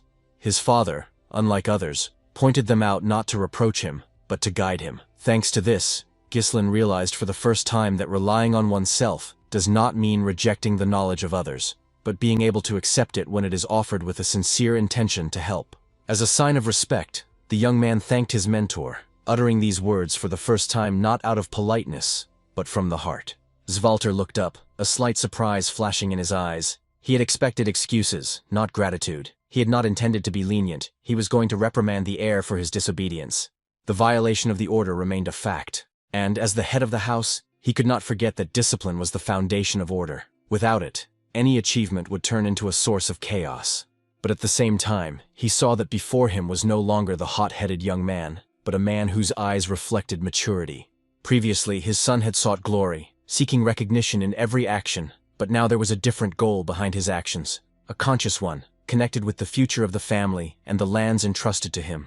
Therefore, his father's words sounded not like instruction, but like a testament, to move forward, not for himself, but for Birdium and those around him, to fulfill his duty not out of fear, but out of conviction. These words resonated within him, and something forgotten came to mind, a promise that his father had once intended to make, but never got around to. Then Ghislain remembered. Svalter had indeed mentioned some kind of request, but had not yet uttered it. The man paused, as if torn between pride and the need to speak. His voice, usually firm, now sounded uncertain, with a barely noticeable tremor, unusual for a man accustomed to giving orders. Finally, he uttered something completely unexpected, a request, simple and strange at the same time, to borrow some money. This moment seemed to break the heavy atmosphere, bringing both of them back from the world of duty and honor to simple human reality. Some time later, the scene shifted to a garrison on the edge of the monster forest. The air there was filled with the smell of steel and bonfires, and people stood in neat rows, waiting for their master. The subordinates, noticing the approach of their commander, stood up straight, their eyes filled with respect and joy, not feigned, but genuine. Ghislain, coming closer, felt a warm feeling, not haughty pride, but satisfaction that these people were safe. He first inquired about their condition, as if confirming that caring for them was more important than any reports. The response was cheerful, discipline was maintained, and spirits were high. The warriors looked rested and confident. Kaur joined the conversation. His voice sounded lively and slightly mocking, but there was respect in it. Gillian, in turn, noted that the gentleman looked better than expected. The atmosphere gradually became softer, almost homely. The young man inquired about Rachel's condition. wanting to make sure that she had recovered after all she had been through, because her fate was now tied to the success of their common cause. The old man replied that he had not even thought she would be able to walk again. All this was only thanks to the young gentleman. As a sign of gratitude, the subordinate bowed again. The young man smiled and turned back to his comrades. He told them he had something important to tell them. Their lands were now in great danger. His subordinates became alert and began to listen more attentively. In the end, the main character told them everything about the attack on Elena. He told them how they had prevented the attempt to kill her and use it as a pretext for war, and also about the body of Prince de Grad that had been found, and about the forces that threatened the House of Bertium. They were being watched, and those people had probably been operating within their lands for a very long time. They now had neither the time nor the resources to prepare for an attack. Now it was clear to Valinda why the young gentleman was in such a hurry, and she thought that after finding the rune stones, they would be able to take a break. Kaor smiled. After that scary forest, war awaits them. It seems that there will be no time to get bored in these lands. Jillian also joined the conversation. As the young gentleman said, Bertium is now an ideal target. Weak military power, poor lands, and on top of that, they found a whole vein of rune stones here. The main character confirmed the previous speaker's words. They would definitely not be left alone. The girl noted that such a serious matter should have been discussed immediately. She suggested urgently informing the vassals and the lord. Ghislain objected that it was not yet time for that. After all, even among Elena's knights there were traitors, so there could be spies among the vassals as well. Until they could know for sure who their enemies and friends were, it was better to keep this between themselves. Thanks to Elena's survival, the enemy's plans had been thwarted, and now they had gained some time. But after the rune stones were found, the enemies would not delay any longer. That is why a difficult battle awaits Bertium. In the end, everyone understood the seriousness of the situation, and silence fell upon the room. Kaor broke the silence. He asked them to simply tell him what they needed to do. After all, it was always quite interesting to be around their master. Jillian joined in. He had already dedicated his life to him and would be with him until the end. Valinda was also encouraged. The guys noted that indeed who else but her would protect their young master. Ghislain smiled. He liked this attitude of his subordinates. The main enemy of the Baron at the moment was the Duchy of Delphine. In addition to him, there were also Count Desmond and Amelia, who carried out his orders. The main character was going to prevent them from acting as they pleased. Therefore, he informed his subordinates that they were heading for the Tower of Scarlet Flame. Kaor, without really understanding, was glad that they would finally not sell those rune stones and would now live very well. But Valinda was a little confused. Why should they go to the Tower of Scarlet Flame? After all, the Crimson Tower was much closer, and the prices there were much higher. Ghislain explained that choice by saying that there would be fewer unnecessary problems at the Tower of Scarlet Flame. The girl did not understand what problems he was talking about. At that moment, everything became clear to Jillian. After all, when transporting valuable cargo, uninvited guests often appear. Especially when it comes to precious stones, it is wise to prepare in advance. Valinda realized that, just like last time, there could be an ambush there. The hero thought that after the head of the Crimson Tower, Delmud, became a 7th Circle Archmage, the Tower of Scarlet Flame suffered losses. Since then, it has been considered more profitable to sell runestones to the Crimson Tower, which is the best in the north. The Tower of Scarlet Flame is trying to restore its former glory, but it is not easy, and yet, the reason they are going there lies in it. There was something in the Tower of Crimson Flame that attracted the main character. There, a worried girl sat on the floor near a huge pile of books. She was talking to her teacher, Renato. She didn't understand when the light the man had spoken of would appear. After a short time, the main character and the others set off. The subordinates were delighted. So this is the Scarlet Tower of Magicians. It is very tall. One of the mercenaries noted that he had heard so much about it, but never thought he would see it in person. Even from its appearance, it was clear that this was a completely different level compared to the lands of Bertium. So this is where the magic scrolls are created. Wow, it seems like there are real wizards there. Some are seeing magic not from a scroll for the first time. I wonder what these people are doing here. Hearing the mercenaries' conversation, the wizards glared at them maliciously. Then they immediately cast some spells, thanks to which they instantly disappeared from view. The mercenaries were confused. Where did they go? It's so cool that it's crazy. Ghislain explained that it was invisibility magic. It seemed that these people were not particularly happy to see them. Kaor asked his subordinates to stop acting like country bumpkins, because they stood out. Valinda joined the conversation. The tower may have lost its former grandeur, but it is still impressive. The lands of Brywant are considered some of the richest in the kingdom. Ghislain himself understood that outwardly all this was true. Who would have thought that this mighty tower would fall into ruin? Soon, the young man announced that they had arrived. Kara couldn't bear to look up. Valinda noted that the territory was so large that it would take a long time to walk to the main gate. But suddenly something seemed strange to her. Where were the guards? All around there was only some armor lying around. Suddenly someone above shouted for these people to stop. The magical armor lying on the ground suddenly began to move. As a result, the entrance was soon completely blocked. This was done by the wizards above. Without permission, entry into the tower is strictly prohibited. Let these people state their names and the purpose of their visit. For the girl, it was unbelievable. The armor moved like dolls. Kaur was indignant that these people did not even come down to them like typical tower guards. Jillian reported that the heir to the Count of Berdium, Ghislain, had arrived. Let the wizards call the person in charge of trade. They have excellent goods. The wizards didn't even listen to them and said they weren't interested. Valinda was outraged. What did that mean? They hadn't even seen what they were offering. The wizards said that because it was Berdium. Those are the impoverished lands in the north, right? The only things that can be brought from there are materials from low-level monsters and cheap potions. That's why there's no point in wasting time on people like them. So let them get lost right now. The girl was indignant at how he dared to call them beggars. Let them come down here and get a beating. Jillian asked what the young master wanted him to do in this case. Was he all right? He had been silent for a long time. The guy exchanged glances with the wizard. Then he picked up the runestone and said that since he was a magician, he should understand perfectly well what it was, and that it was very rare. His interlocutor did not see what was in his hands, and therefore did not understand what it was. But soon it dawned on him. It was a runestone. Could it be that they had brought it here for her? Ghislain smiled and asked again, "Are they still not interested?" Only after confirming the information about the rare runestones did the attitude toward the new arrivals change. The mage who had received them realized that they were not ordinary merchants, and, apologizing for his previous coldness, hastened to correct his mistake. He introduced himself politely as Sylvain, responsible for trade affairs in the tower. His manners became emphatically courteous when he realized the scale of the deal that was about to be made. The heir to the Berdium family calmly remarked that the goods were clearly worthy of attention. He was not interested in the middleman, but in the person who could complete the deal at the highest level, the head of the tower. Such a request surprised Sylvain. Access to the supreme mage was an honor bestowed on few. However, quickly recovering, he promised to pass on the message immediately and asked the guests to wait a moment, instructing his apprentice to show them to the reception room. Valinda, still remembering the cold reception, could not help but feel indignant. She was annoyed that respect was shown only after the mention of wealth and not from the very beginning.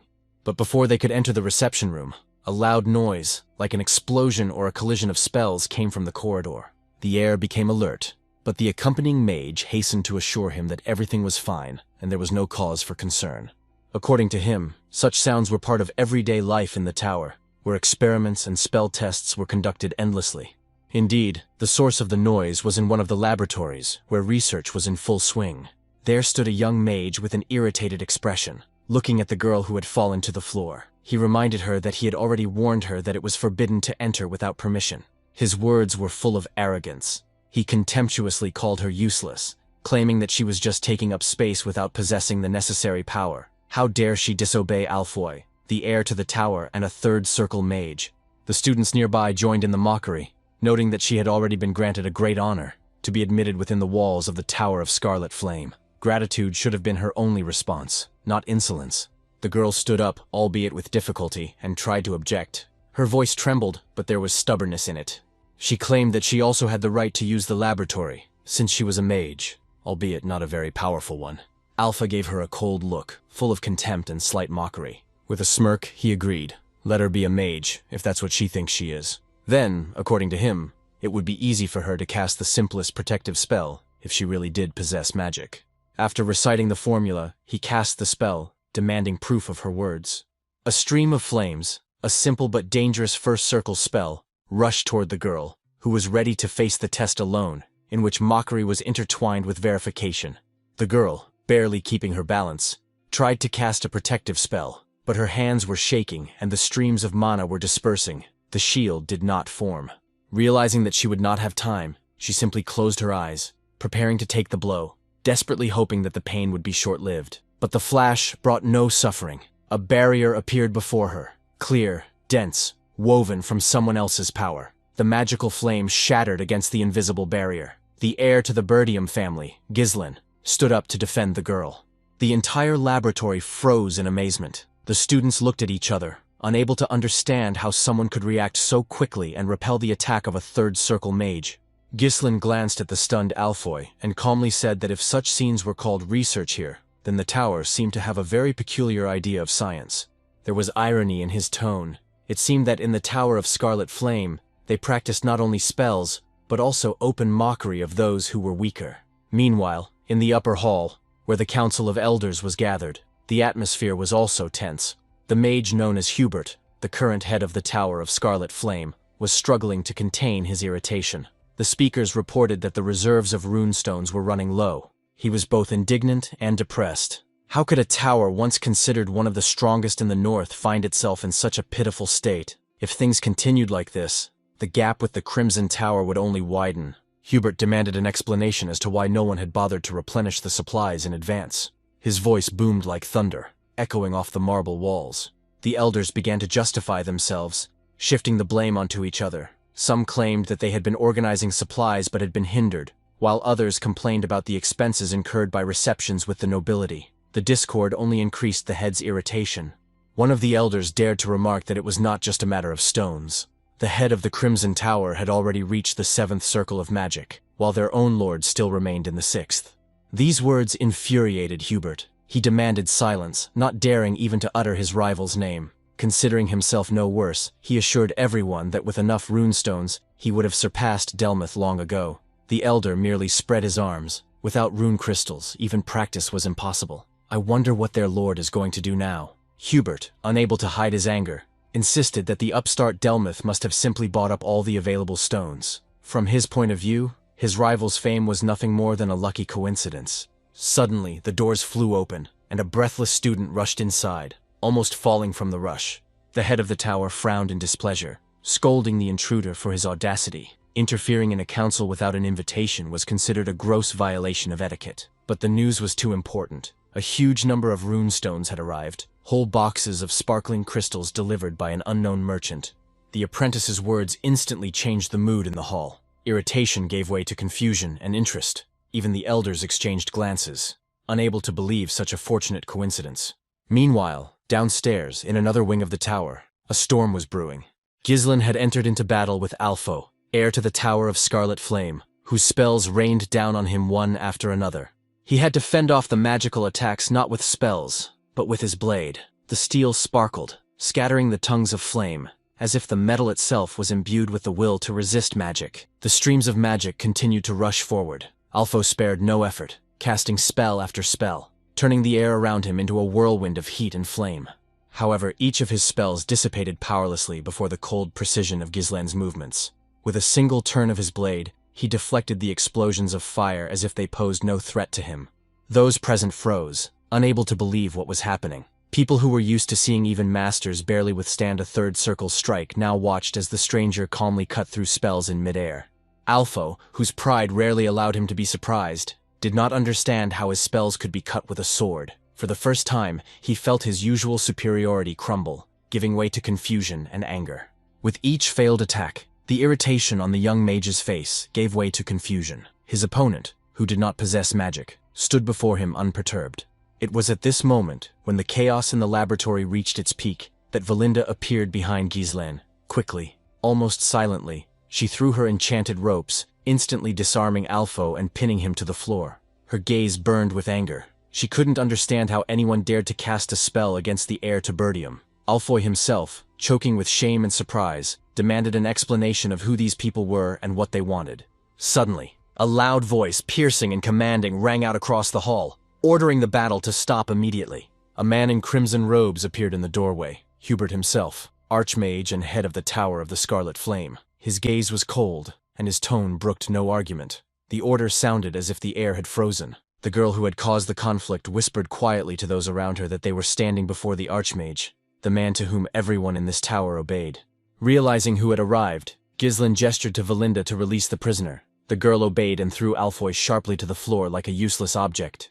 The freed student, forgetting his pride, rushed to his mentor, his movements devoid of any trace of dignity. With a tremor in his voice, he began to justify himself, assuring that he was only protecting the laboratory from intruders. According to him, the girl attacked first, and he was only trying to prevent trouble. He said that he wanted to protect Vanessa because she had no talent for magic. That was the only reason he had decided to act so harshly. Hearing these words, Valinda couldn't help but smile, making a sarcastic remark that this hero was behaving worse than a frightened girl. The remark provoked a flash of anger. Alpho exclaimed that he was not a girl at all, but the heir to the tower. Meanwhile, Vanessa, still confused, quietly tried to explain that she just wanted to get into the lab and had no bad intentions.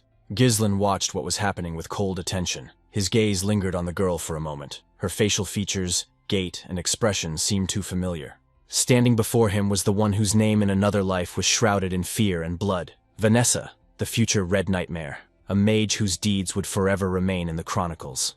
Back then, when fate had not yet stained her path with blood, she looked different, fragile, indecisive, as if searching for a place in the world where she was not recognized. Hubert, however, blinded by rage, did not bother to listen to explanations. To him, it seemed simple. An outsider had broken into the laboratory and attacked his student. In the next second, he raised his hand, ready to unleash a fire that would leave nothing but ashes.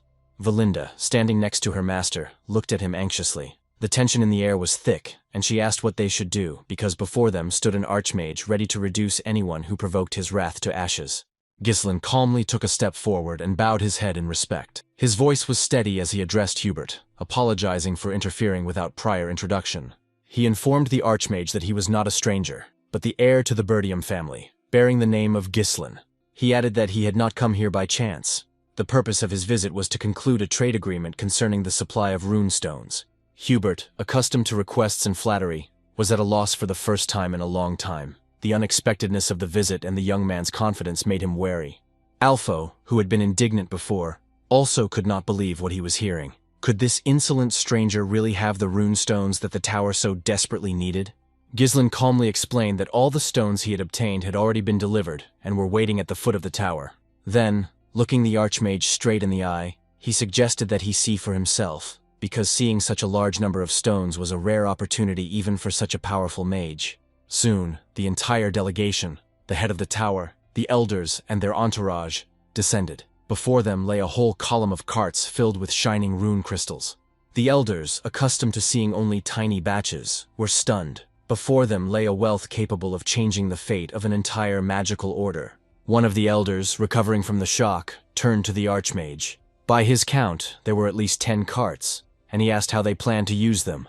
Hubert did not answer immediately. His gaze slid over the stones, which reflected the light of the burning torches, and greed flashed in his eyes. Inside, he was filled with admiration. He had never seen so many rune stones in his entire life. It seemed that fate itself had given him a chance to revive the glory of the Tower of the Crimson Flame.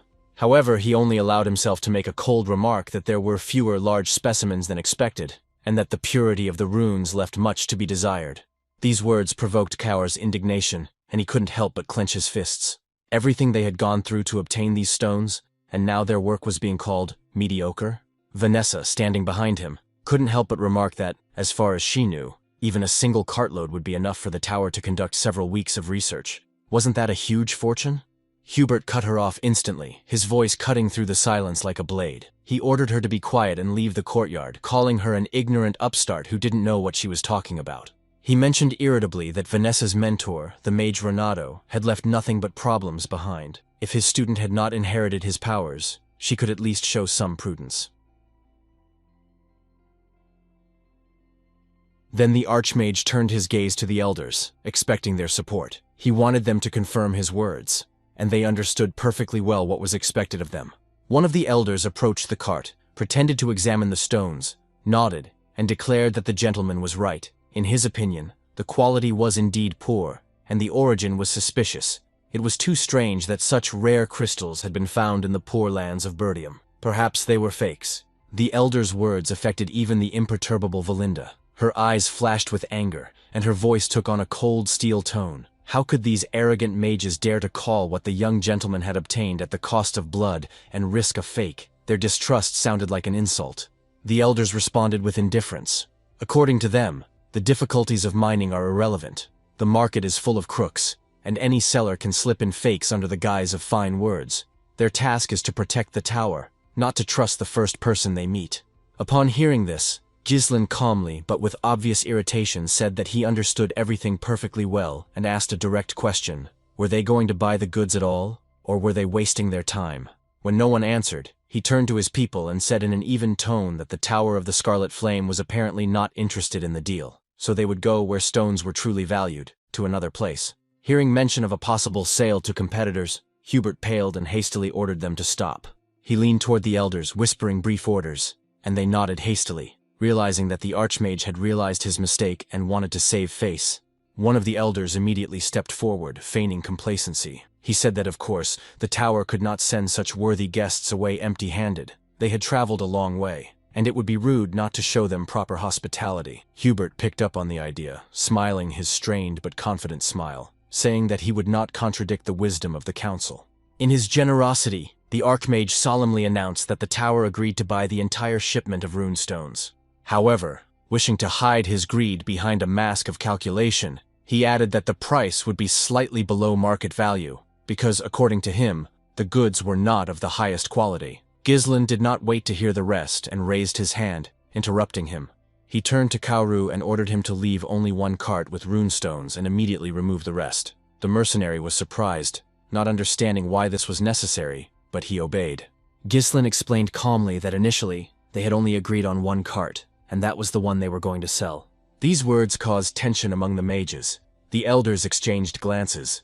Gislin's tone hinted that the rest of the cargo was intended for other buyers. Kaur, understanding his master's intention, confirmed that this was correct, that they had simply miscalculated the quantity, as part of the shipment was supposed to go by a different route. After that, he loudly ordered his men to load the remaining carts back up and prepare to leave. Hubert, sensing that the deal was slipping away, tried to intervene. His voice trembled as he demanded an explanation. Was this man really going to leave? Gislin replied calmly that there had been a slight mix-up and, since their destination was the Crimson Tower, they simply needed funds for the journey. The mention of the rival tower struck Hubert harder than any spell. The thought that such valuable stones could fall into Delmuth's hands caused the Archmage to instantly change his behavior. His arrogance disappeared, giving way to politeness and ostentatious friendliness.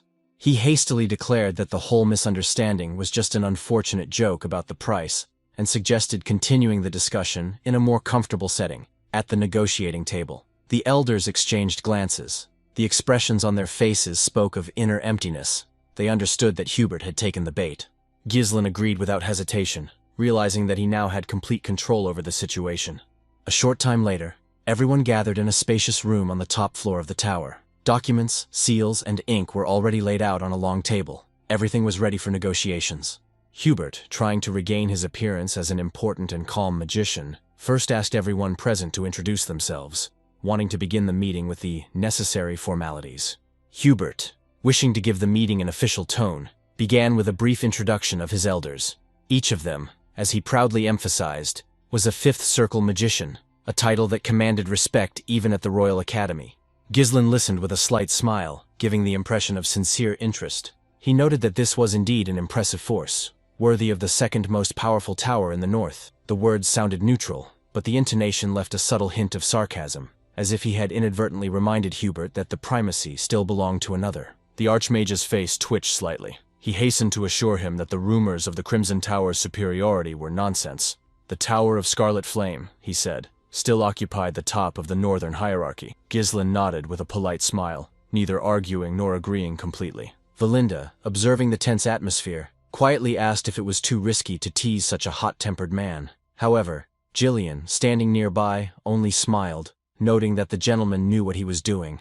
Everyone's nerves of steel have their limits. Hubert, sensing that the conversation was straying from the point, interrupted them irritably, suggesting that they stop the empty formalities. He was interested in specific figures, how much the heir to Birdium was asking for his goods. With a smirk, he added that anywhere else, these stones would hardly fetch half the price. Gislin calmly raised his hand, gesturing the desired amount. Then, with an impassive expression, he said that the price would be twice the market value. A murmur of indignation spread through the hall. The elders whispered among themselves, some even jumping up from their seats. Their voices were filled with indignation. Such conditions were considered insolence bordering on insult. Hubert, struggling to contain his irritation, remarked that the young man clearly did not know how to conduct negotiations. Bargaining is the art of reaching an agreement, not issuing ultimatums. But Gislin, ignoring the angry glances, smiled gently. For a tower claiming to be the greatest in the north, double the price was a fair price to pay to maintain its reputation. These words caused a storm of emotions. The elders cried out, accusing the young man of mocking the Crimson Flame and insulting their honor. Hubert, turning pale, slammed his palm on the table, calling everyone to silence. His voice became cold and threatening as he addressed Gislin. He warned him to watch his words. The Archmage's patience was not infinite, and he did not enjoy listening to the insolence of an inexperienced boy who did not understand where he was. Gislin caught the change in tone and realized that his words had achieved their goal. Hubert's pride had been deeply wounded. But the Archmage was still trying to maintain a mask of nobility. He reminded the young man that he was young and probably just mistaken. This time, he was willing to show leniency, but only this once. After a short pause, Hubert offered a compromise. He was willing to raise the price slightly above market value if the entire batch of stones was sold in its entirety. But instead of agreeing, Gislin unexpectedly stood up, slowly pushing his chair back. Silence fell over the room. His calmness gave way to aloof coldness. The meaning of his gaze was clear. They were not going to discuss business within these walls. He had already offered a favorable price, but if they were not satisfied with it, he would take his business elsewhere, to those who were truly able to pay. Finishing, he turned toward the door and headed for the exit. The elders exchanged confused glances, but before he reached the threshold, Hubert's voice broke the silence. The Archmage demanded that he stop. His words were a mixture of panic and irritation. He tried to regain control of the situation, assuring them that he had not rejected the deal at all. He had simply expressed himself too harshly. Now he proposed to discuss everything calmly, without offense, and asked the young man to return to the negotiating table. A calm, slightly mocking smile appeared on Gislin's face. The look in his eyes made it clear that he understood everything. The balance of power was now obvious, and he was the one dictating the terms. His subordinates, watching from the sidelines, exchanged glances, once again convinced that their master's methods really did bear fruit. First gentleness, then confident pressure, and even the most arrogant would yield. Hubert, trying to maintain his dignity, reluctantly acknowledged that the young man possessed not only courage, but also business acumen. Since he had arrived first and offered the deal openly, the tower was ready to purchase everything at double the price, as he desired. With a hint of irony in his voice, he asked if this would satisfy the young lord. Gislin nodded in agreement. Yes, he agreed to double the price. But before the elders' faces could light up with joy, the young man added a clarification. He would sell only one cart, as he had said initially. A murmur of shock spread through the hall. The elders looked at each other, as if they couldn't believe their ears, and Hubert leaned forward sharply, demanding an explanation. He couldn't understand what was going on. After all, in his opinion, the agreement concerned the entire batch. Gislin calmly explained his reasoning without raising his voice. If word spread around town that the Scarlet Flame Tower was paying double the price, then the Crimson Tower, eager to prove its superiority, would offer triple, or even more. In that case, why sell everything at once to those who were the first to rush to knock down the price? The Archmage's face turned red. He could barely contain his rage. The very fact that some youngster had mentioned triple the price seemed insolent to him. Inside, he was boiling with rage. His patience was running out. Seeing that the conversation was turning into another outburst of anger, Gislin silently rose from the table and headed for the exit. He saw no point in wasting time on someone who was incapable of thinking rationally. However, a loud shout rang out behind him again. Hubert demanded that he stop, almost breaking his voice. After a short pause, the Archmage clenched his fists, suppressing his pride. His voice sounded hollow. The tower agreed to buy everything at triple the price.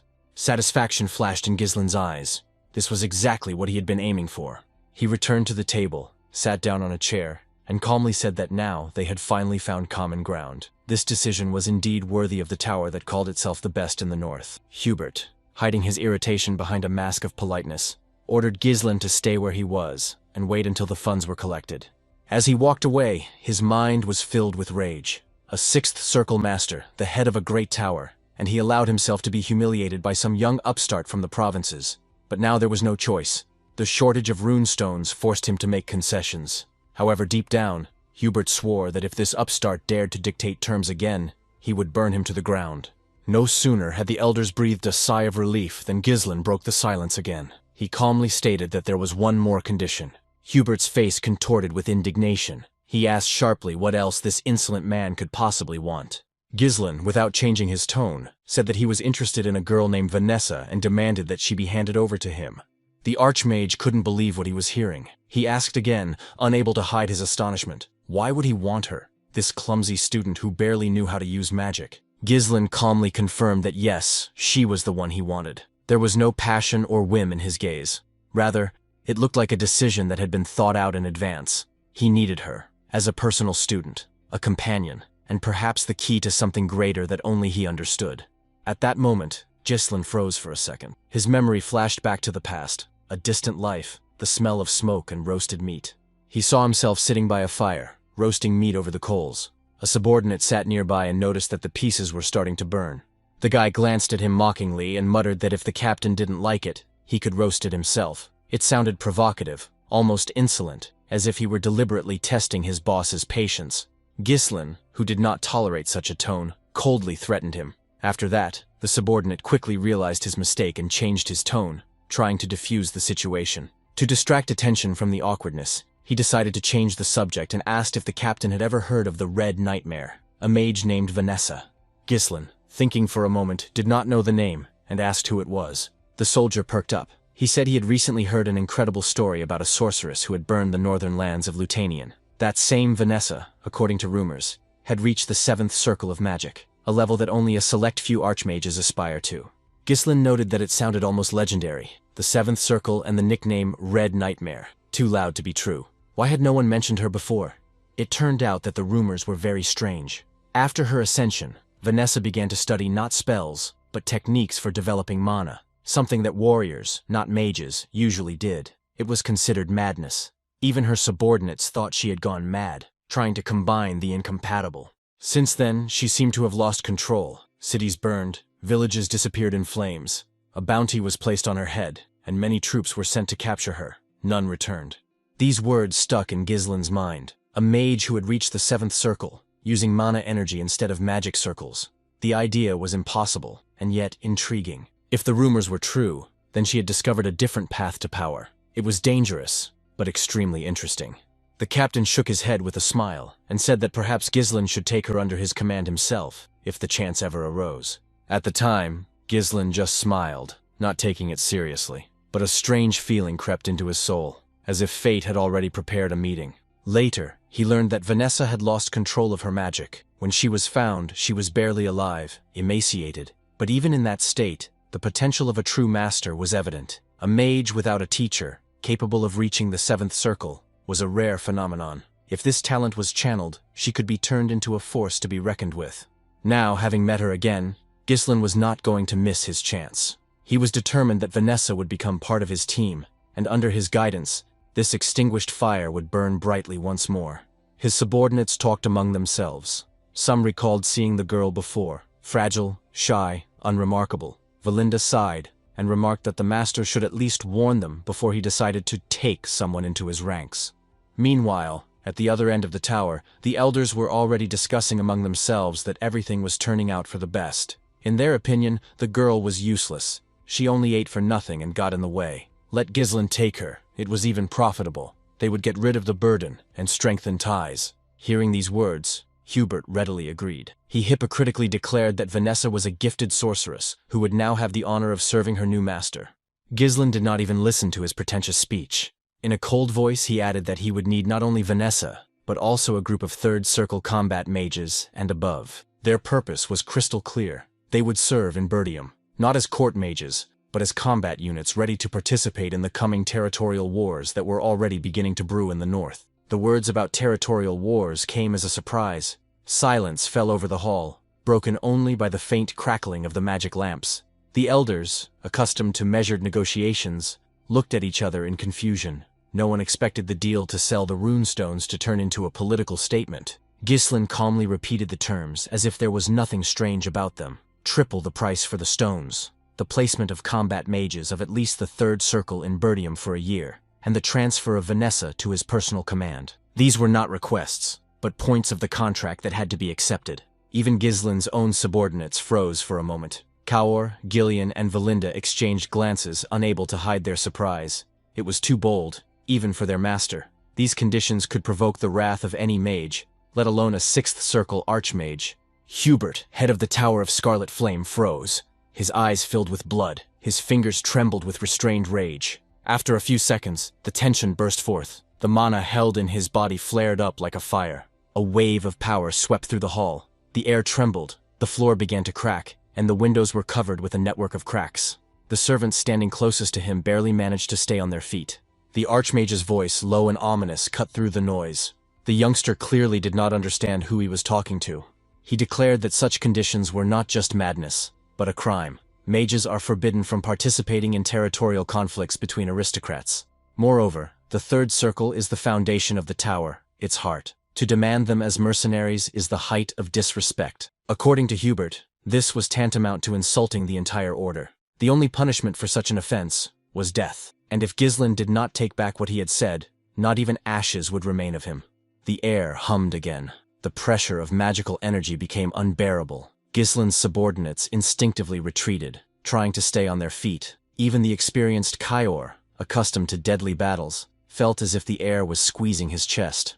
But Ghislain himself remained motionless. He did not flinch, did not try to defend himself or protest. His calmness seemed to irritate Hubert more than the insolence itself. The young heir's eyes flashed coldly. He slowly raised his gaze and looked directly at the Archmage, as if he were his equal. His voice was calm, without a trace of fear. If Hubert took the risk, he would regret it. He explained that rich deposits of runestones had been discovered in the lands of Bertium. The quantity was dozens of times greater than what they had brought today. The elders gasped in shock. No one would dare make such a claim without proof. But Ghislain continued unperturbed. The news was already spreading across the north, and soon everyone would know. That meant greedy neighbors and covetous lords would not be slow to take action. It would be impossible to hold such lands without support. The young man stood up, as if summing up. The Tower of the Scarlet Flame is known for its insight, so its leader must understand that the stakes are too high. Bertium is not looking for war, but it will not meekly wait for an attack. They need the tower's temporary support to strengthen themselves. In exchange, they want the full and exclusive right to supply rune stones. Hubert narrowed his eyes, sensing not a request, but a tempting trap in his opponent's words. He asked, "Does Bertium really intend to create a monopoly on runestones?" Ghislain smiled slightly. Perhaps that was the case. If everything worked out, this alliance would benefit both sides. After all, wasn't it only a matter of time before the Tower of Scarlet Flame surpassed the Crimson Tower and took its rightful place as the greatest magical stronghold in the north? Ghislain slowly raised his hand, offering to make a deal. His gaze remained cold and confident, revealing the strength of a man who knew he had just changed the rules of the game. Hubert, head of the Tower of Scarlet Flame, still looked annoyed. His pride suffered from the need to negotiate with the young lord, but deep down he understood that it would be madness to refuse such an offer. The rune stones meant too much. After a short pause, the man finally extended his hand in response. Their fingers clasped in a firm handshake, marking the beginning of a new alliance. Shaky, but mutually beneficial. The deal was done. As soon as the negotiations were over, Hubert gave his orders. His voice sounded authoritative and decisive. He summoned a student named Alfoy and ordered him to prepare for the journey. He was now going to the lands of Bertium. The young mage, clearly stunned, did not understand why he had been chosen. There were dozens of experienced wizards in the tower who were much more suitable for the mission. Hubert, noticing his doubt, replied sharply. He was not sending him by chance. Alfoy was the most talented mage in the history of the tower, and it was he who was entrusted with overseeing the implementation of the agreement. These words made an impression. The young man's face flushed, and he looked away awkwardly, trying to hide a smug smile.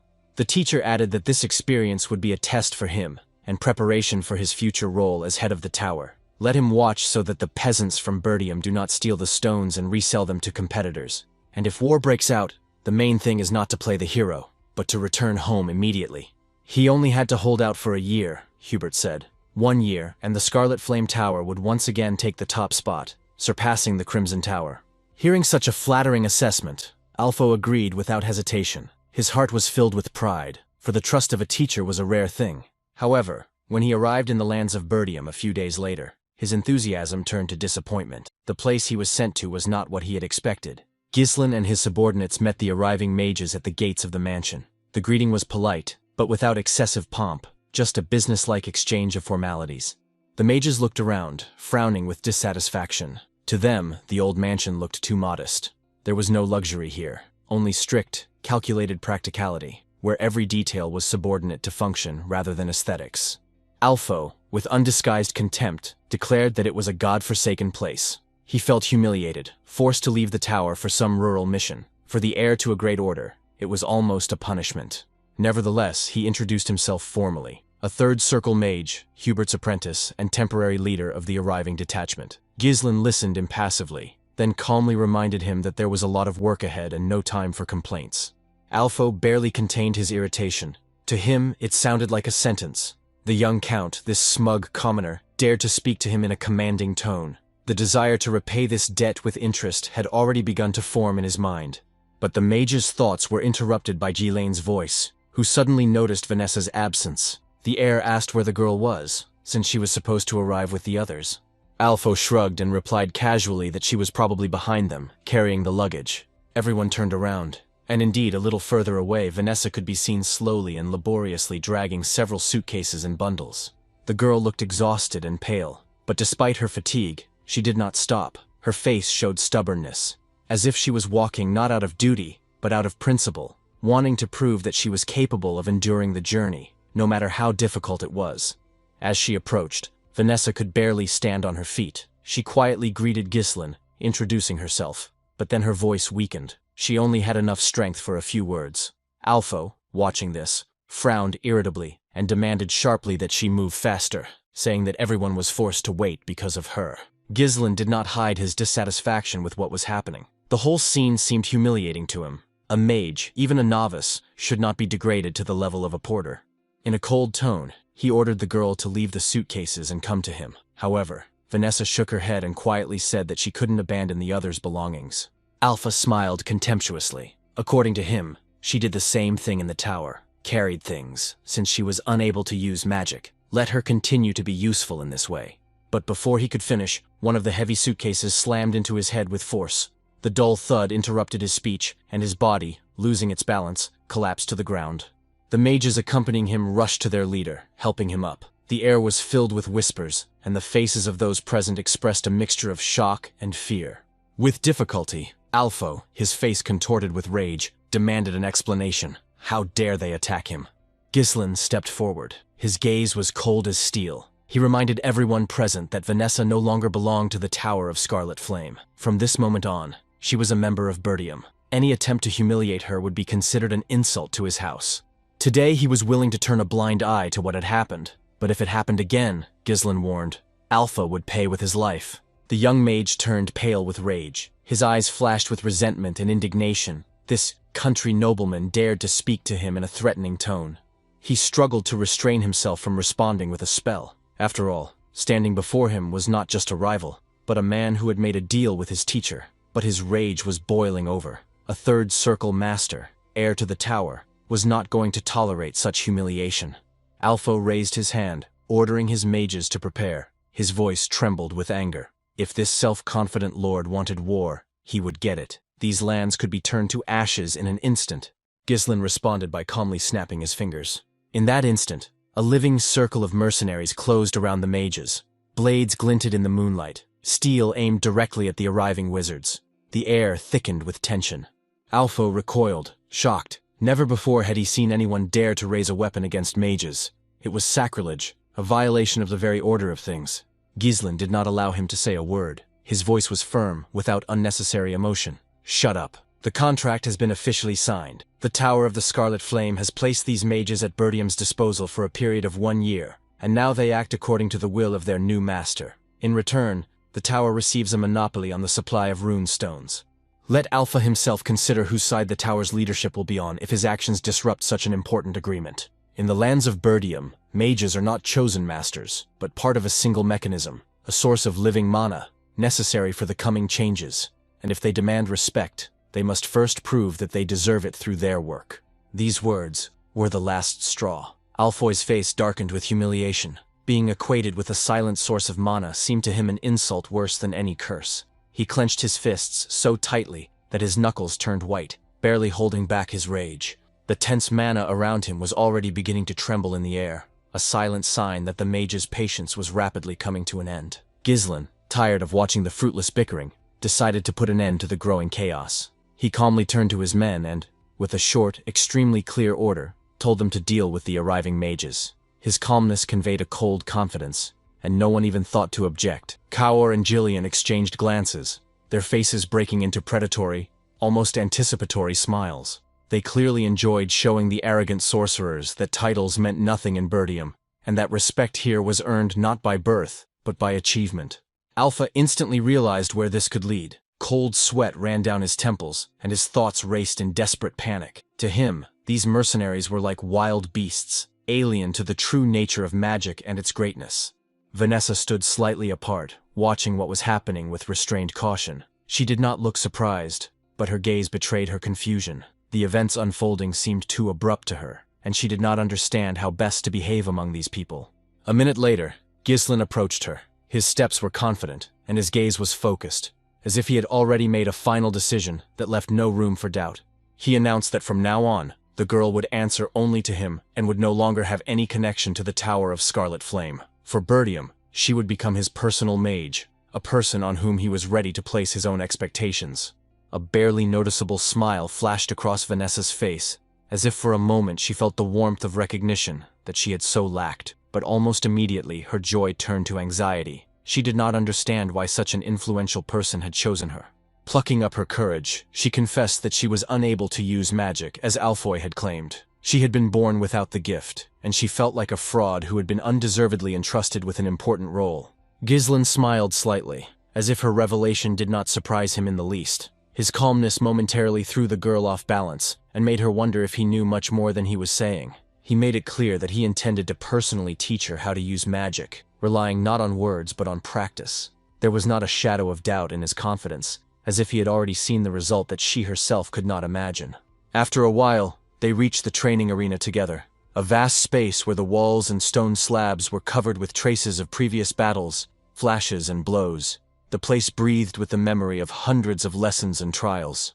Ghislain stopped and turned to her, forcing the girl to focus completely on him. His gaze was calm, but it showed anticipation.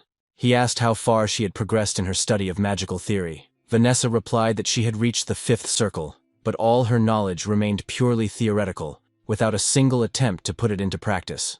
Ghislain nodded approvingly, as if he valued her efforts much more highly than she did herself. He considered even a purely theoretical mastery of the 5th circle to be an achievement accessible only to those with rare perseverance and willpower. The girl did not understand the reason for his approval. It seemed to her that there was nothing praiseworthy in her situation, and his reaction sounded almost like mockery to her. She added sadly that all knowledge was useless because it was impossible to apply it. The mana in her body was immobile, lifeless, and no attempts could revive it.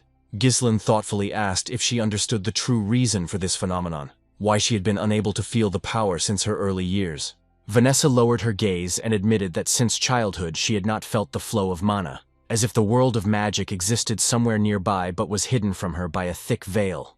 She admitted that she had long hoped for change, and therefore studied hard, expecting that one day everything would change. But years passed, and she realized that no matter how much she read or trained her mind, she was unable to create even the simplest spell.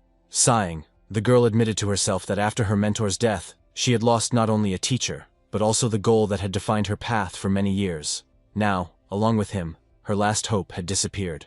Due to her inability to use magic, the girl was eventually expelled from the tower, thus ending her long journey of hopes, doubts, and endless attempts to prove that she was truly worthy of the title of mage. To Ghislain, this decision seemed almost unjust. He remembered Vanessa differently, confident, unshakable, someone whose talent had once shaken the north so much that her name was spoken with awe and admiration.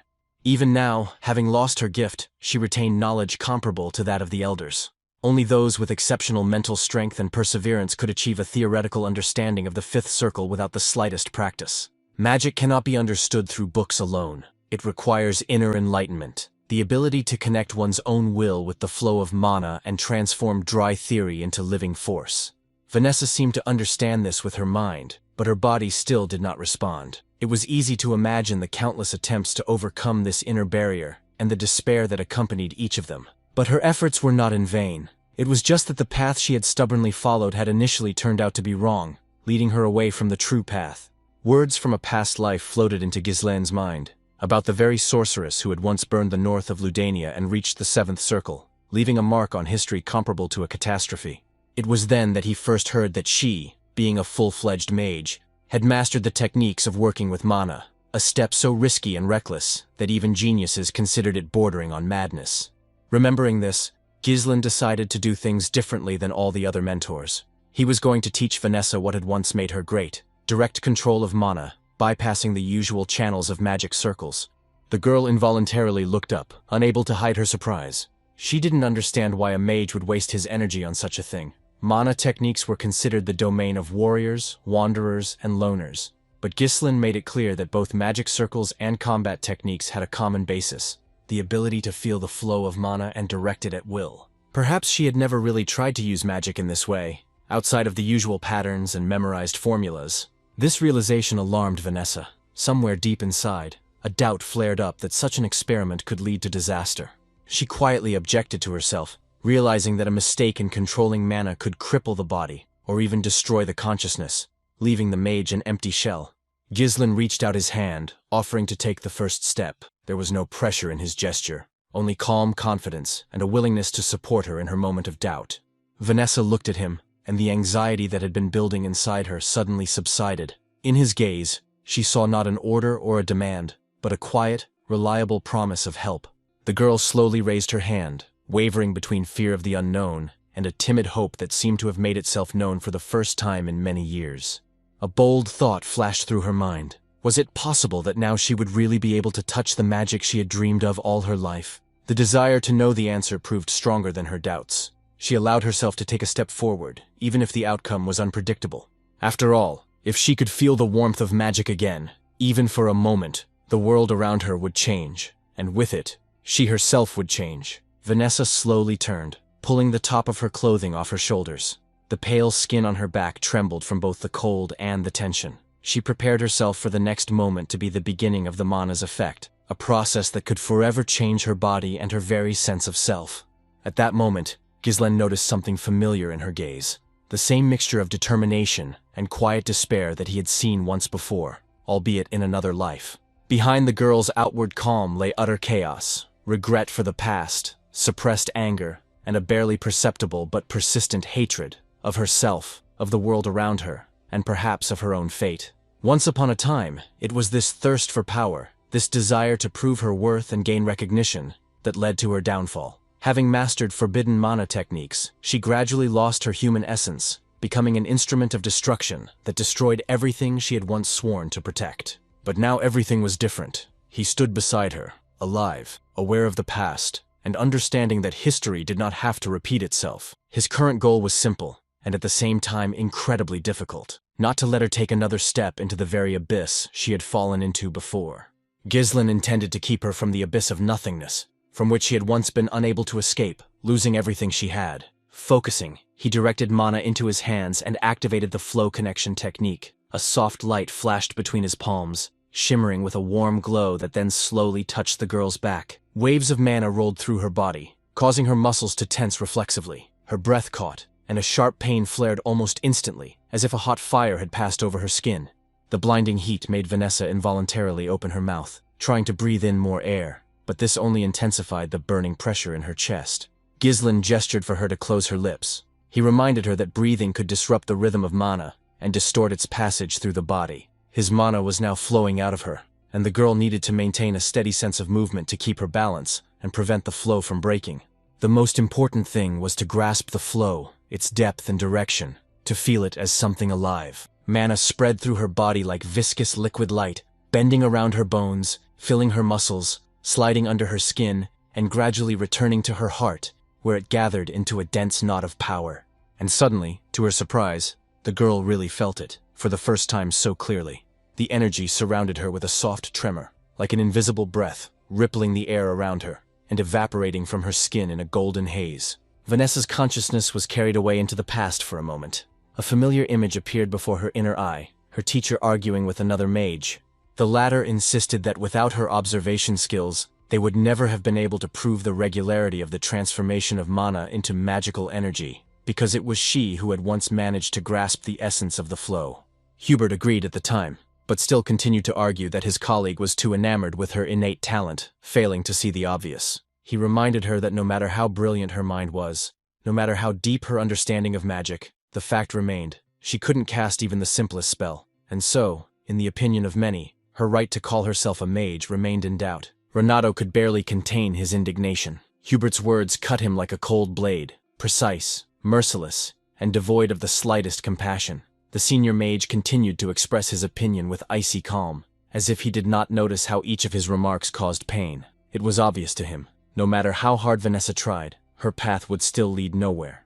Now, remembering this, Vanessa felt a real sense of longing. In her mind's eye, she saw herself as she had been before, confused, depressed by endless failures, stuck between a dream and the impossibility of realizing it. Then she just stood in front of her teacher with her eyes downcast, quietly apologizing, admitting that once again she had failed to live up to the expectations placed on her. Her voice was filled with guilt. If she had even a tiny bit of talent, her teacher would not have had to leave the tower to find a solution for her. However, the man just smiled gently and made it clear that he was not abandoning his student. He set off on a journey, seeking a way to unlock her hidden magical gift, buried deep, as if sealed off from the world. Before leaving, he asked Vanessa to lift her head and look at the sky. A simple action, but one filled with meaning.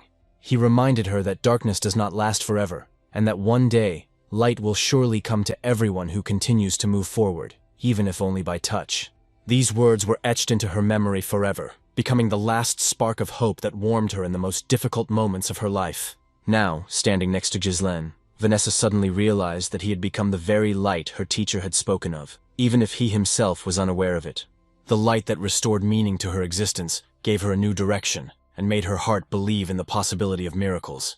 At the same time, something completely different was happening in one of the houses on the outskirts of Birdium. There were loud bangs, screams, and moans. A fierce battle was raging inside, where every moment was a matter of survival. Several knights were barely standing, arguing with each other out of fear and exhaustion. One of them exhaled heavily, saying that this madman had managed to take down 4 of them, and asked what kind of monster in human form this was, since it knew no fatigue.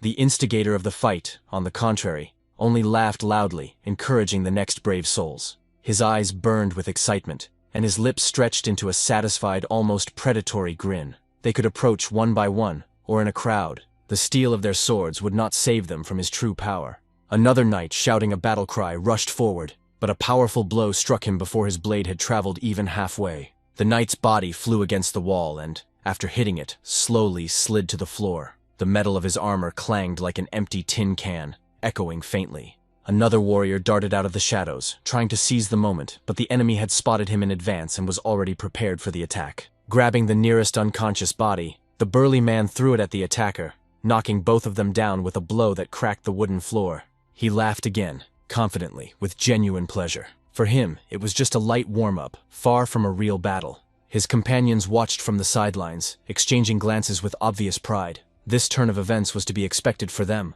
Their brother was considered the greatest warrior of his time, a living legend of the harsh northern lands. In these parts, there was truly no one who could compare to him, neither in physical strength, nor in ferocity in battle, nor in ruthless confidence in his own inevitable victory. A man lay on the damp grass by a silent lake that reflected the heavy gray sky. His armor glinted in the faint reflections of the water, as if the steel absorbed the dim light. Nearby, a sword was half buried in the sand, left there after a long training session.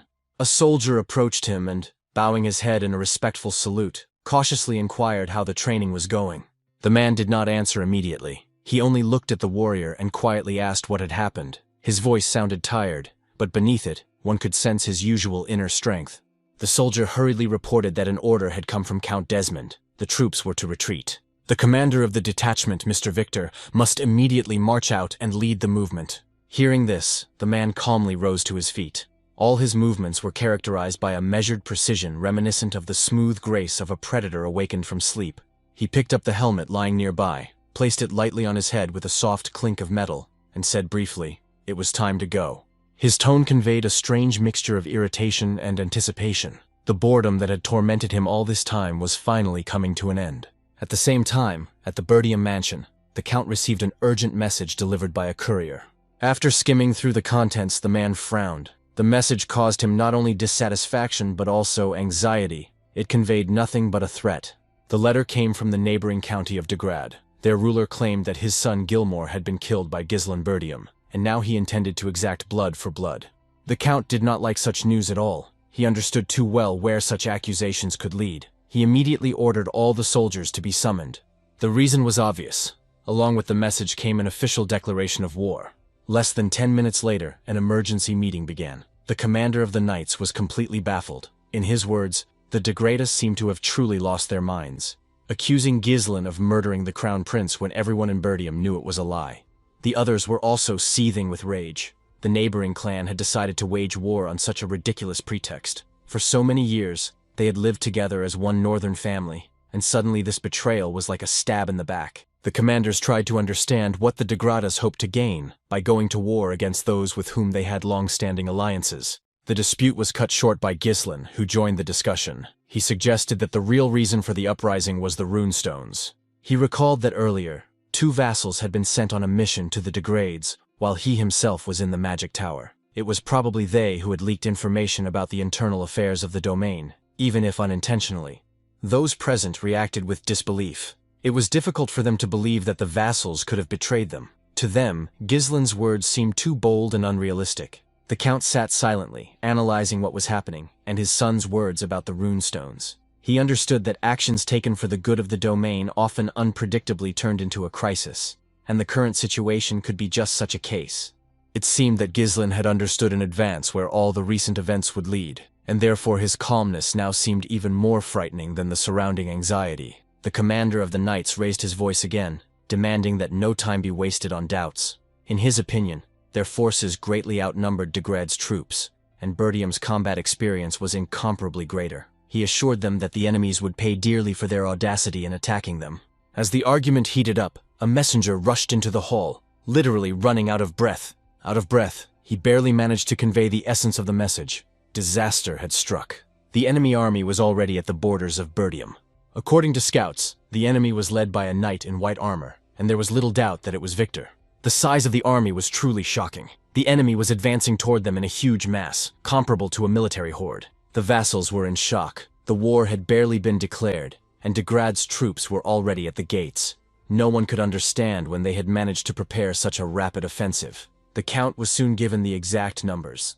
According to intelligence reports, about 6,000 armed soldiers had arrived, with another 1,000 accompanying a supply train. Numerous siege engines were moving with them, a clear sign that the assault had been carefully planned in advance. Adrian turned to Commander Randolph, trying to understand why the difference in forces was so great. How could the Degrades, who were as poor as Bertium, assemble an army comparable to the royal one? Randolph grimly reminded him that he had long warned that the troops should not be reduced. While the others began to panic, the Count remained calm. He ordered everyone to gather immediately and take action.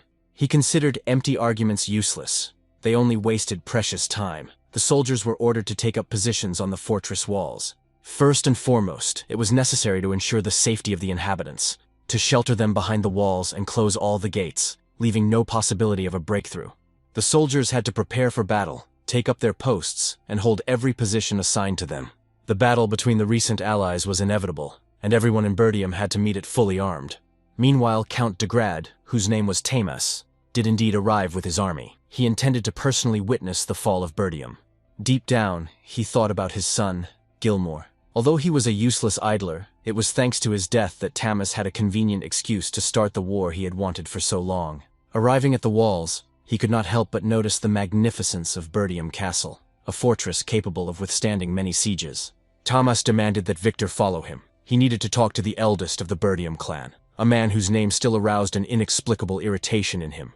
And unexpectedly, Count Bertium himself responded from the upper platform of the fortress wall, asking a single question. What madness was Tamas committing, bringing troops to the lands of an old ally? Count Bertium's words made Tamas smile, coldly, almost mockingly. What madness? His beloved son Degrad had died on these very lands, and that was the only explanation for his fury. In Tamas's opinion, Gilmore's death was the fault of the heir to the Bertium family, namely because of Ghislain's actions. In his father's eyes, there was no more compelling reason for anger. What parent would accept the death of their own child? He declared that if Bertium submitted right now, bloodshed could be avoided, and everything would end without unnecessary casualties.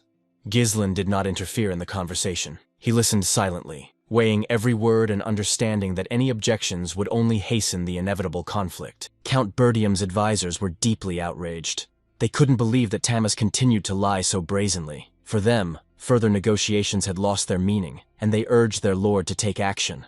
Ghislaine thought for a moment. Gilmore's death made a clash inevitable, even though Elena had been saved. The fact that the enemies had brought siege weapons meant only one thing. They intended to destroy Bertium completely.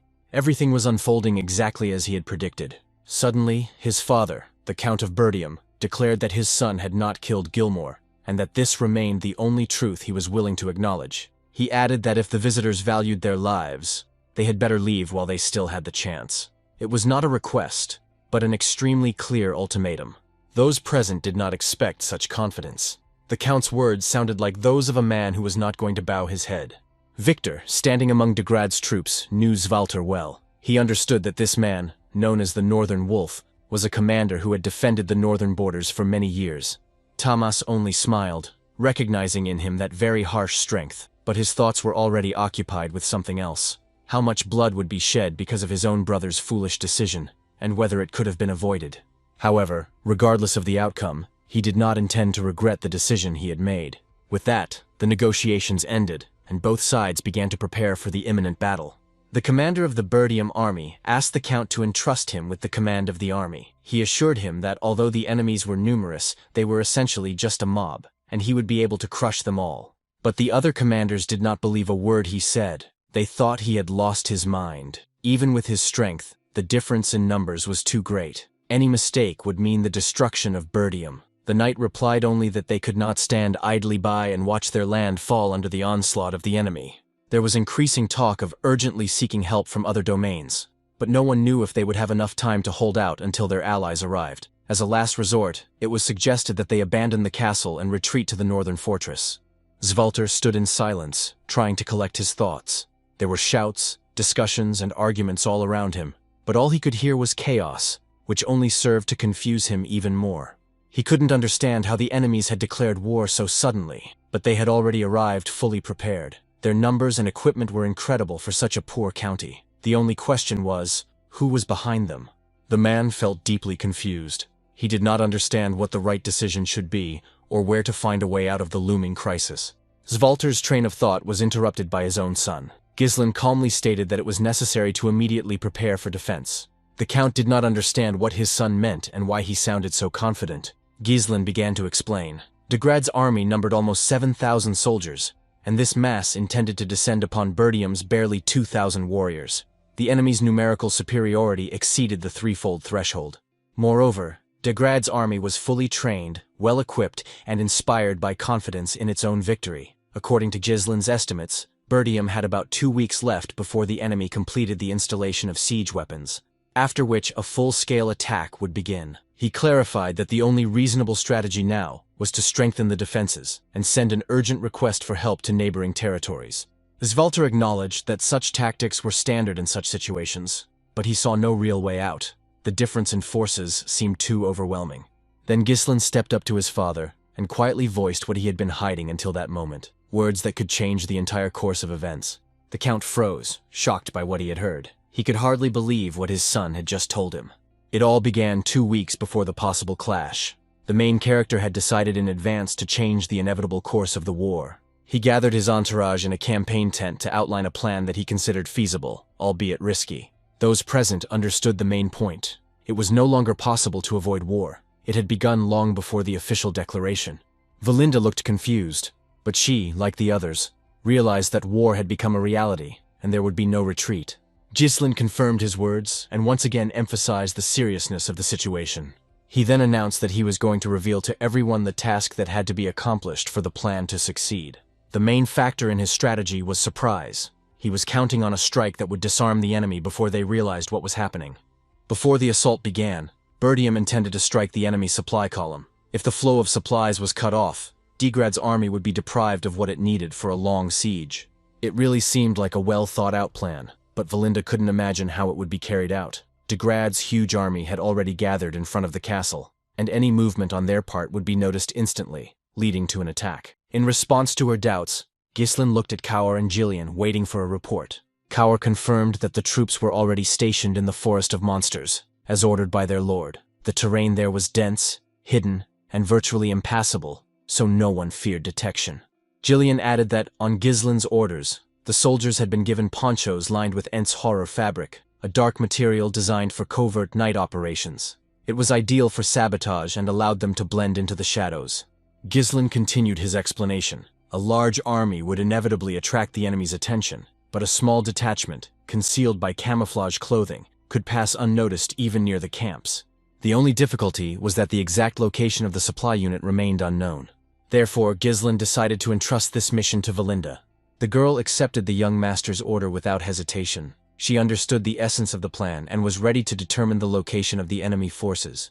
Ghislain was aware of the degree of risk involved. To complete the task, Valinda would have to penetrate deep into the enemy camp, putting her own life on the line. But he was confident that she had both the skills and the determination to succeed. This was followed by the final stage, the decisive blow that would put an end to the looming war.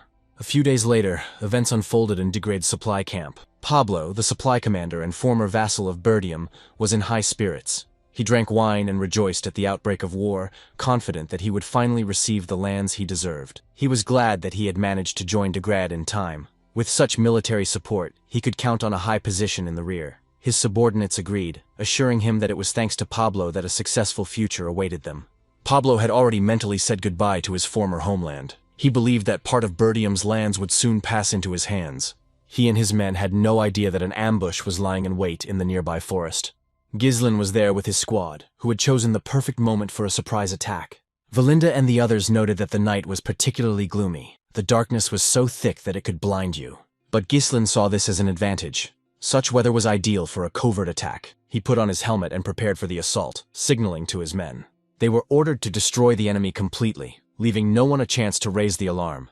Several guards sat peacefully by the fire, almost dozing off. They did not expect any danger on such a quiet night. They became alert too late, only when they heard the approaching hoofbeats of horses. But in that same moment, they were struck down by the attackers, without even having time to understand what was happening. The soldiers in the enemy camp were thrown into confusion. They realized they had been ambushed, but could not understand where the sentries who were supposed to raise the alarm had disappeared to. The soldiers never got an answer to their question. In the next second, they were overtaken and killed just as quickly, without even realizing what had happened. From that moment on, Ghislain's mercenaries were ordered to strictly adhere to the plan. No one was to be allowed to escape, and no witnesses were to survive. Panic spread rapidly throughout the camp. The night was filled with screams, the clang of metal, and muffled blows that ended in an instant. One of his subordinates ran up to Baron Pablo, out of breath, and tried to report the attack. Enraged by the chaos, the Baron said he could see what was happening himself and demanded an explanation of what his guards were doing. He emphasized that he had 1,000 warriors under his command. If they stopped running around in fear and took up arms, the attackers could be suppressed. However, the subordinate turned pale, not knowing how to tell the truth. He finally confessed that more than half of their men were already dead. The murder had been committed by the same unknown attackers, quickly, decisively, without hesitation, as if these people knew in advance where to strike and what to expect. Pablo was confused. He couldn't understand how such a well-trained squad had been destroyed in a matter of minutes. In desperation, he ordered his subordinate to deal with the situation immediately. Otherwise, he himself would lose his head and the promised lands. But before he could do anything, he was pierced by a blade and collapsed dead, as if cut off from reality. The falling body knocked Pablo himself to the ground. Standing before him was Valinda. She looked at him with cold cunning, as if she had met an old enemy. She remembered Berdium's former vassal very well. Pablo knew her too, and understood that meeting her meant only certain death for him. The supply camp was destroyed swiftly and almost completely. None of the enemies managed to organize a defense. All that remained were piles of bodies, a silent reminder of their futile attempts to protect the supplies. Ghislain stood with his men in front of the last survivor, and this man was trembling more than anyone else. Valinda reported that Pablo, one of the vassals sent to the Degrades as envoys, was standing before them. It turned out that he had not only betrayed Berdium, but also passed on valuable information to the enemy, and then became the supply commander. The Baron, having lost all pride, begged for mercy with trembling hands, hoping to save himself in some way. Ghislain asked only one question. Who was the real instigator of this whole war? The man shuddered, struck by how quickly he had been cornered, and in fear began to reveal everything he knew. He confessed that the true instigator was Count Desmond. This entire war, all the lies and manipulations, were the result of the intrigues of one man alone.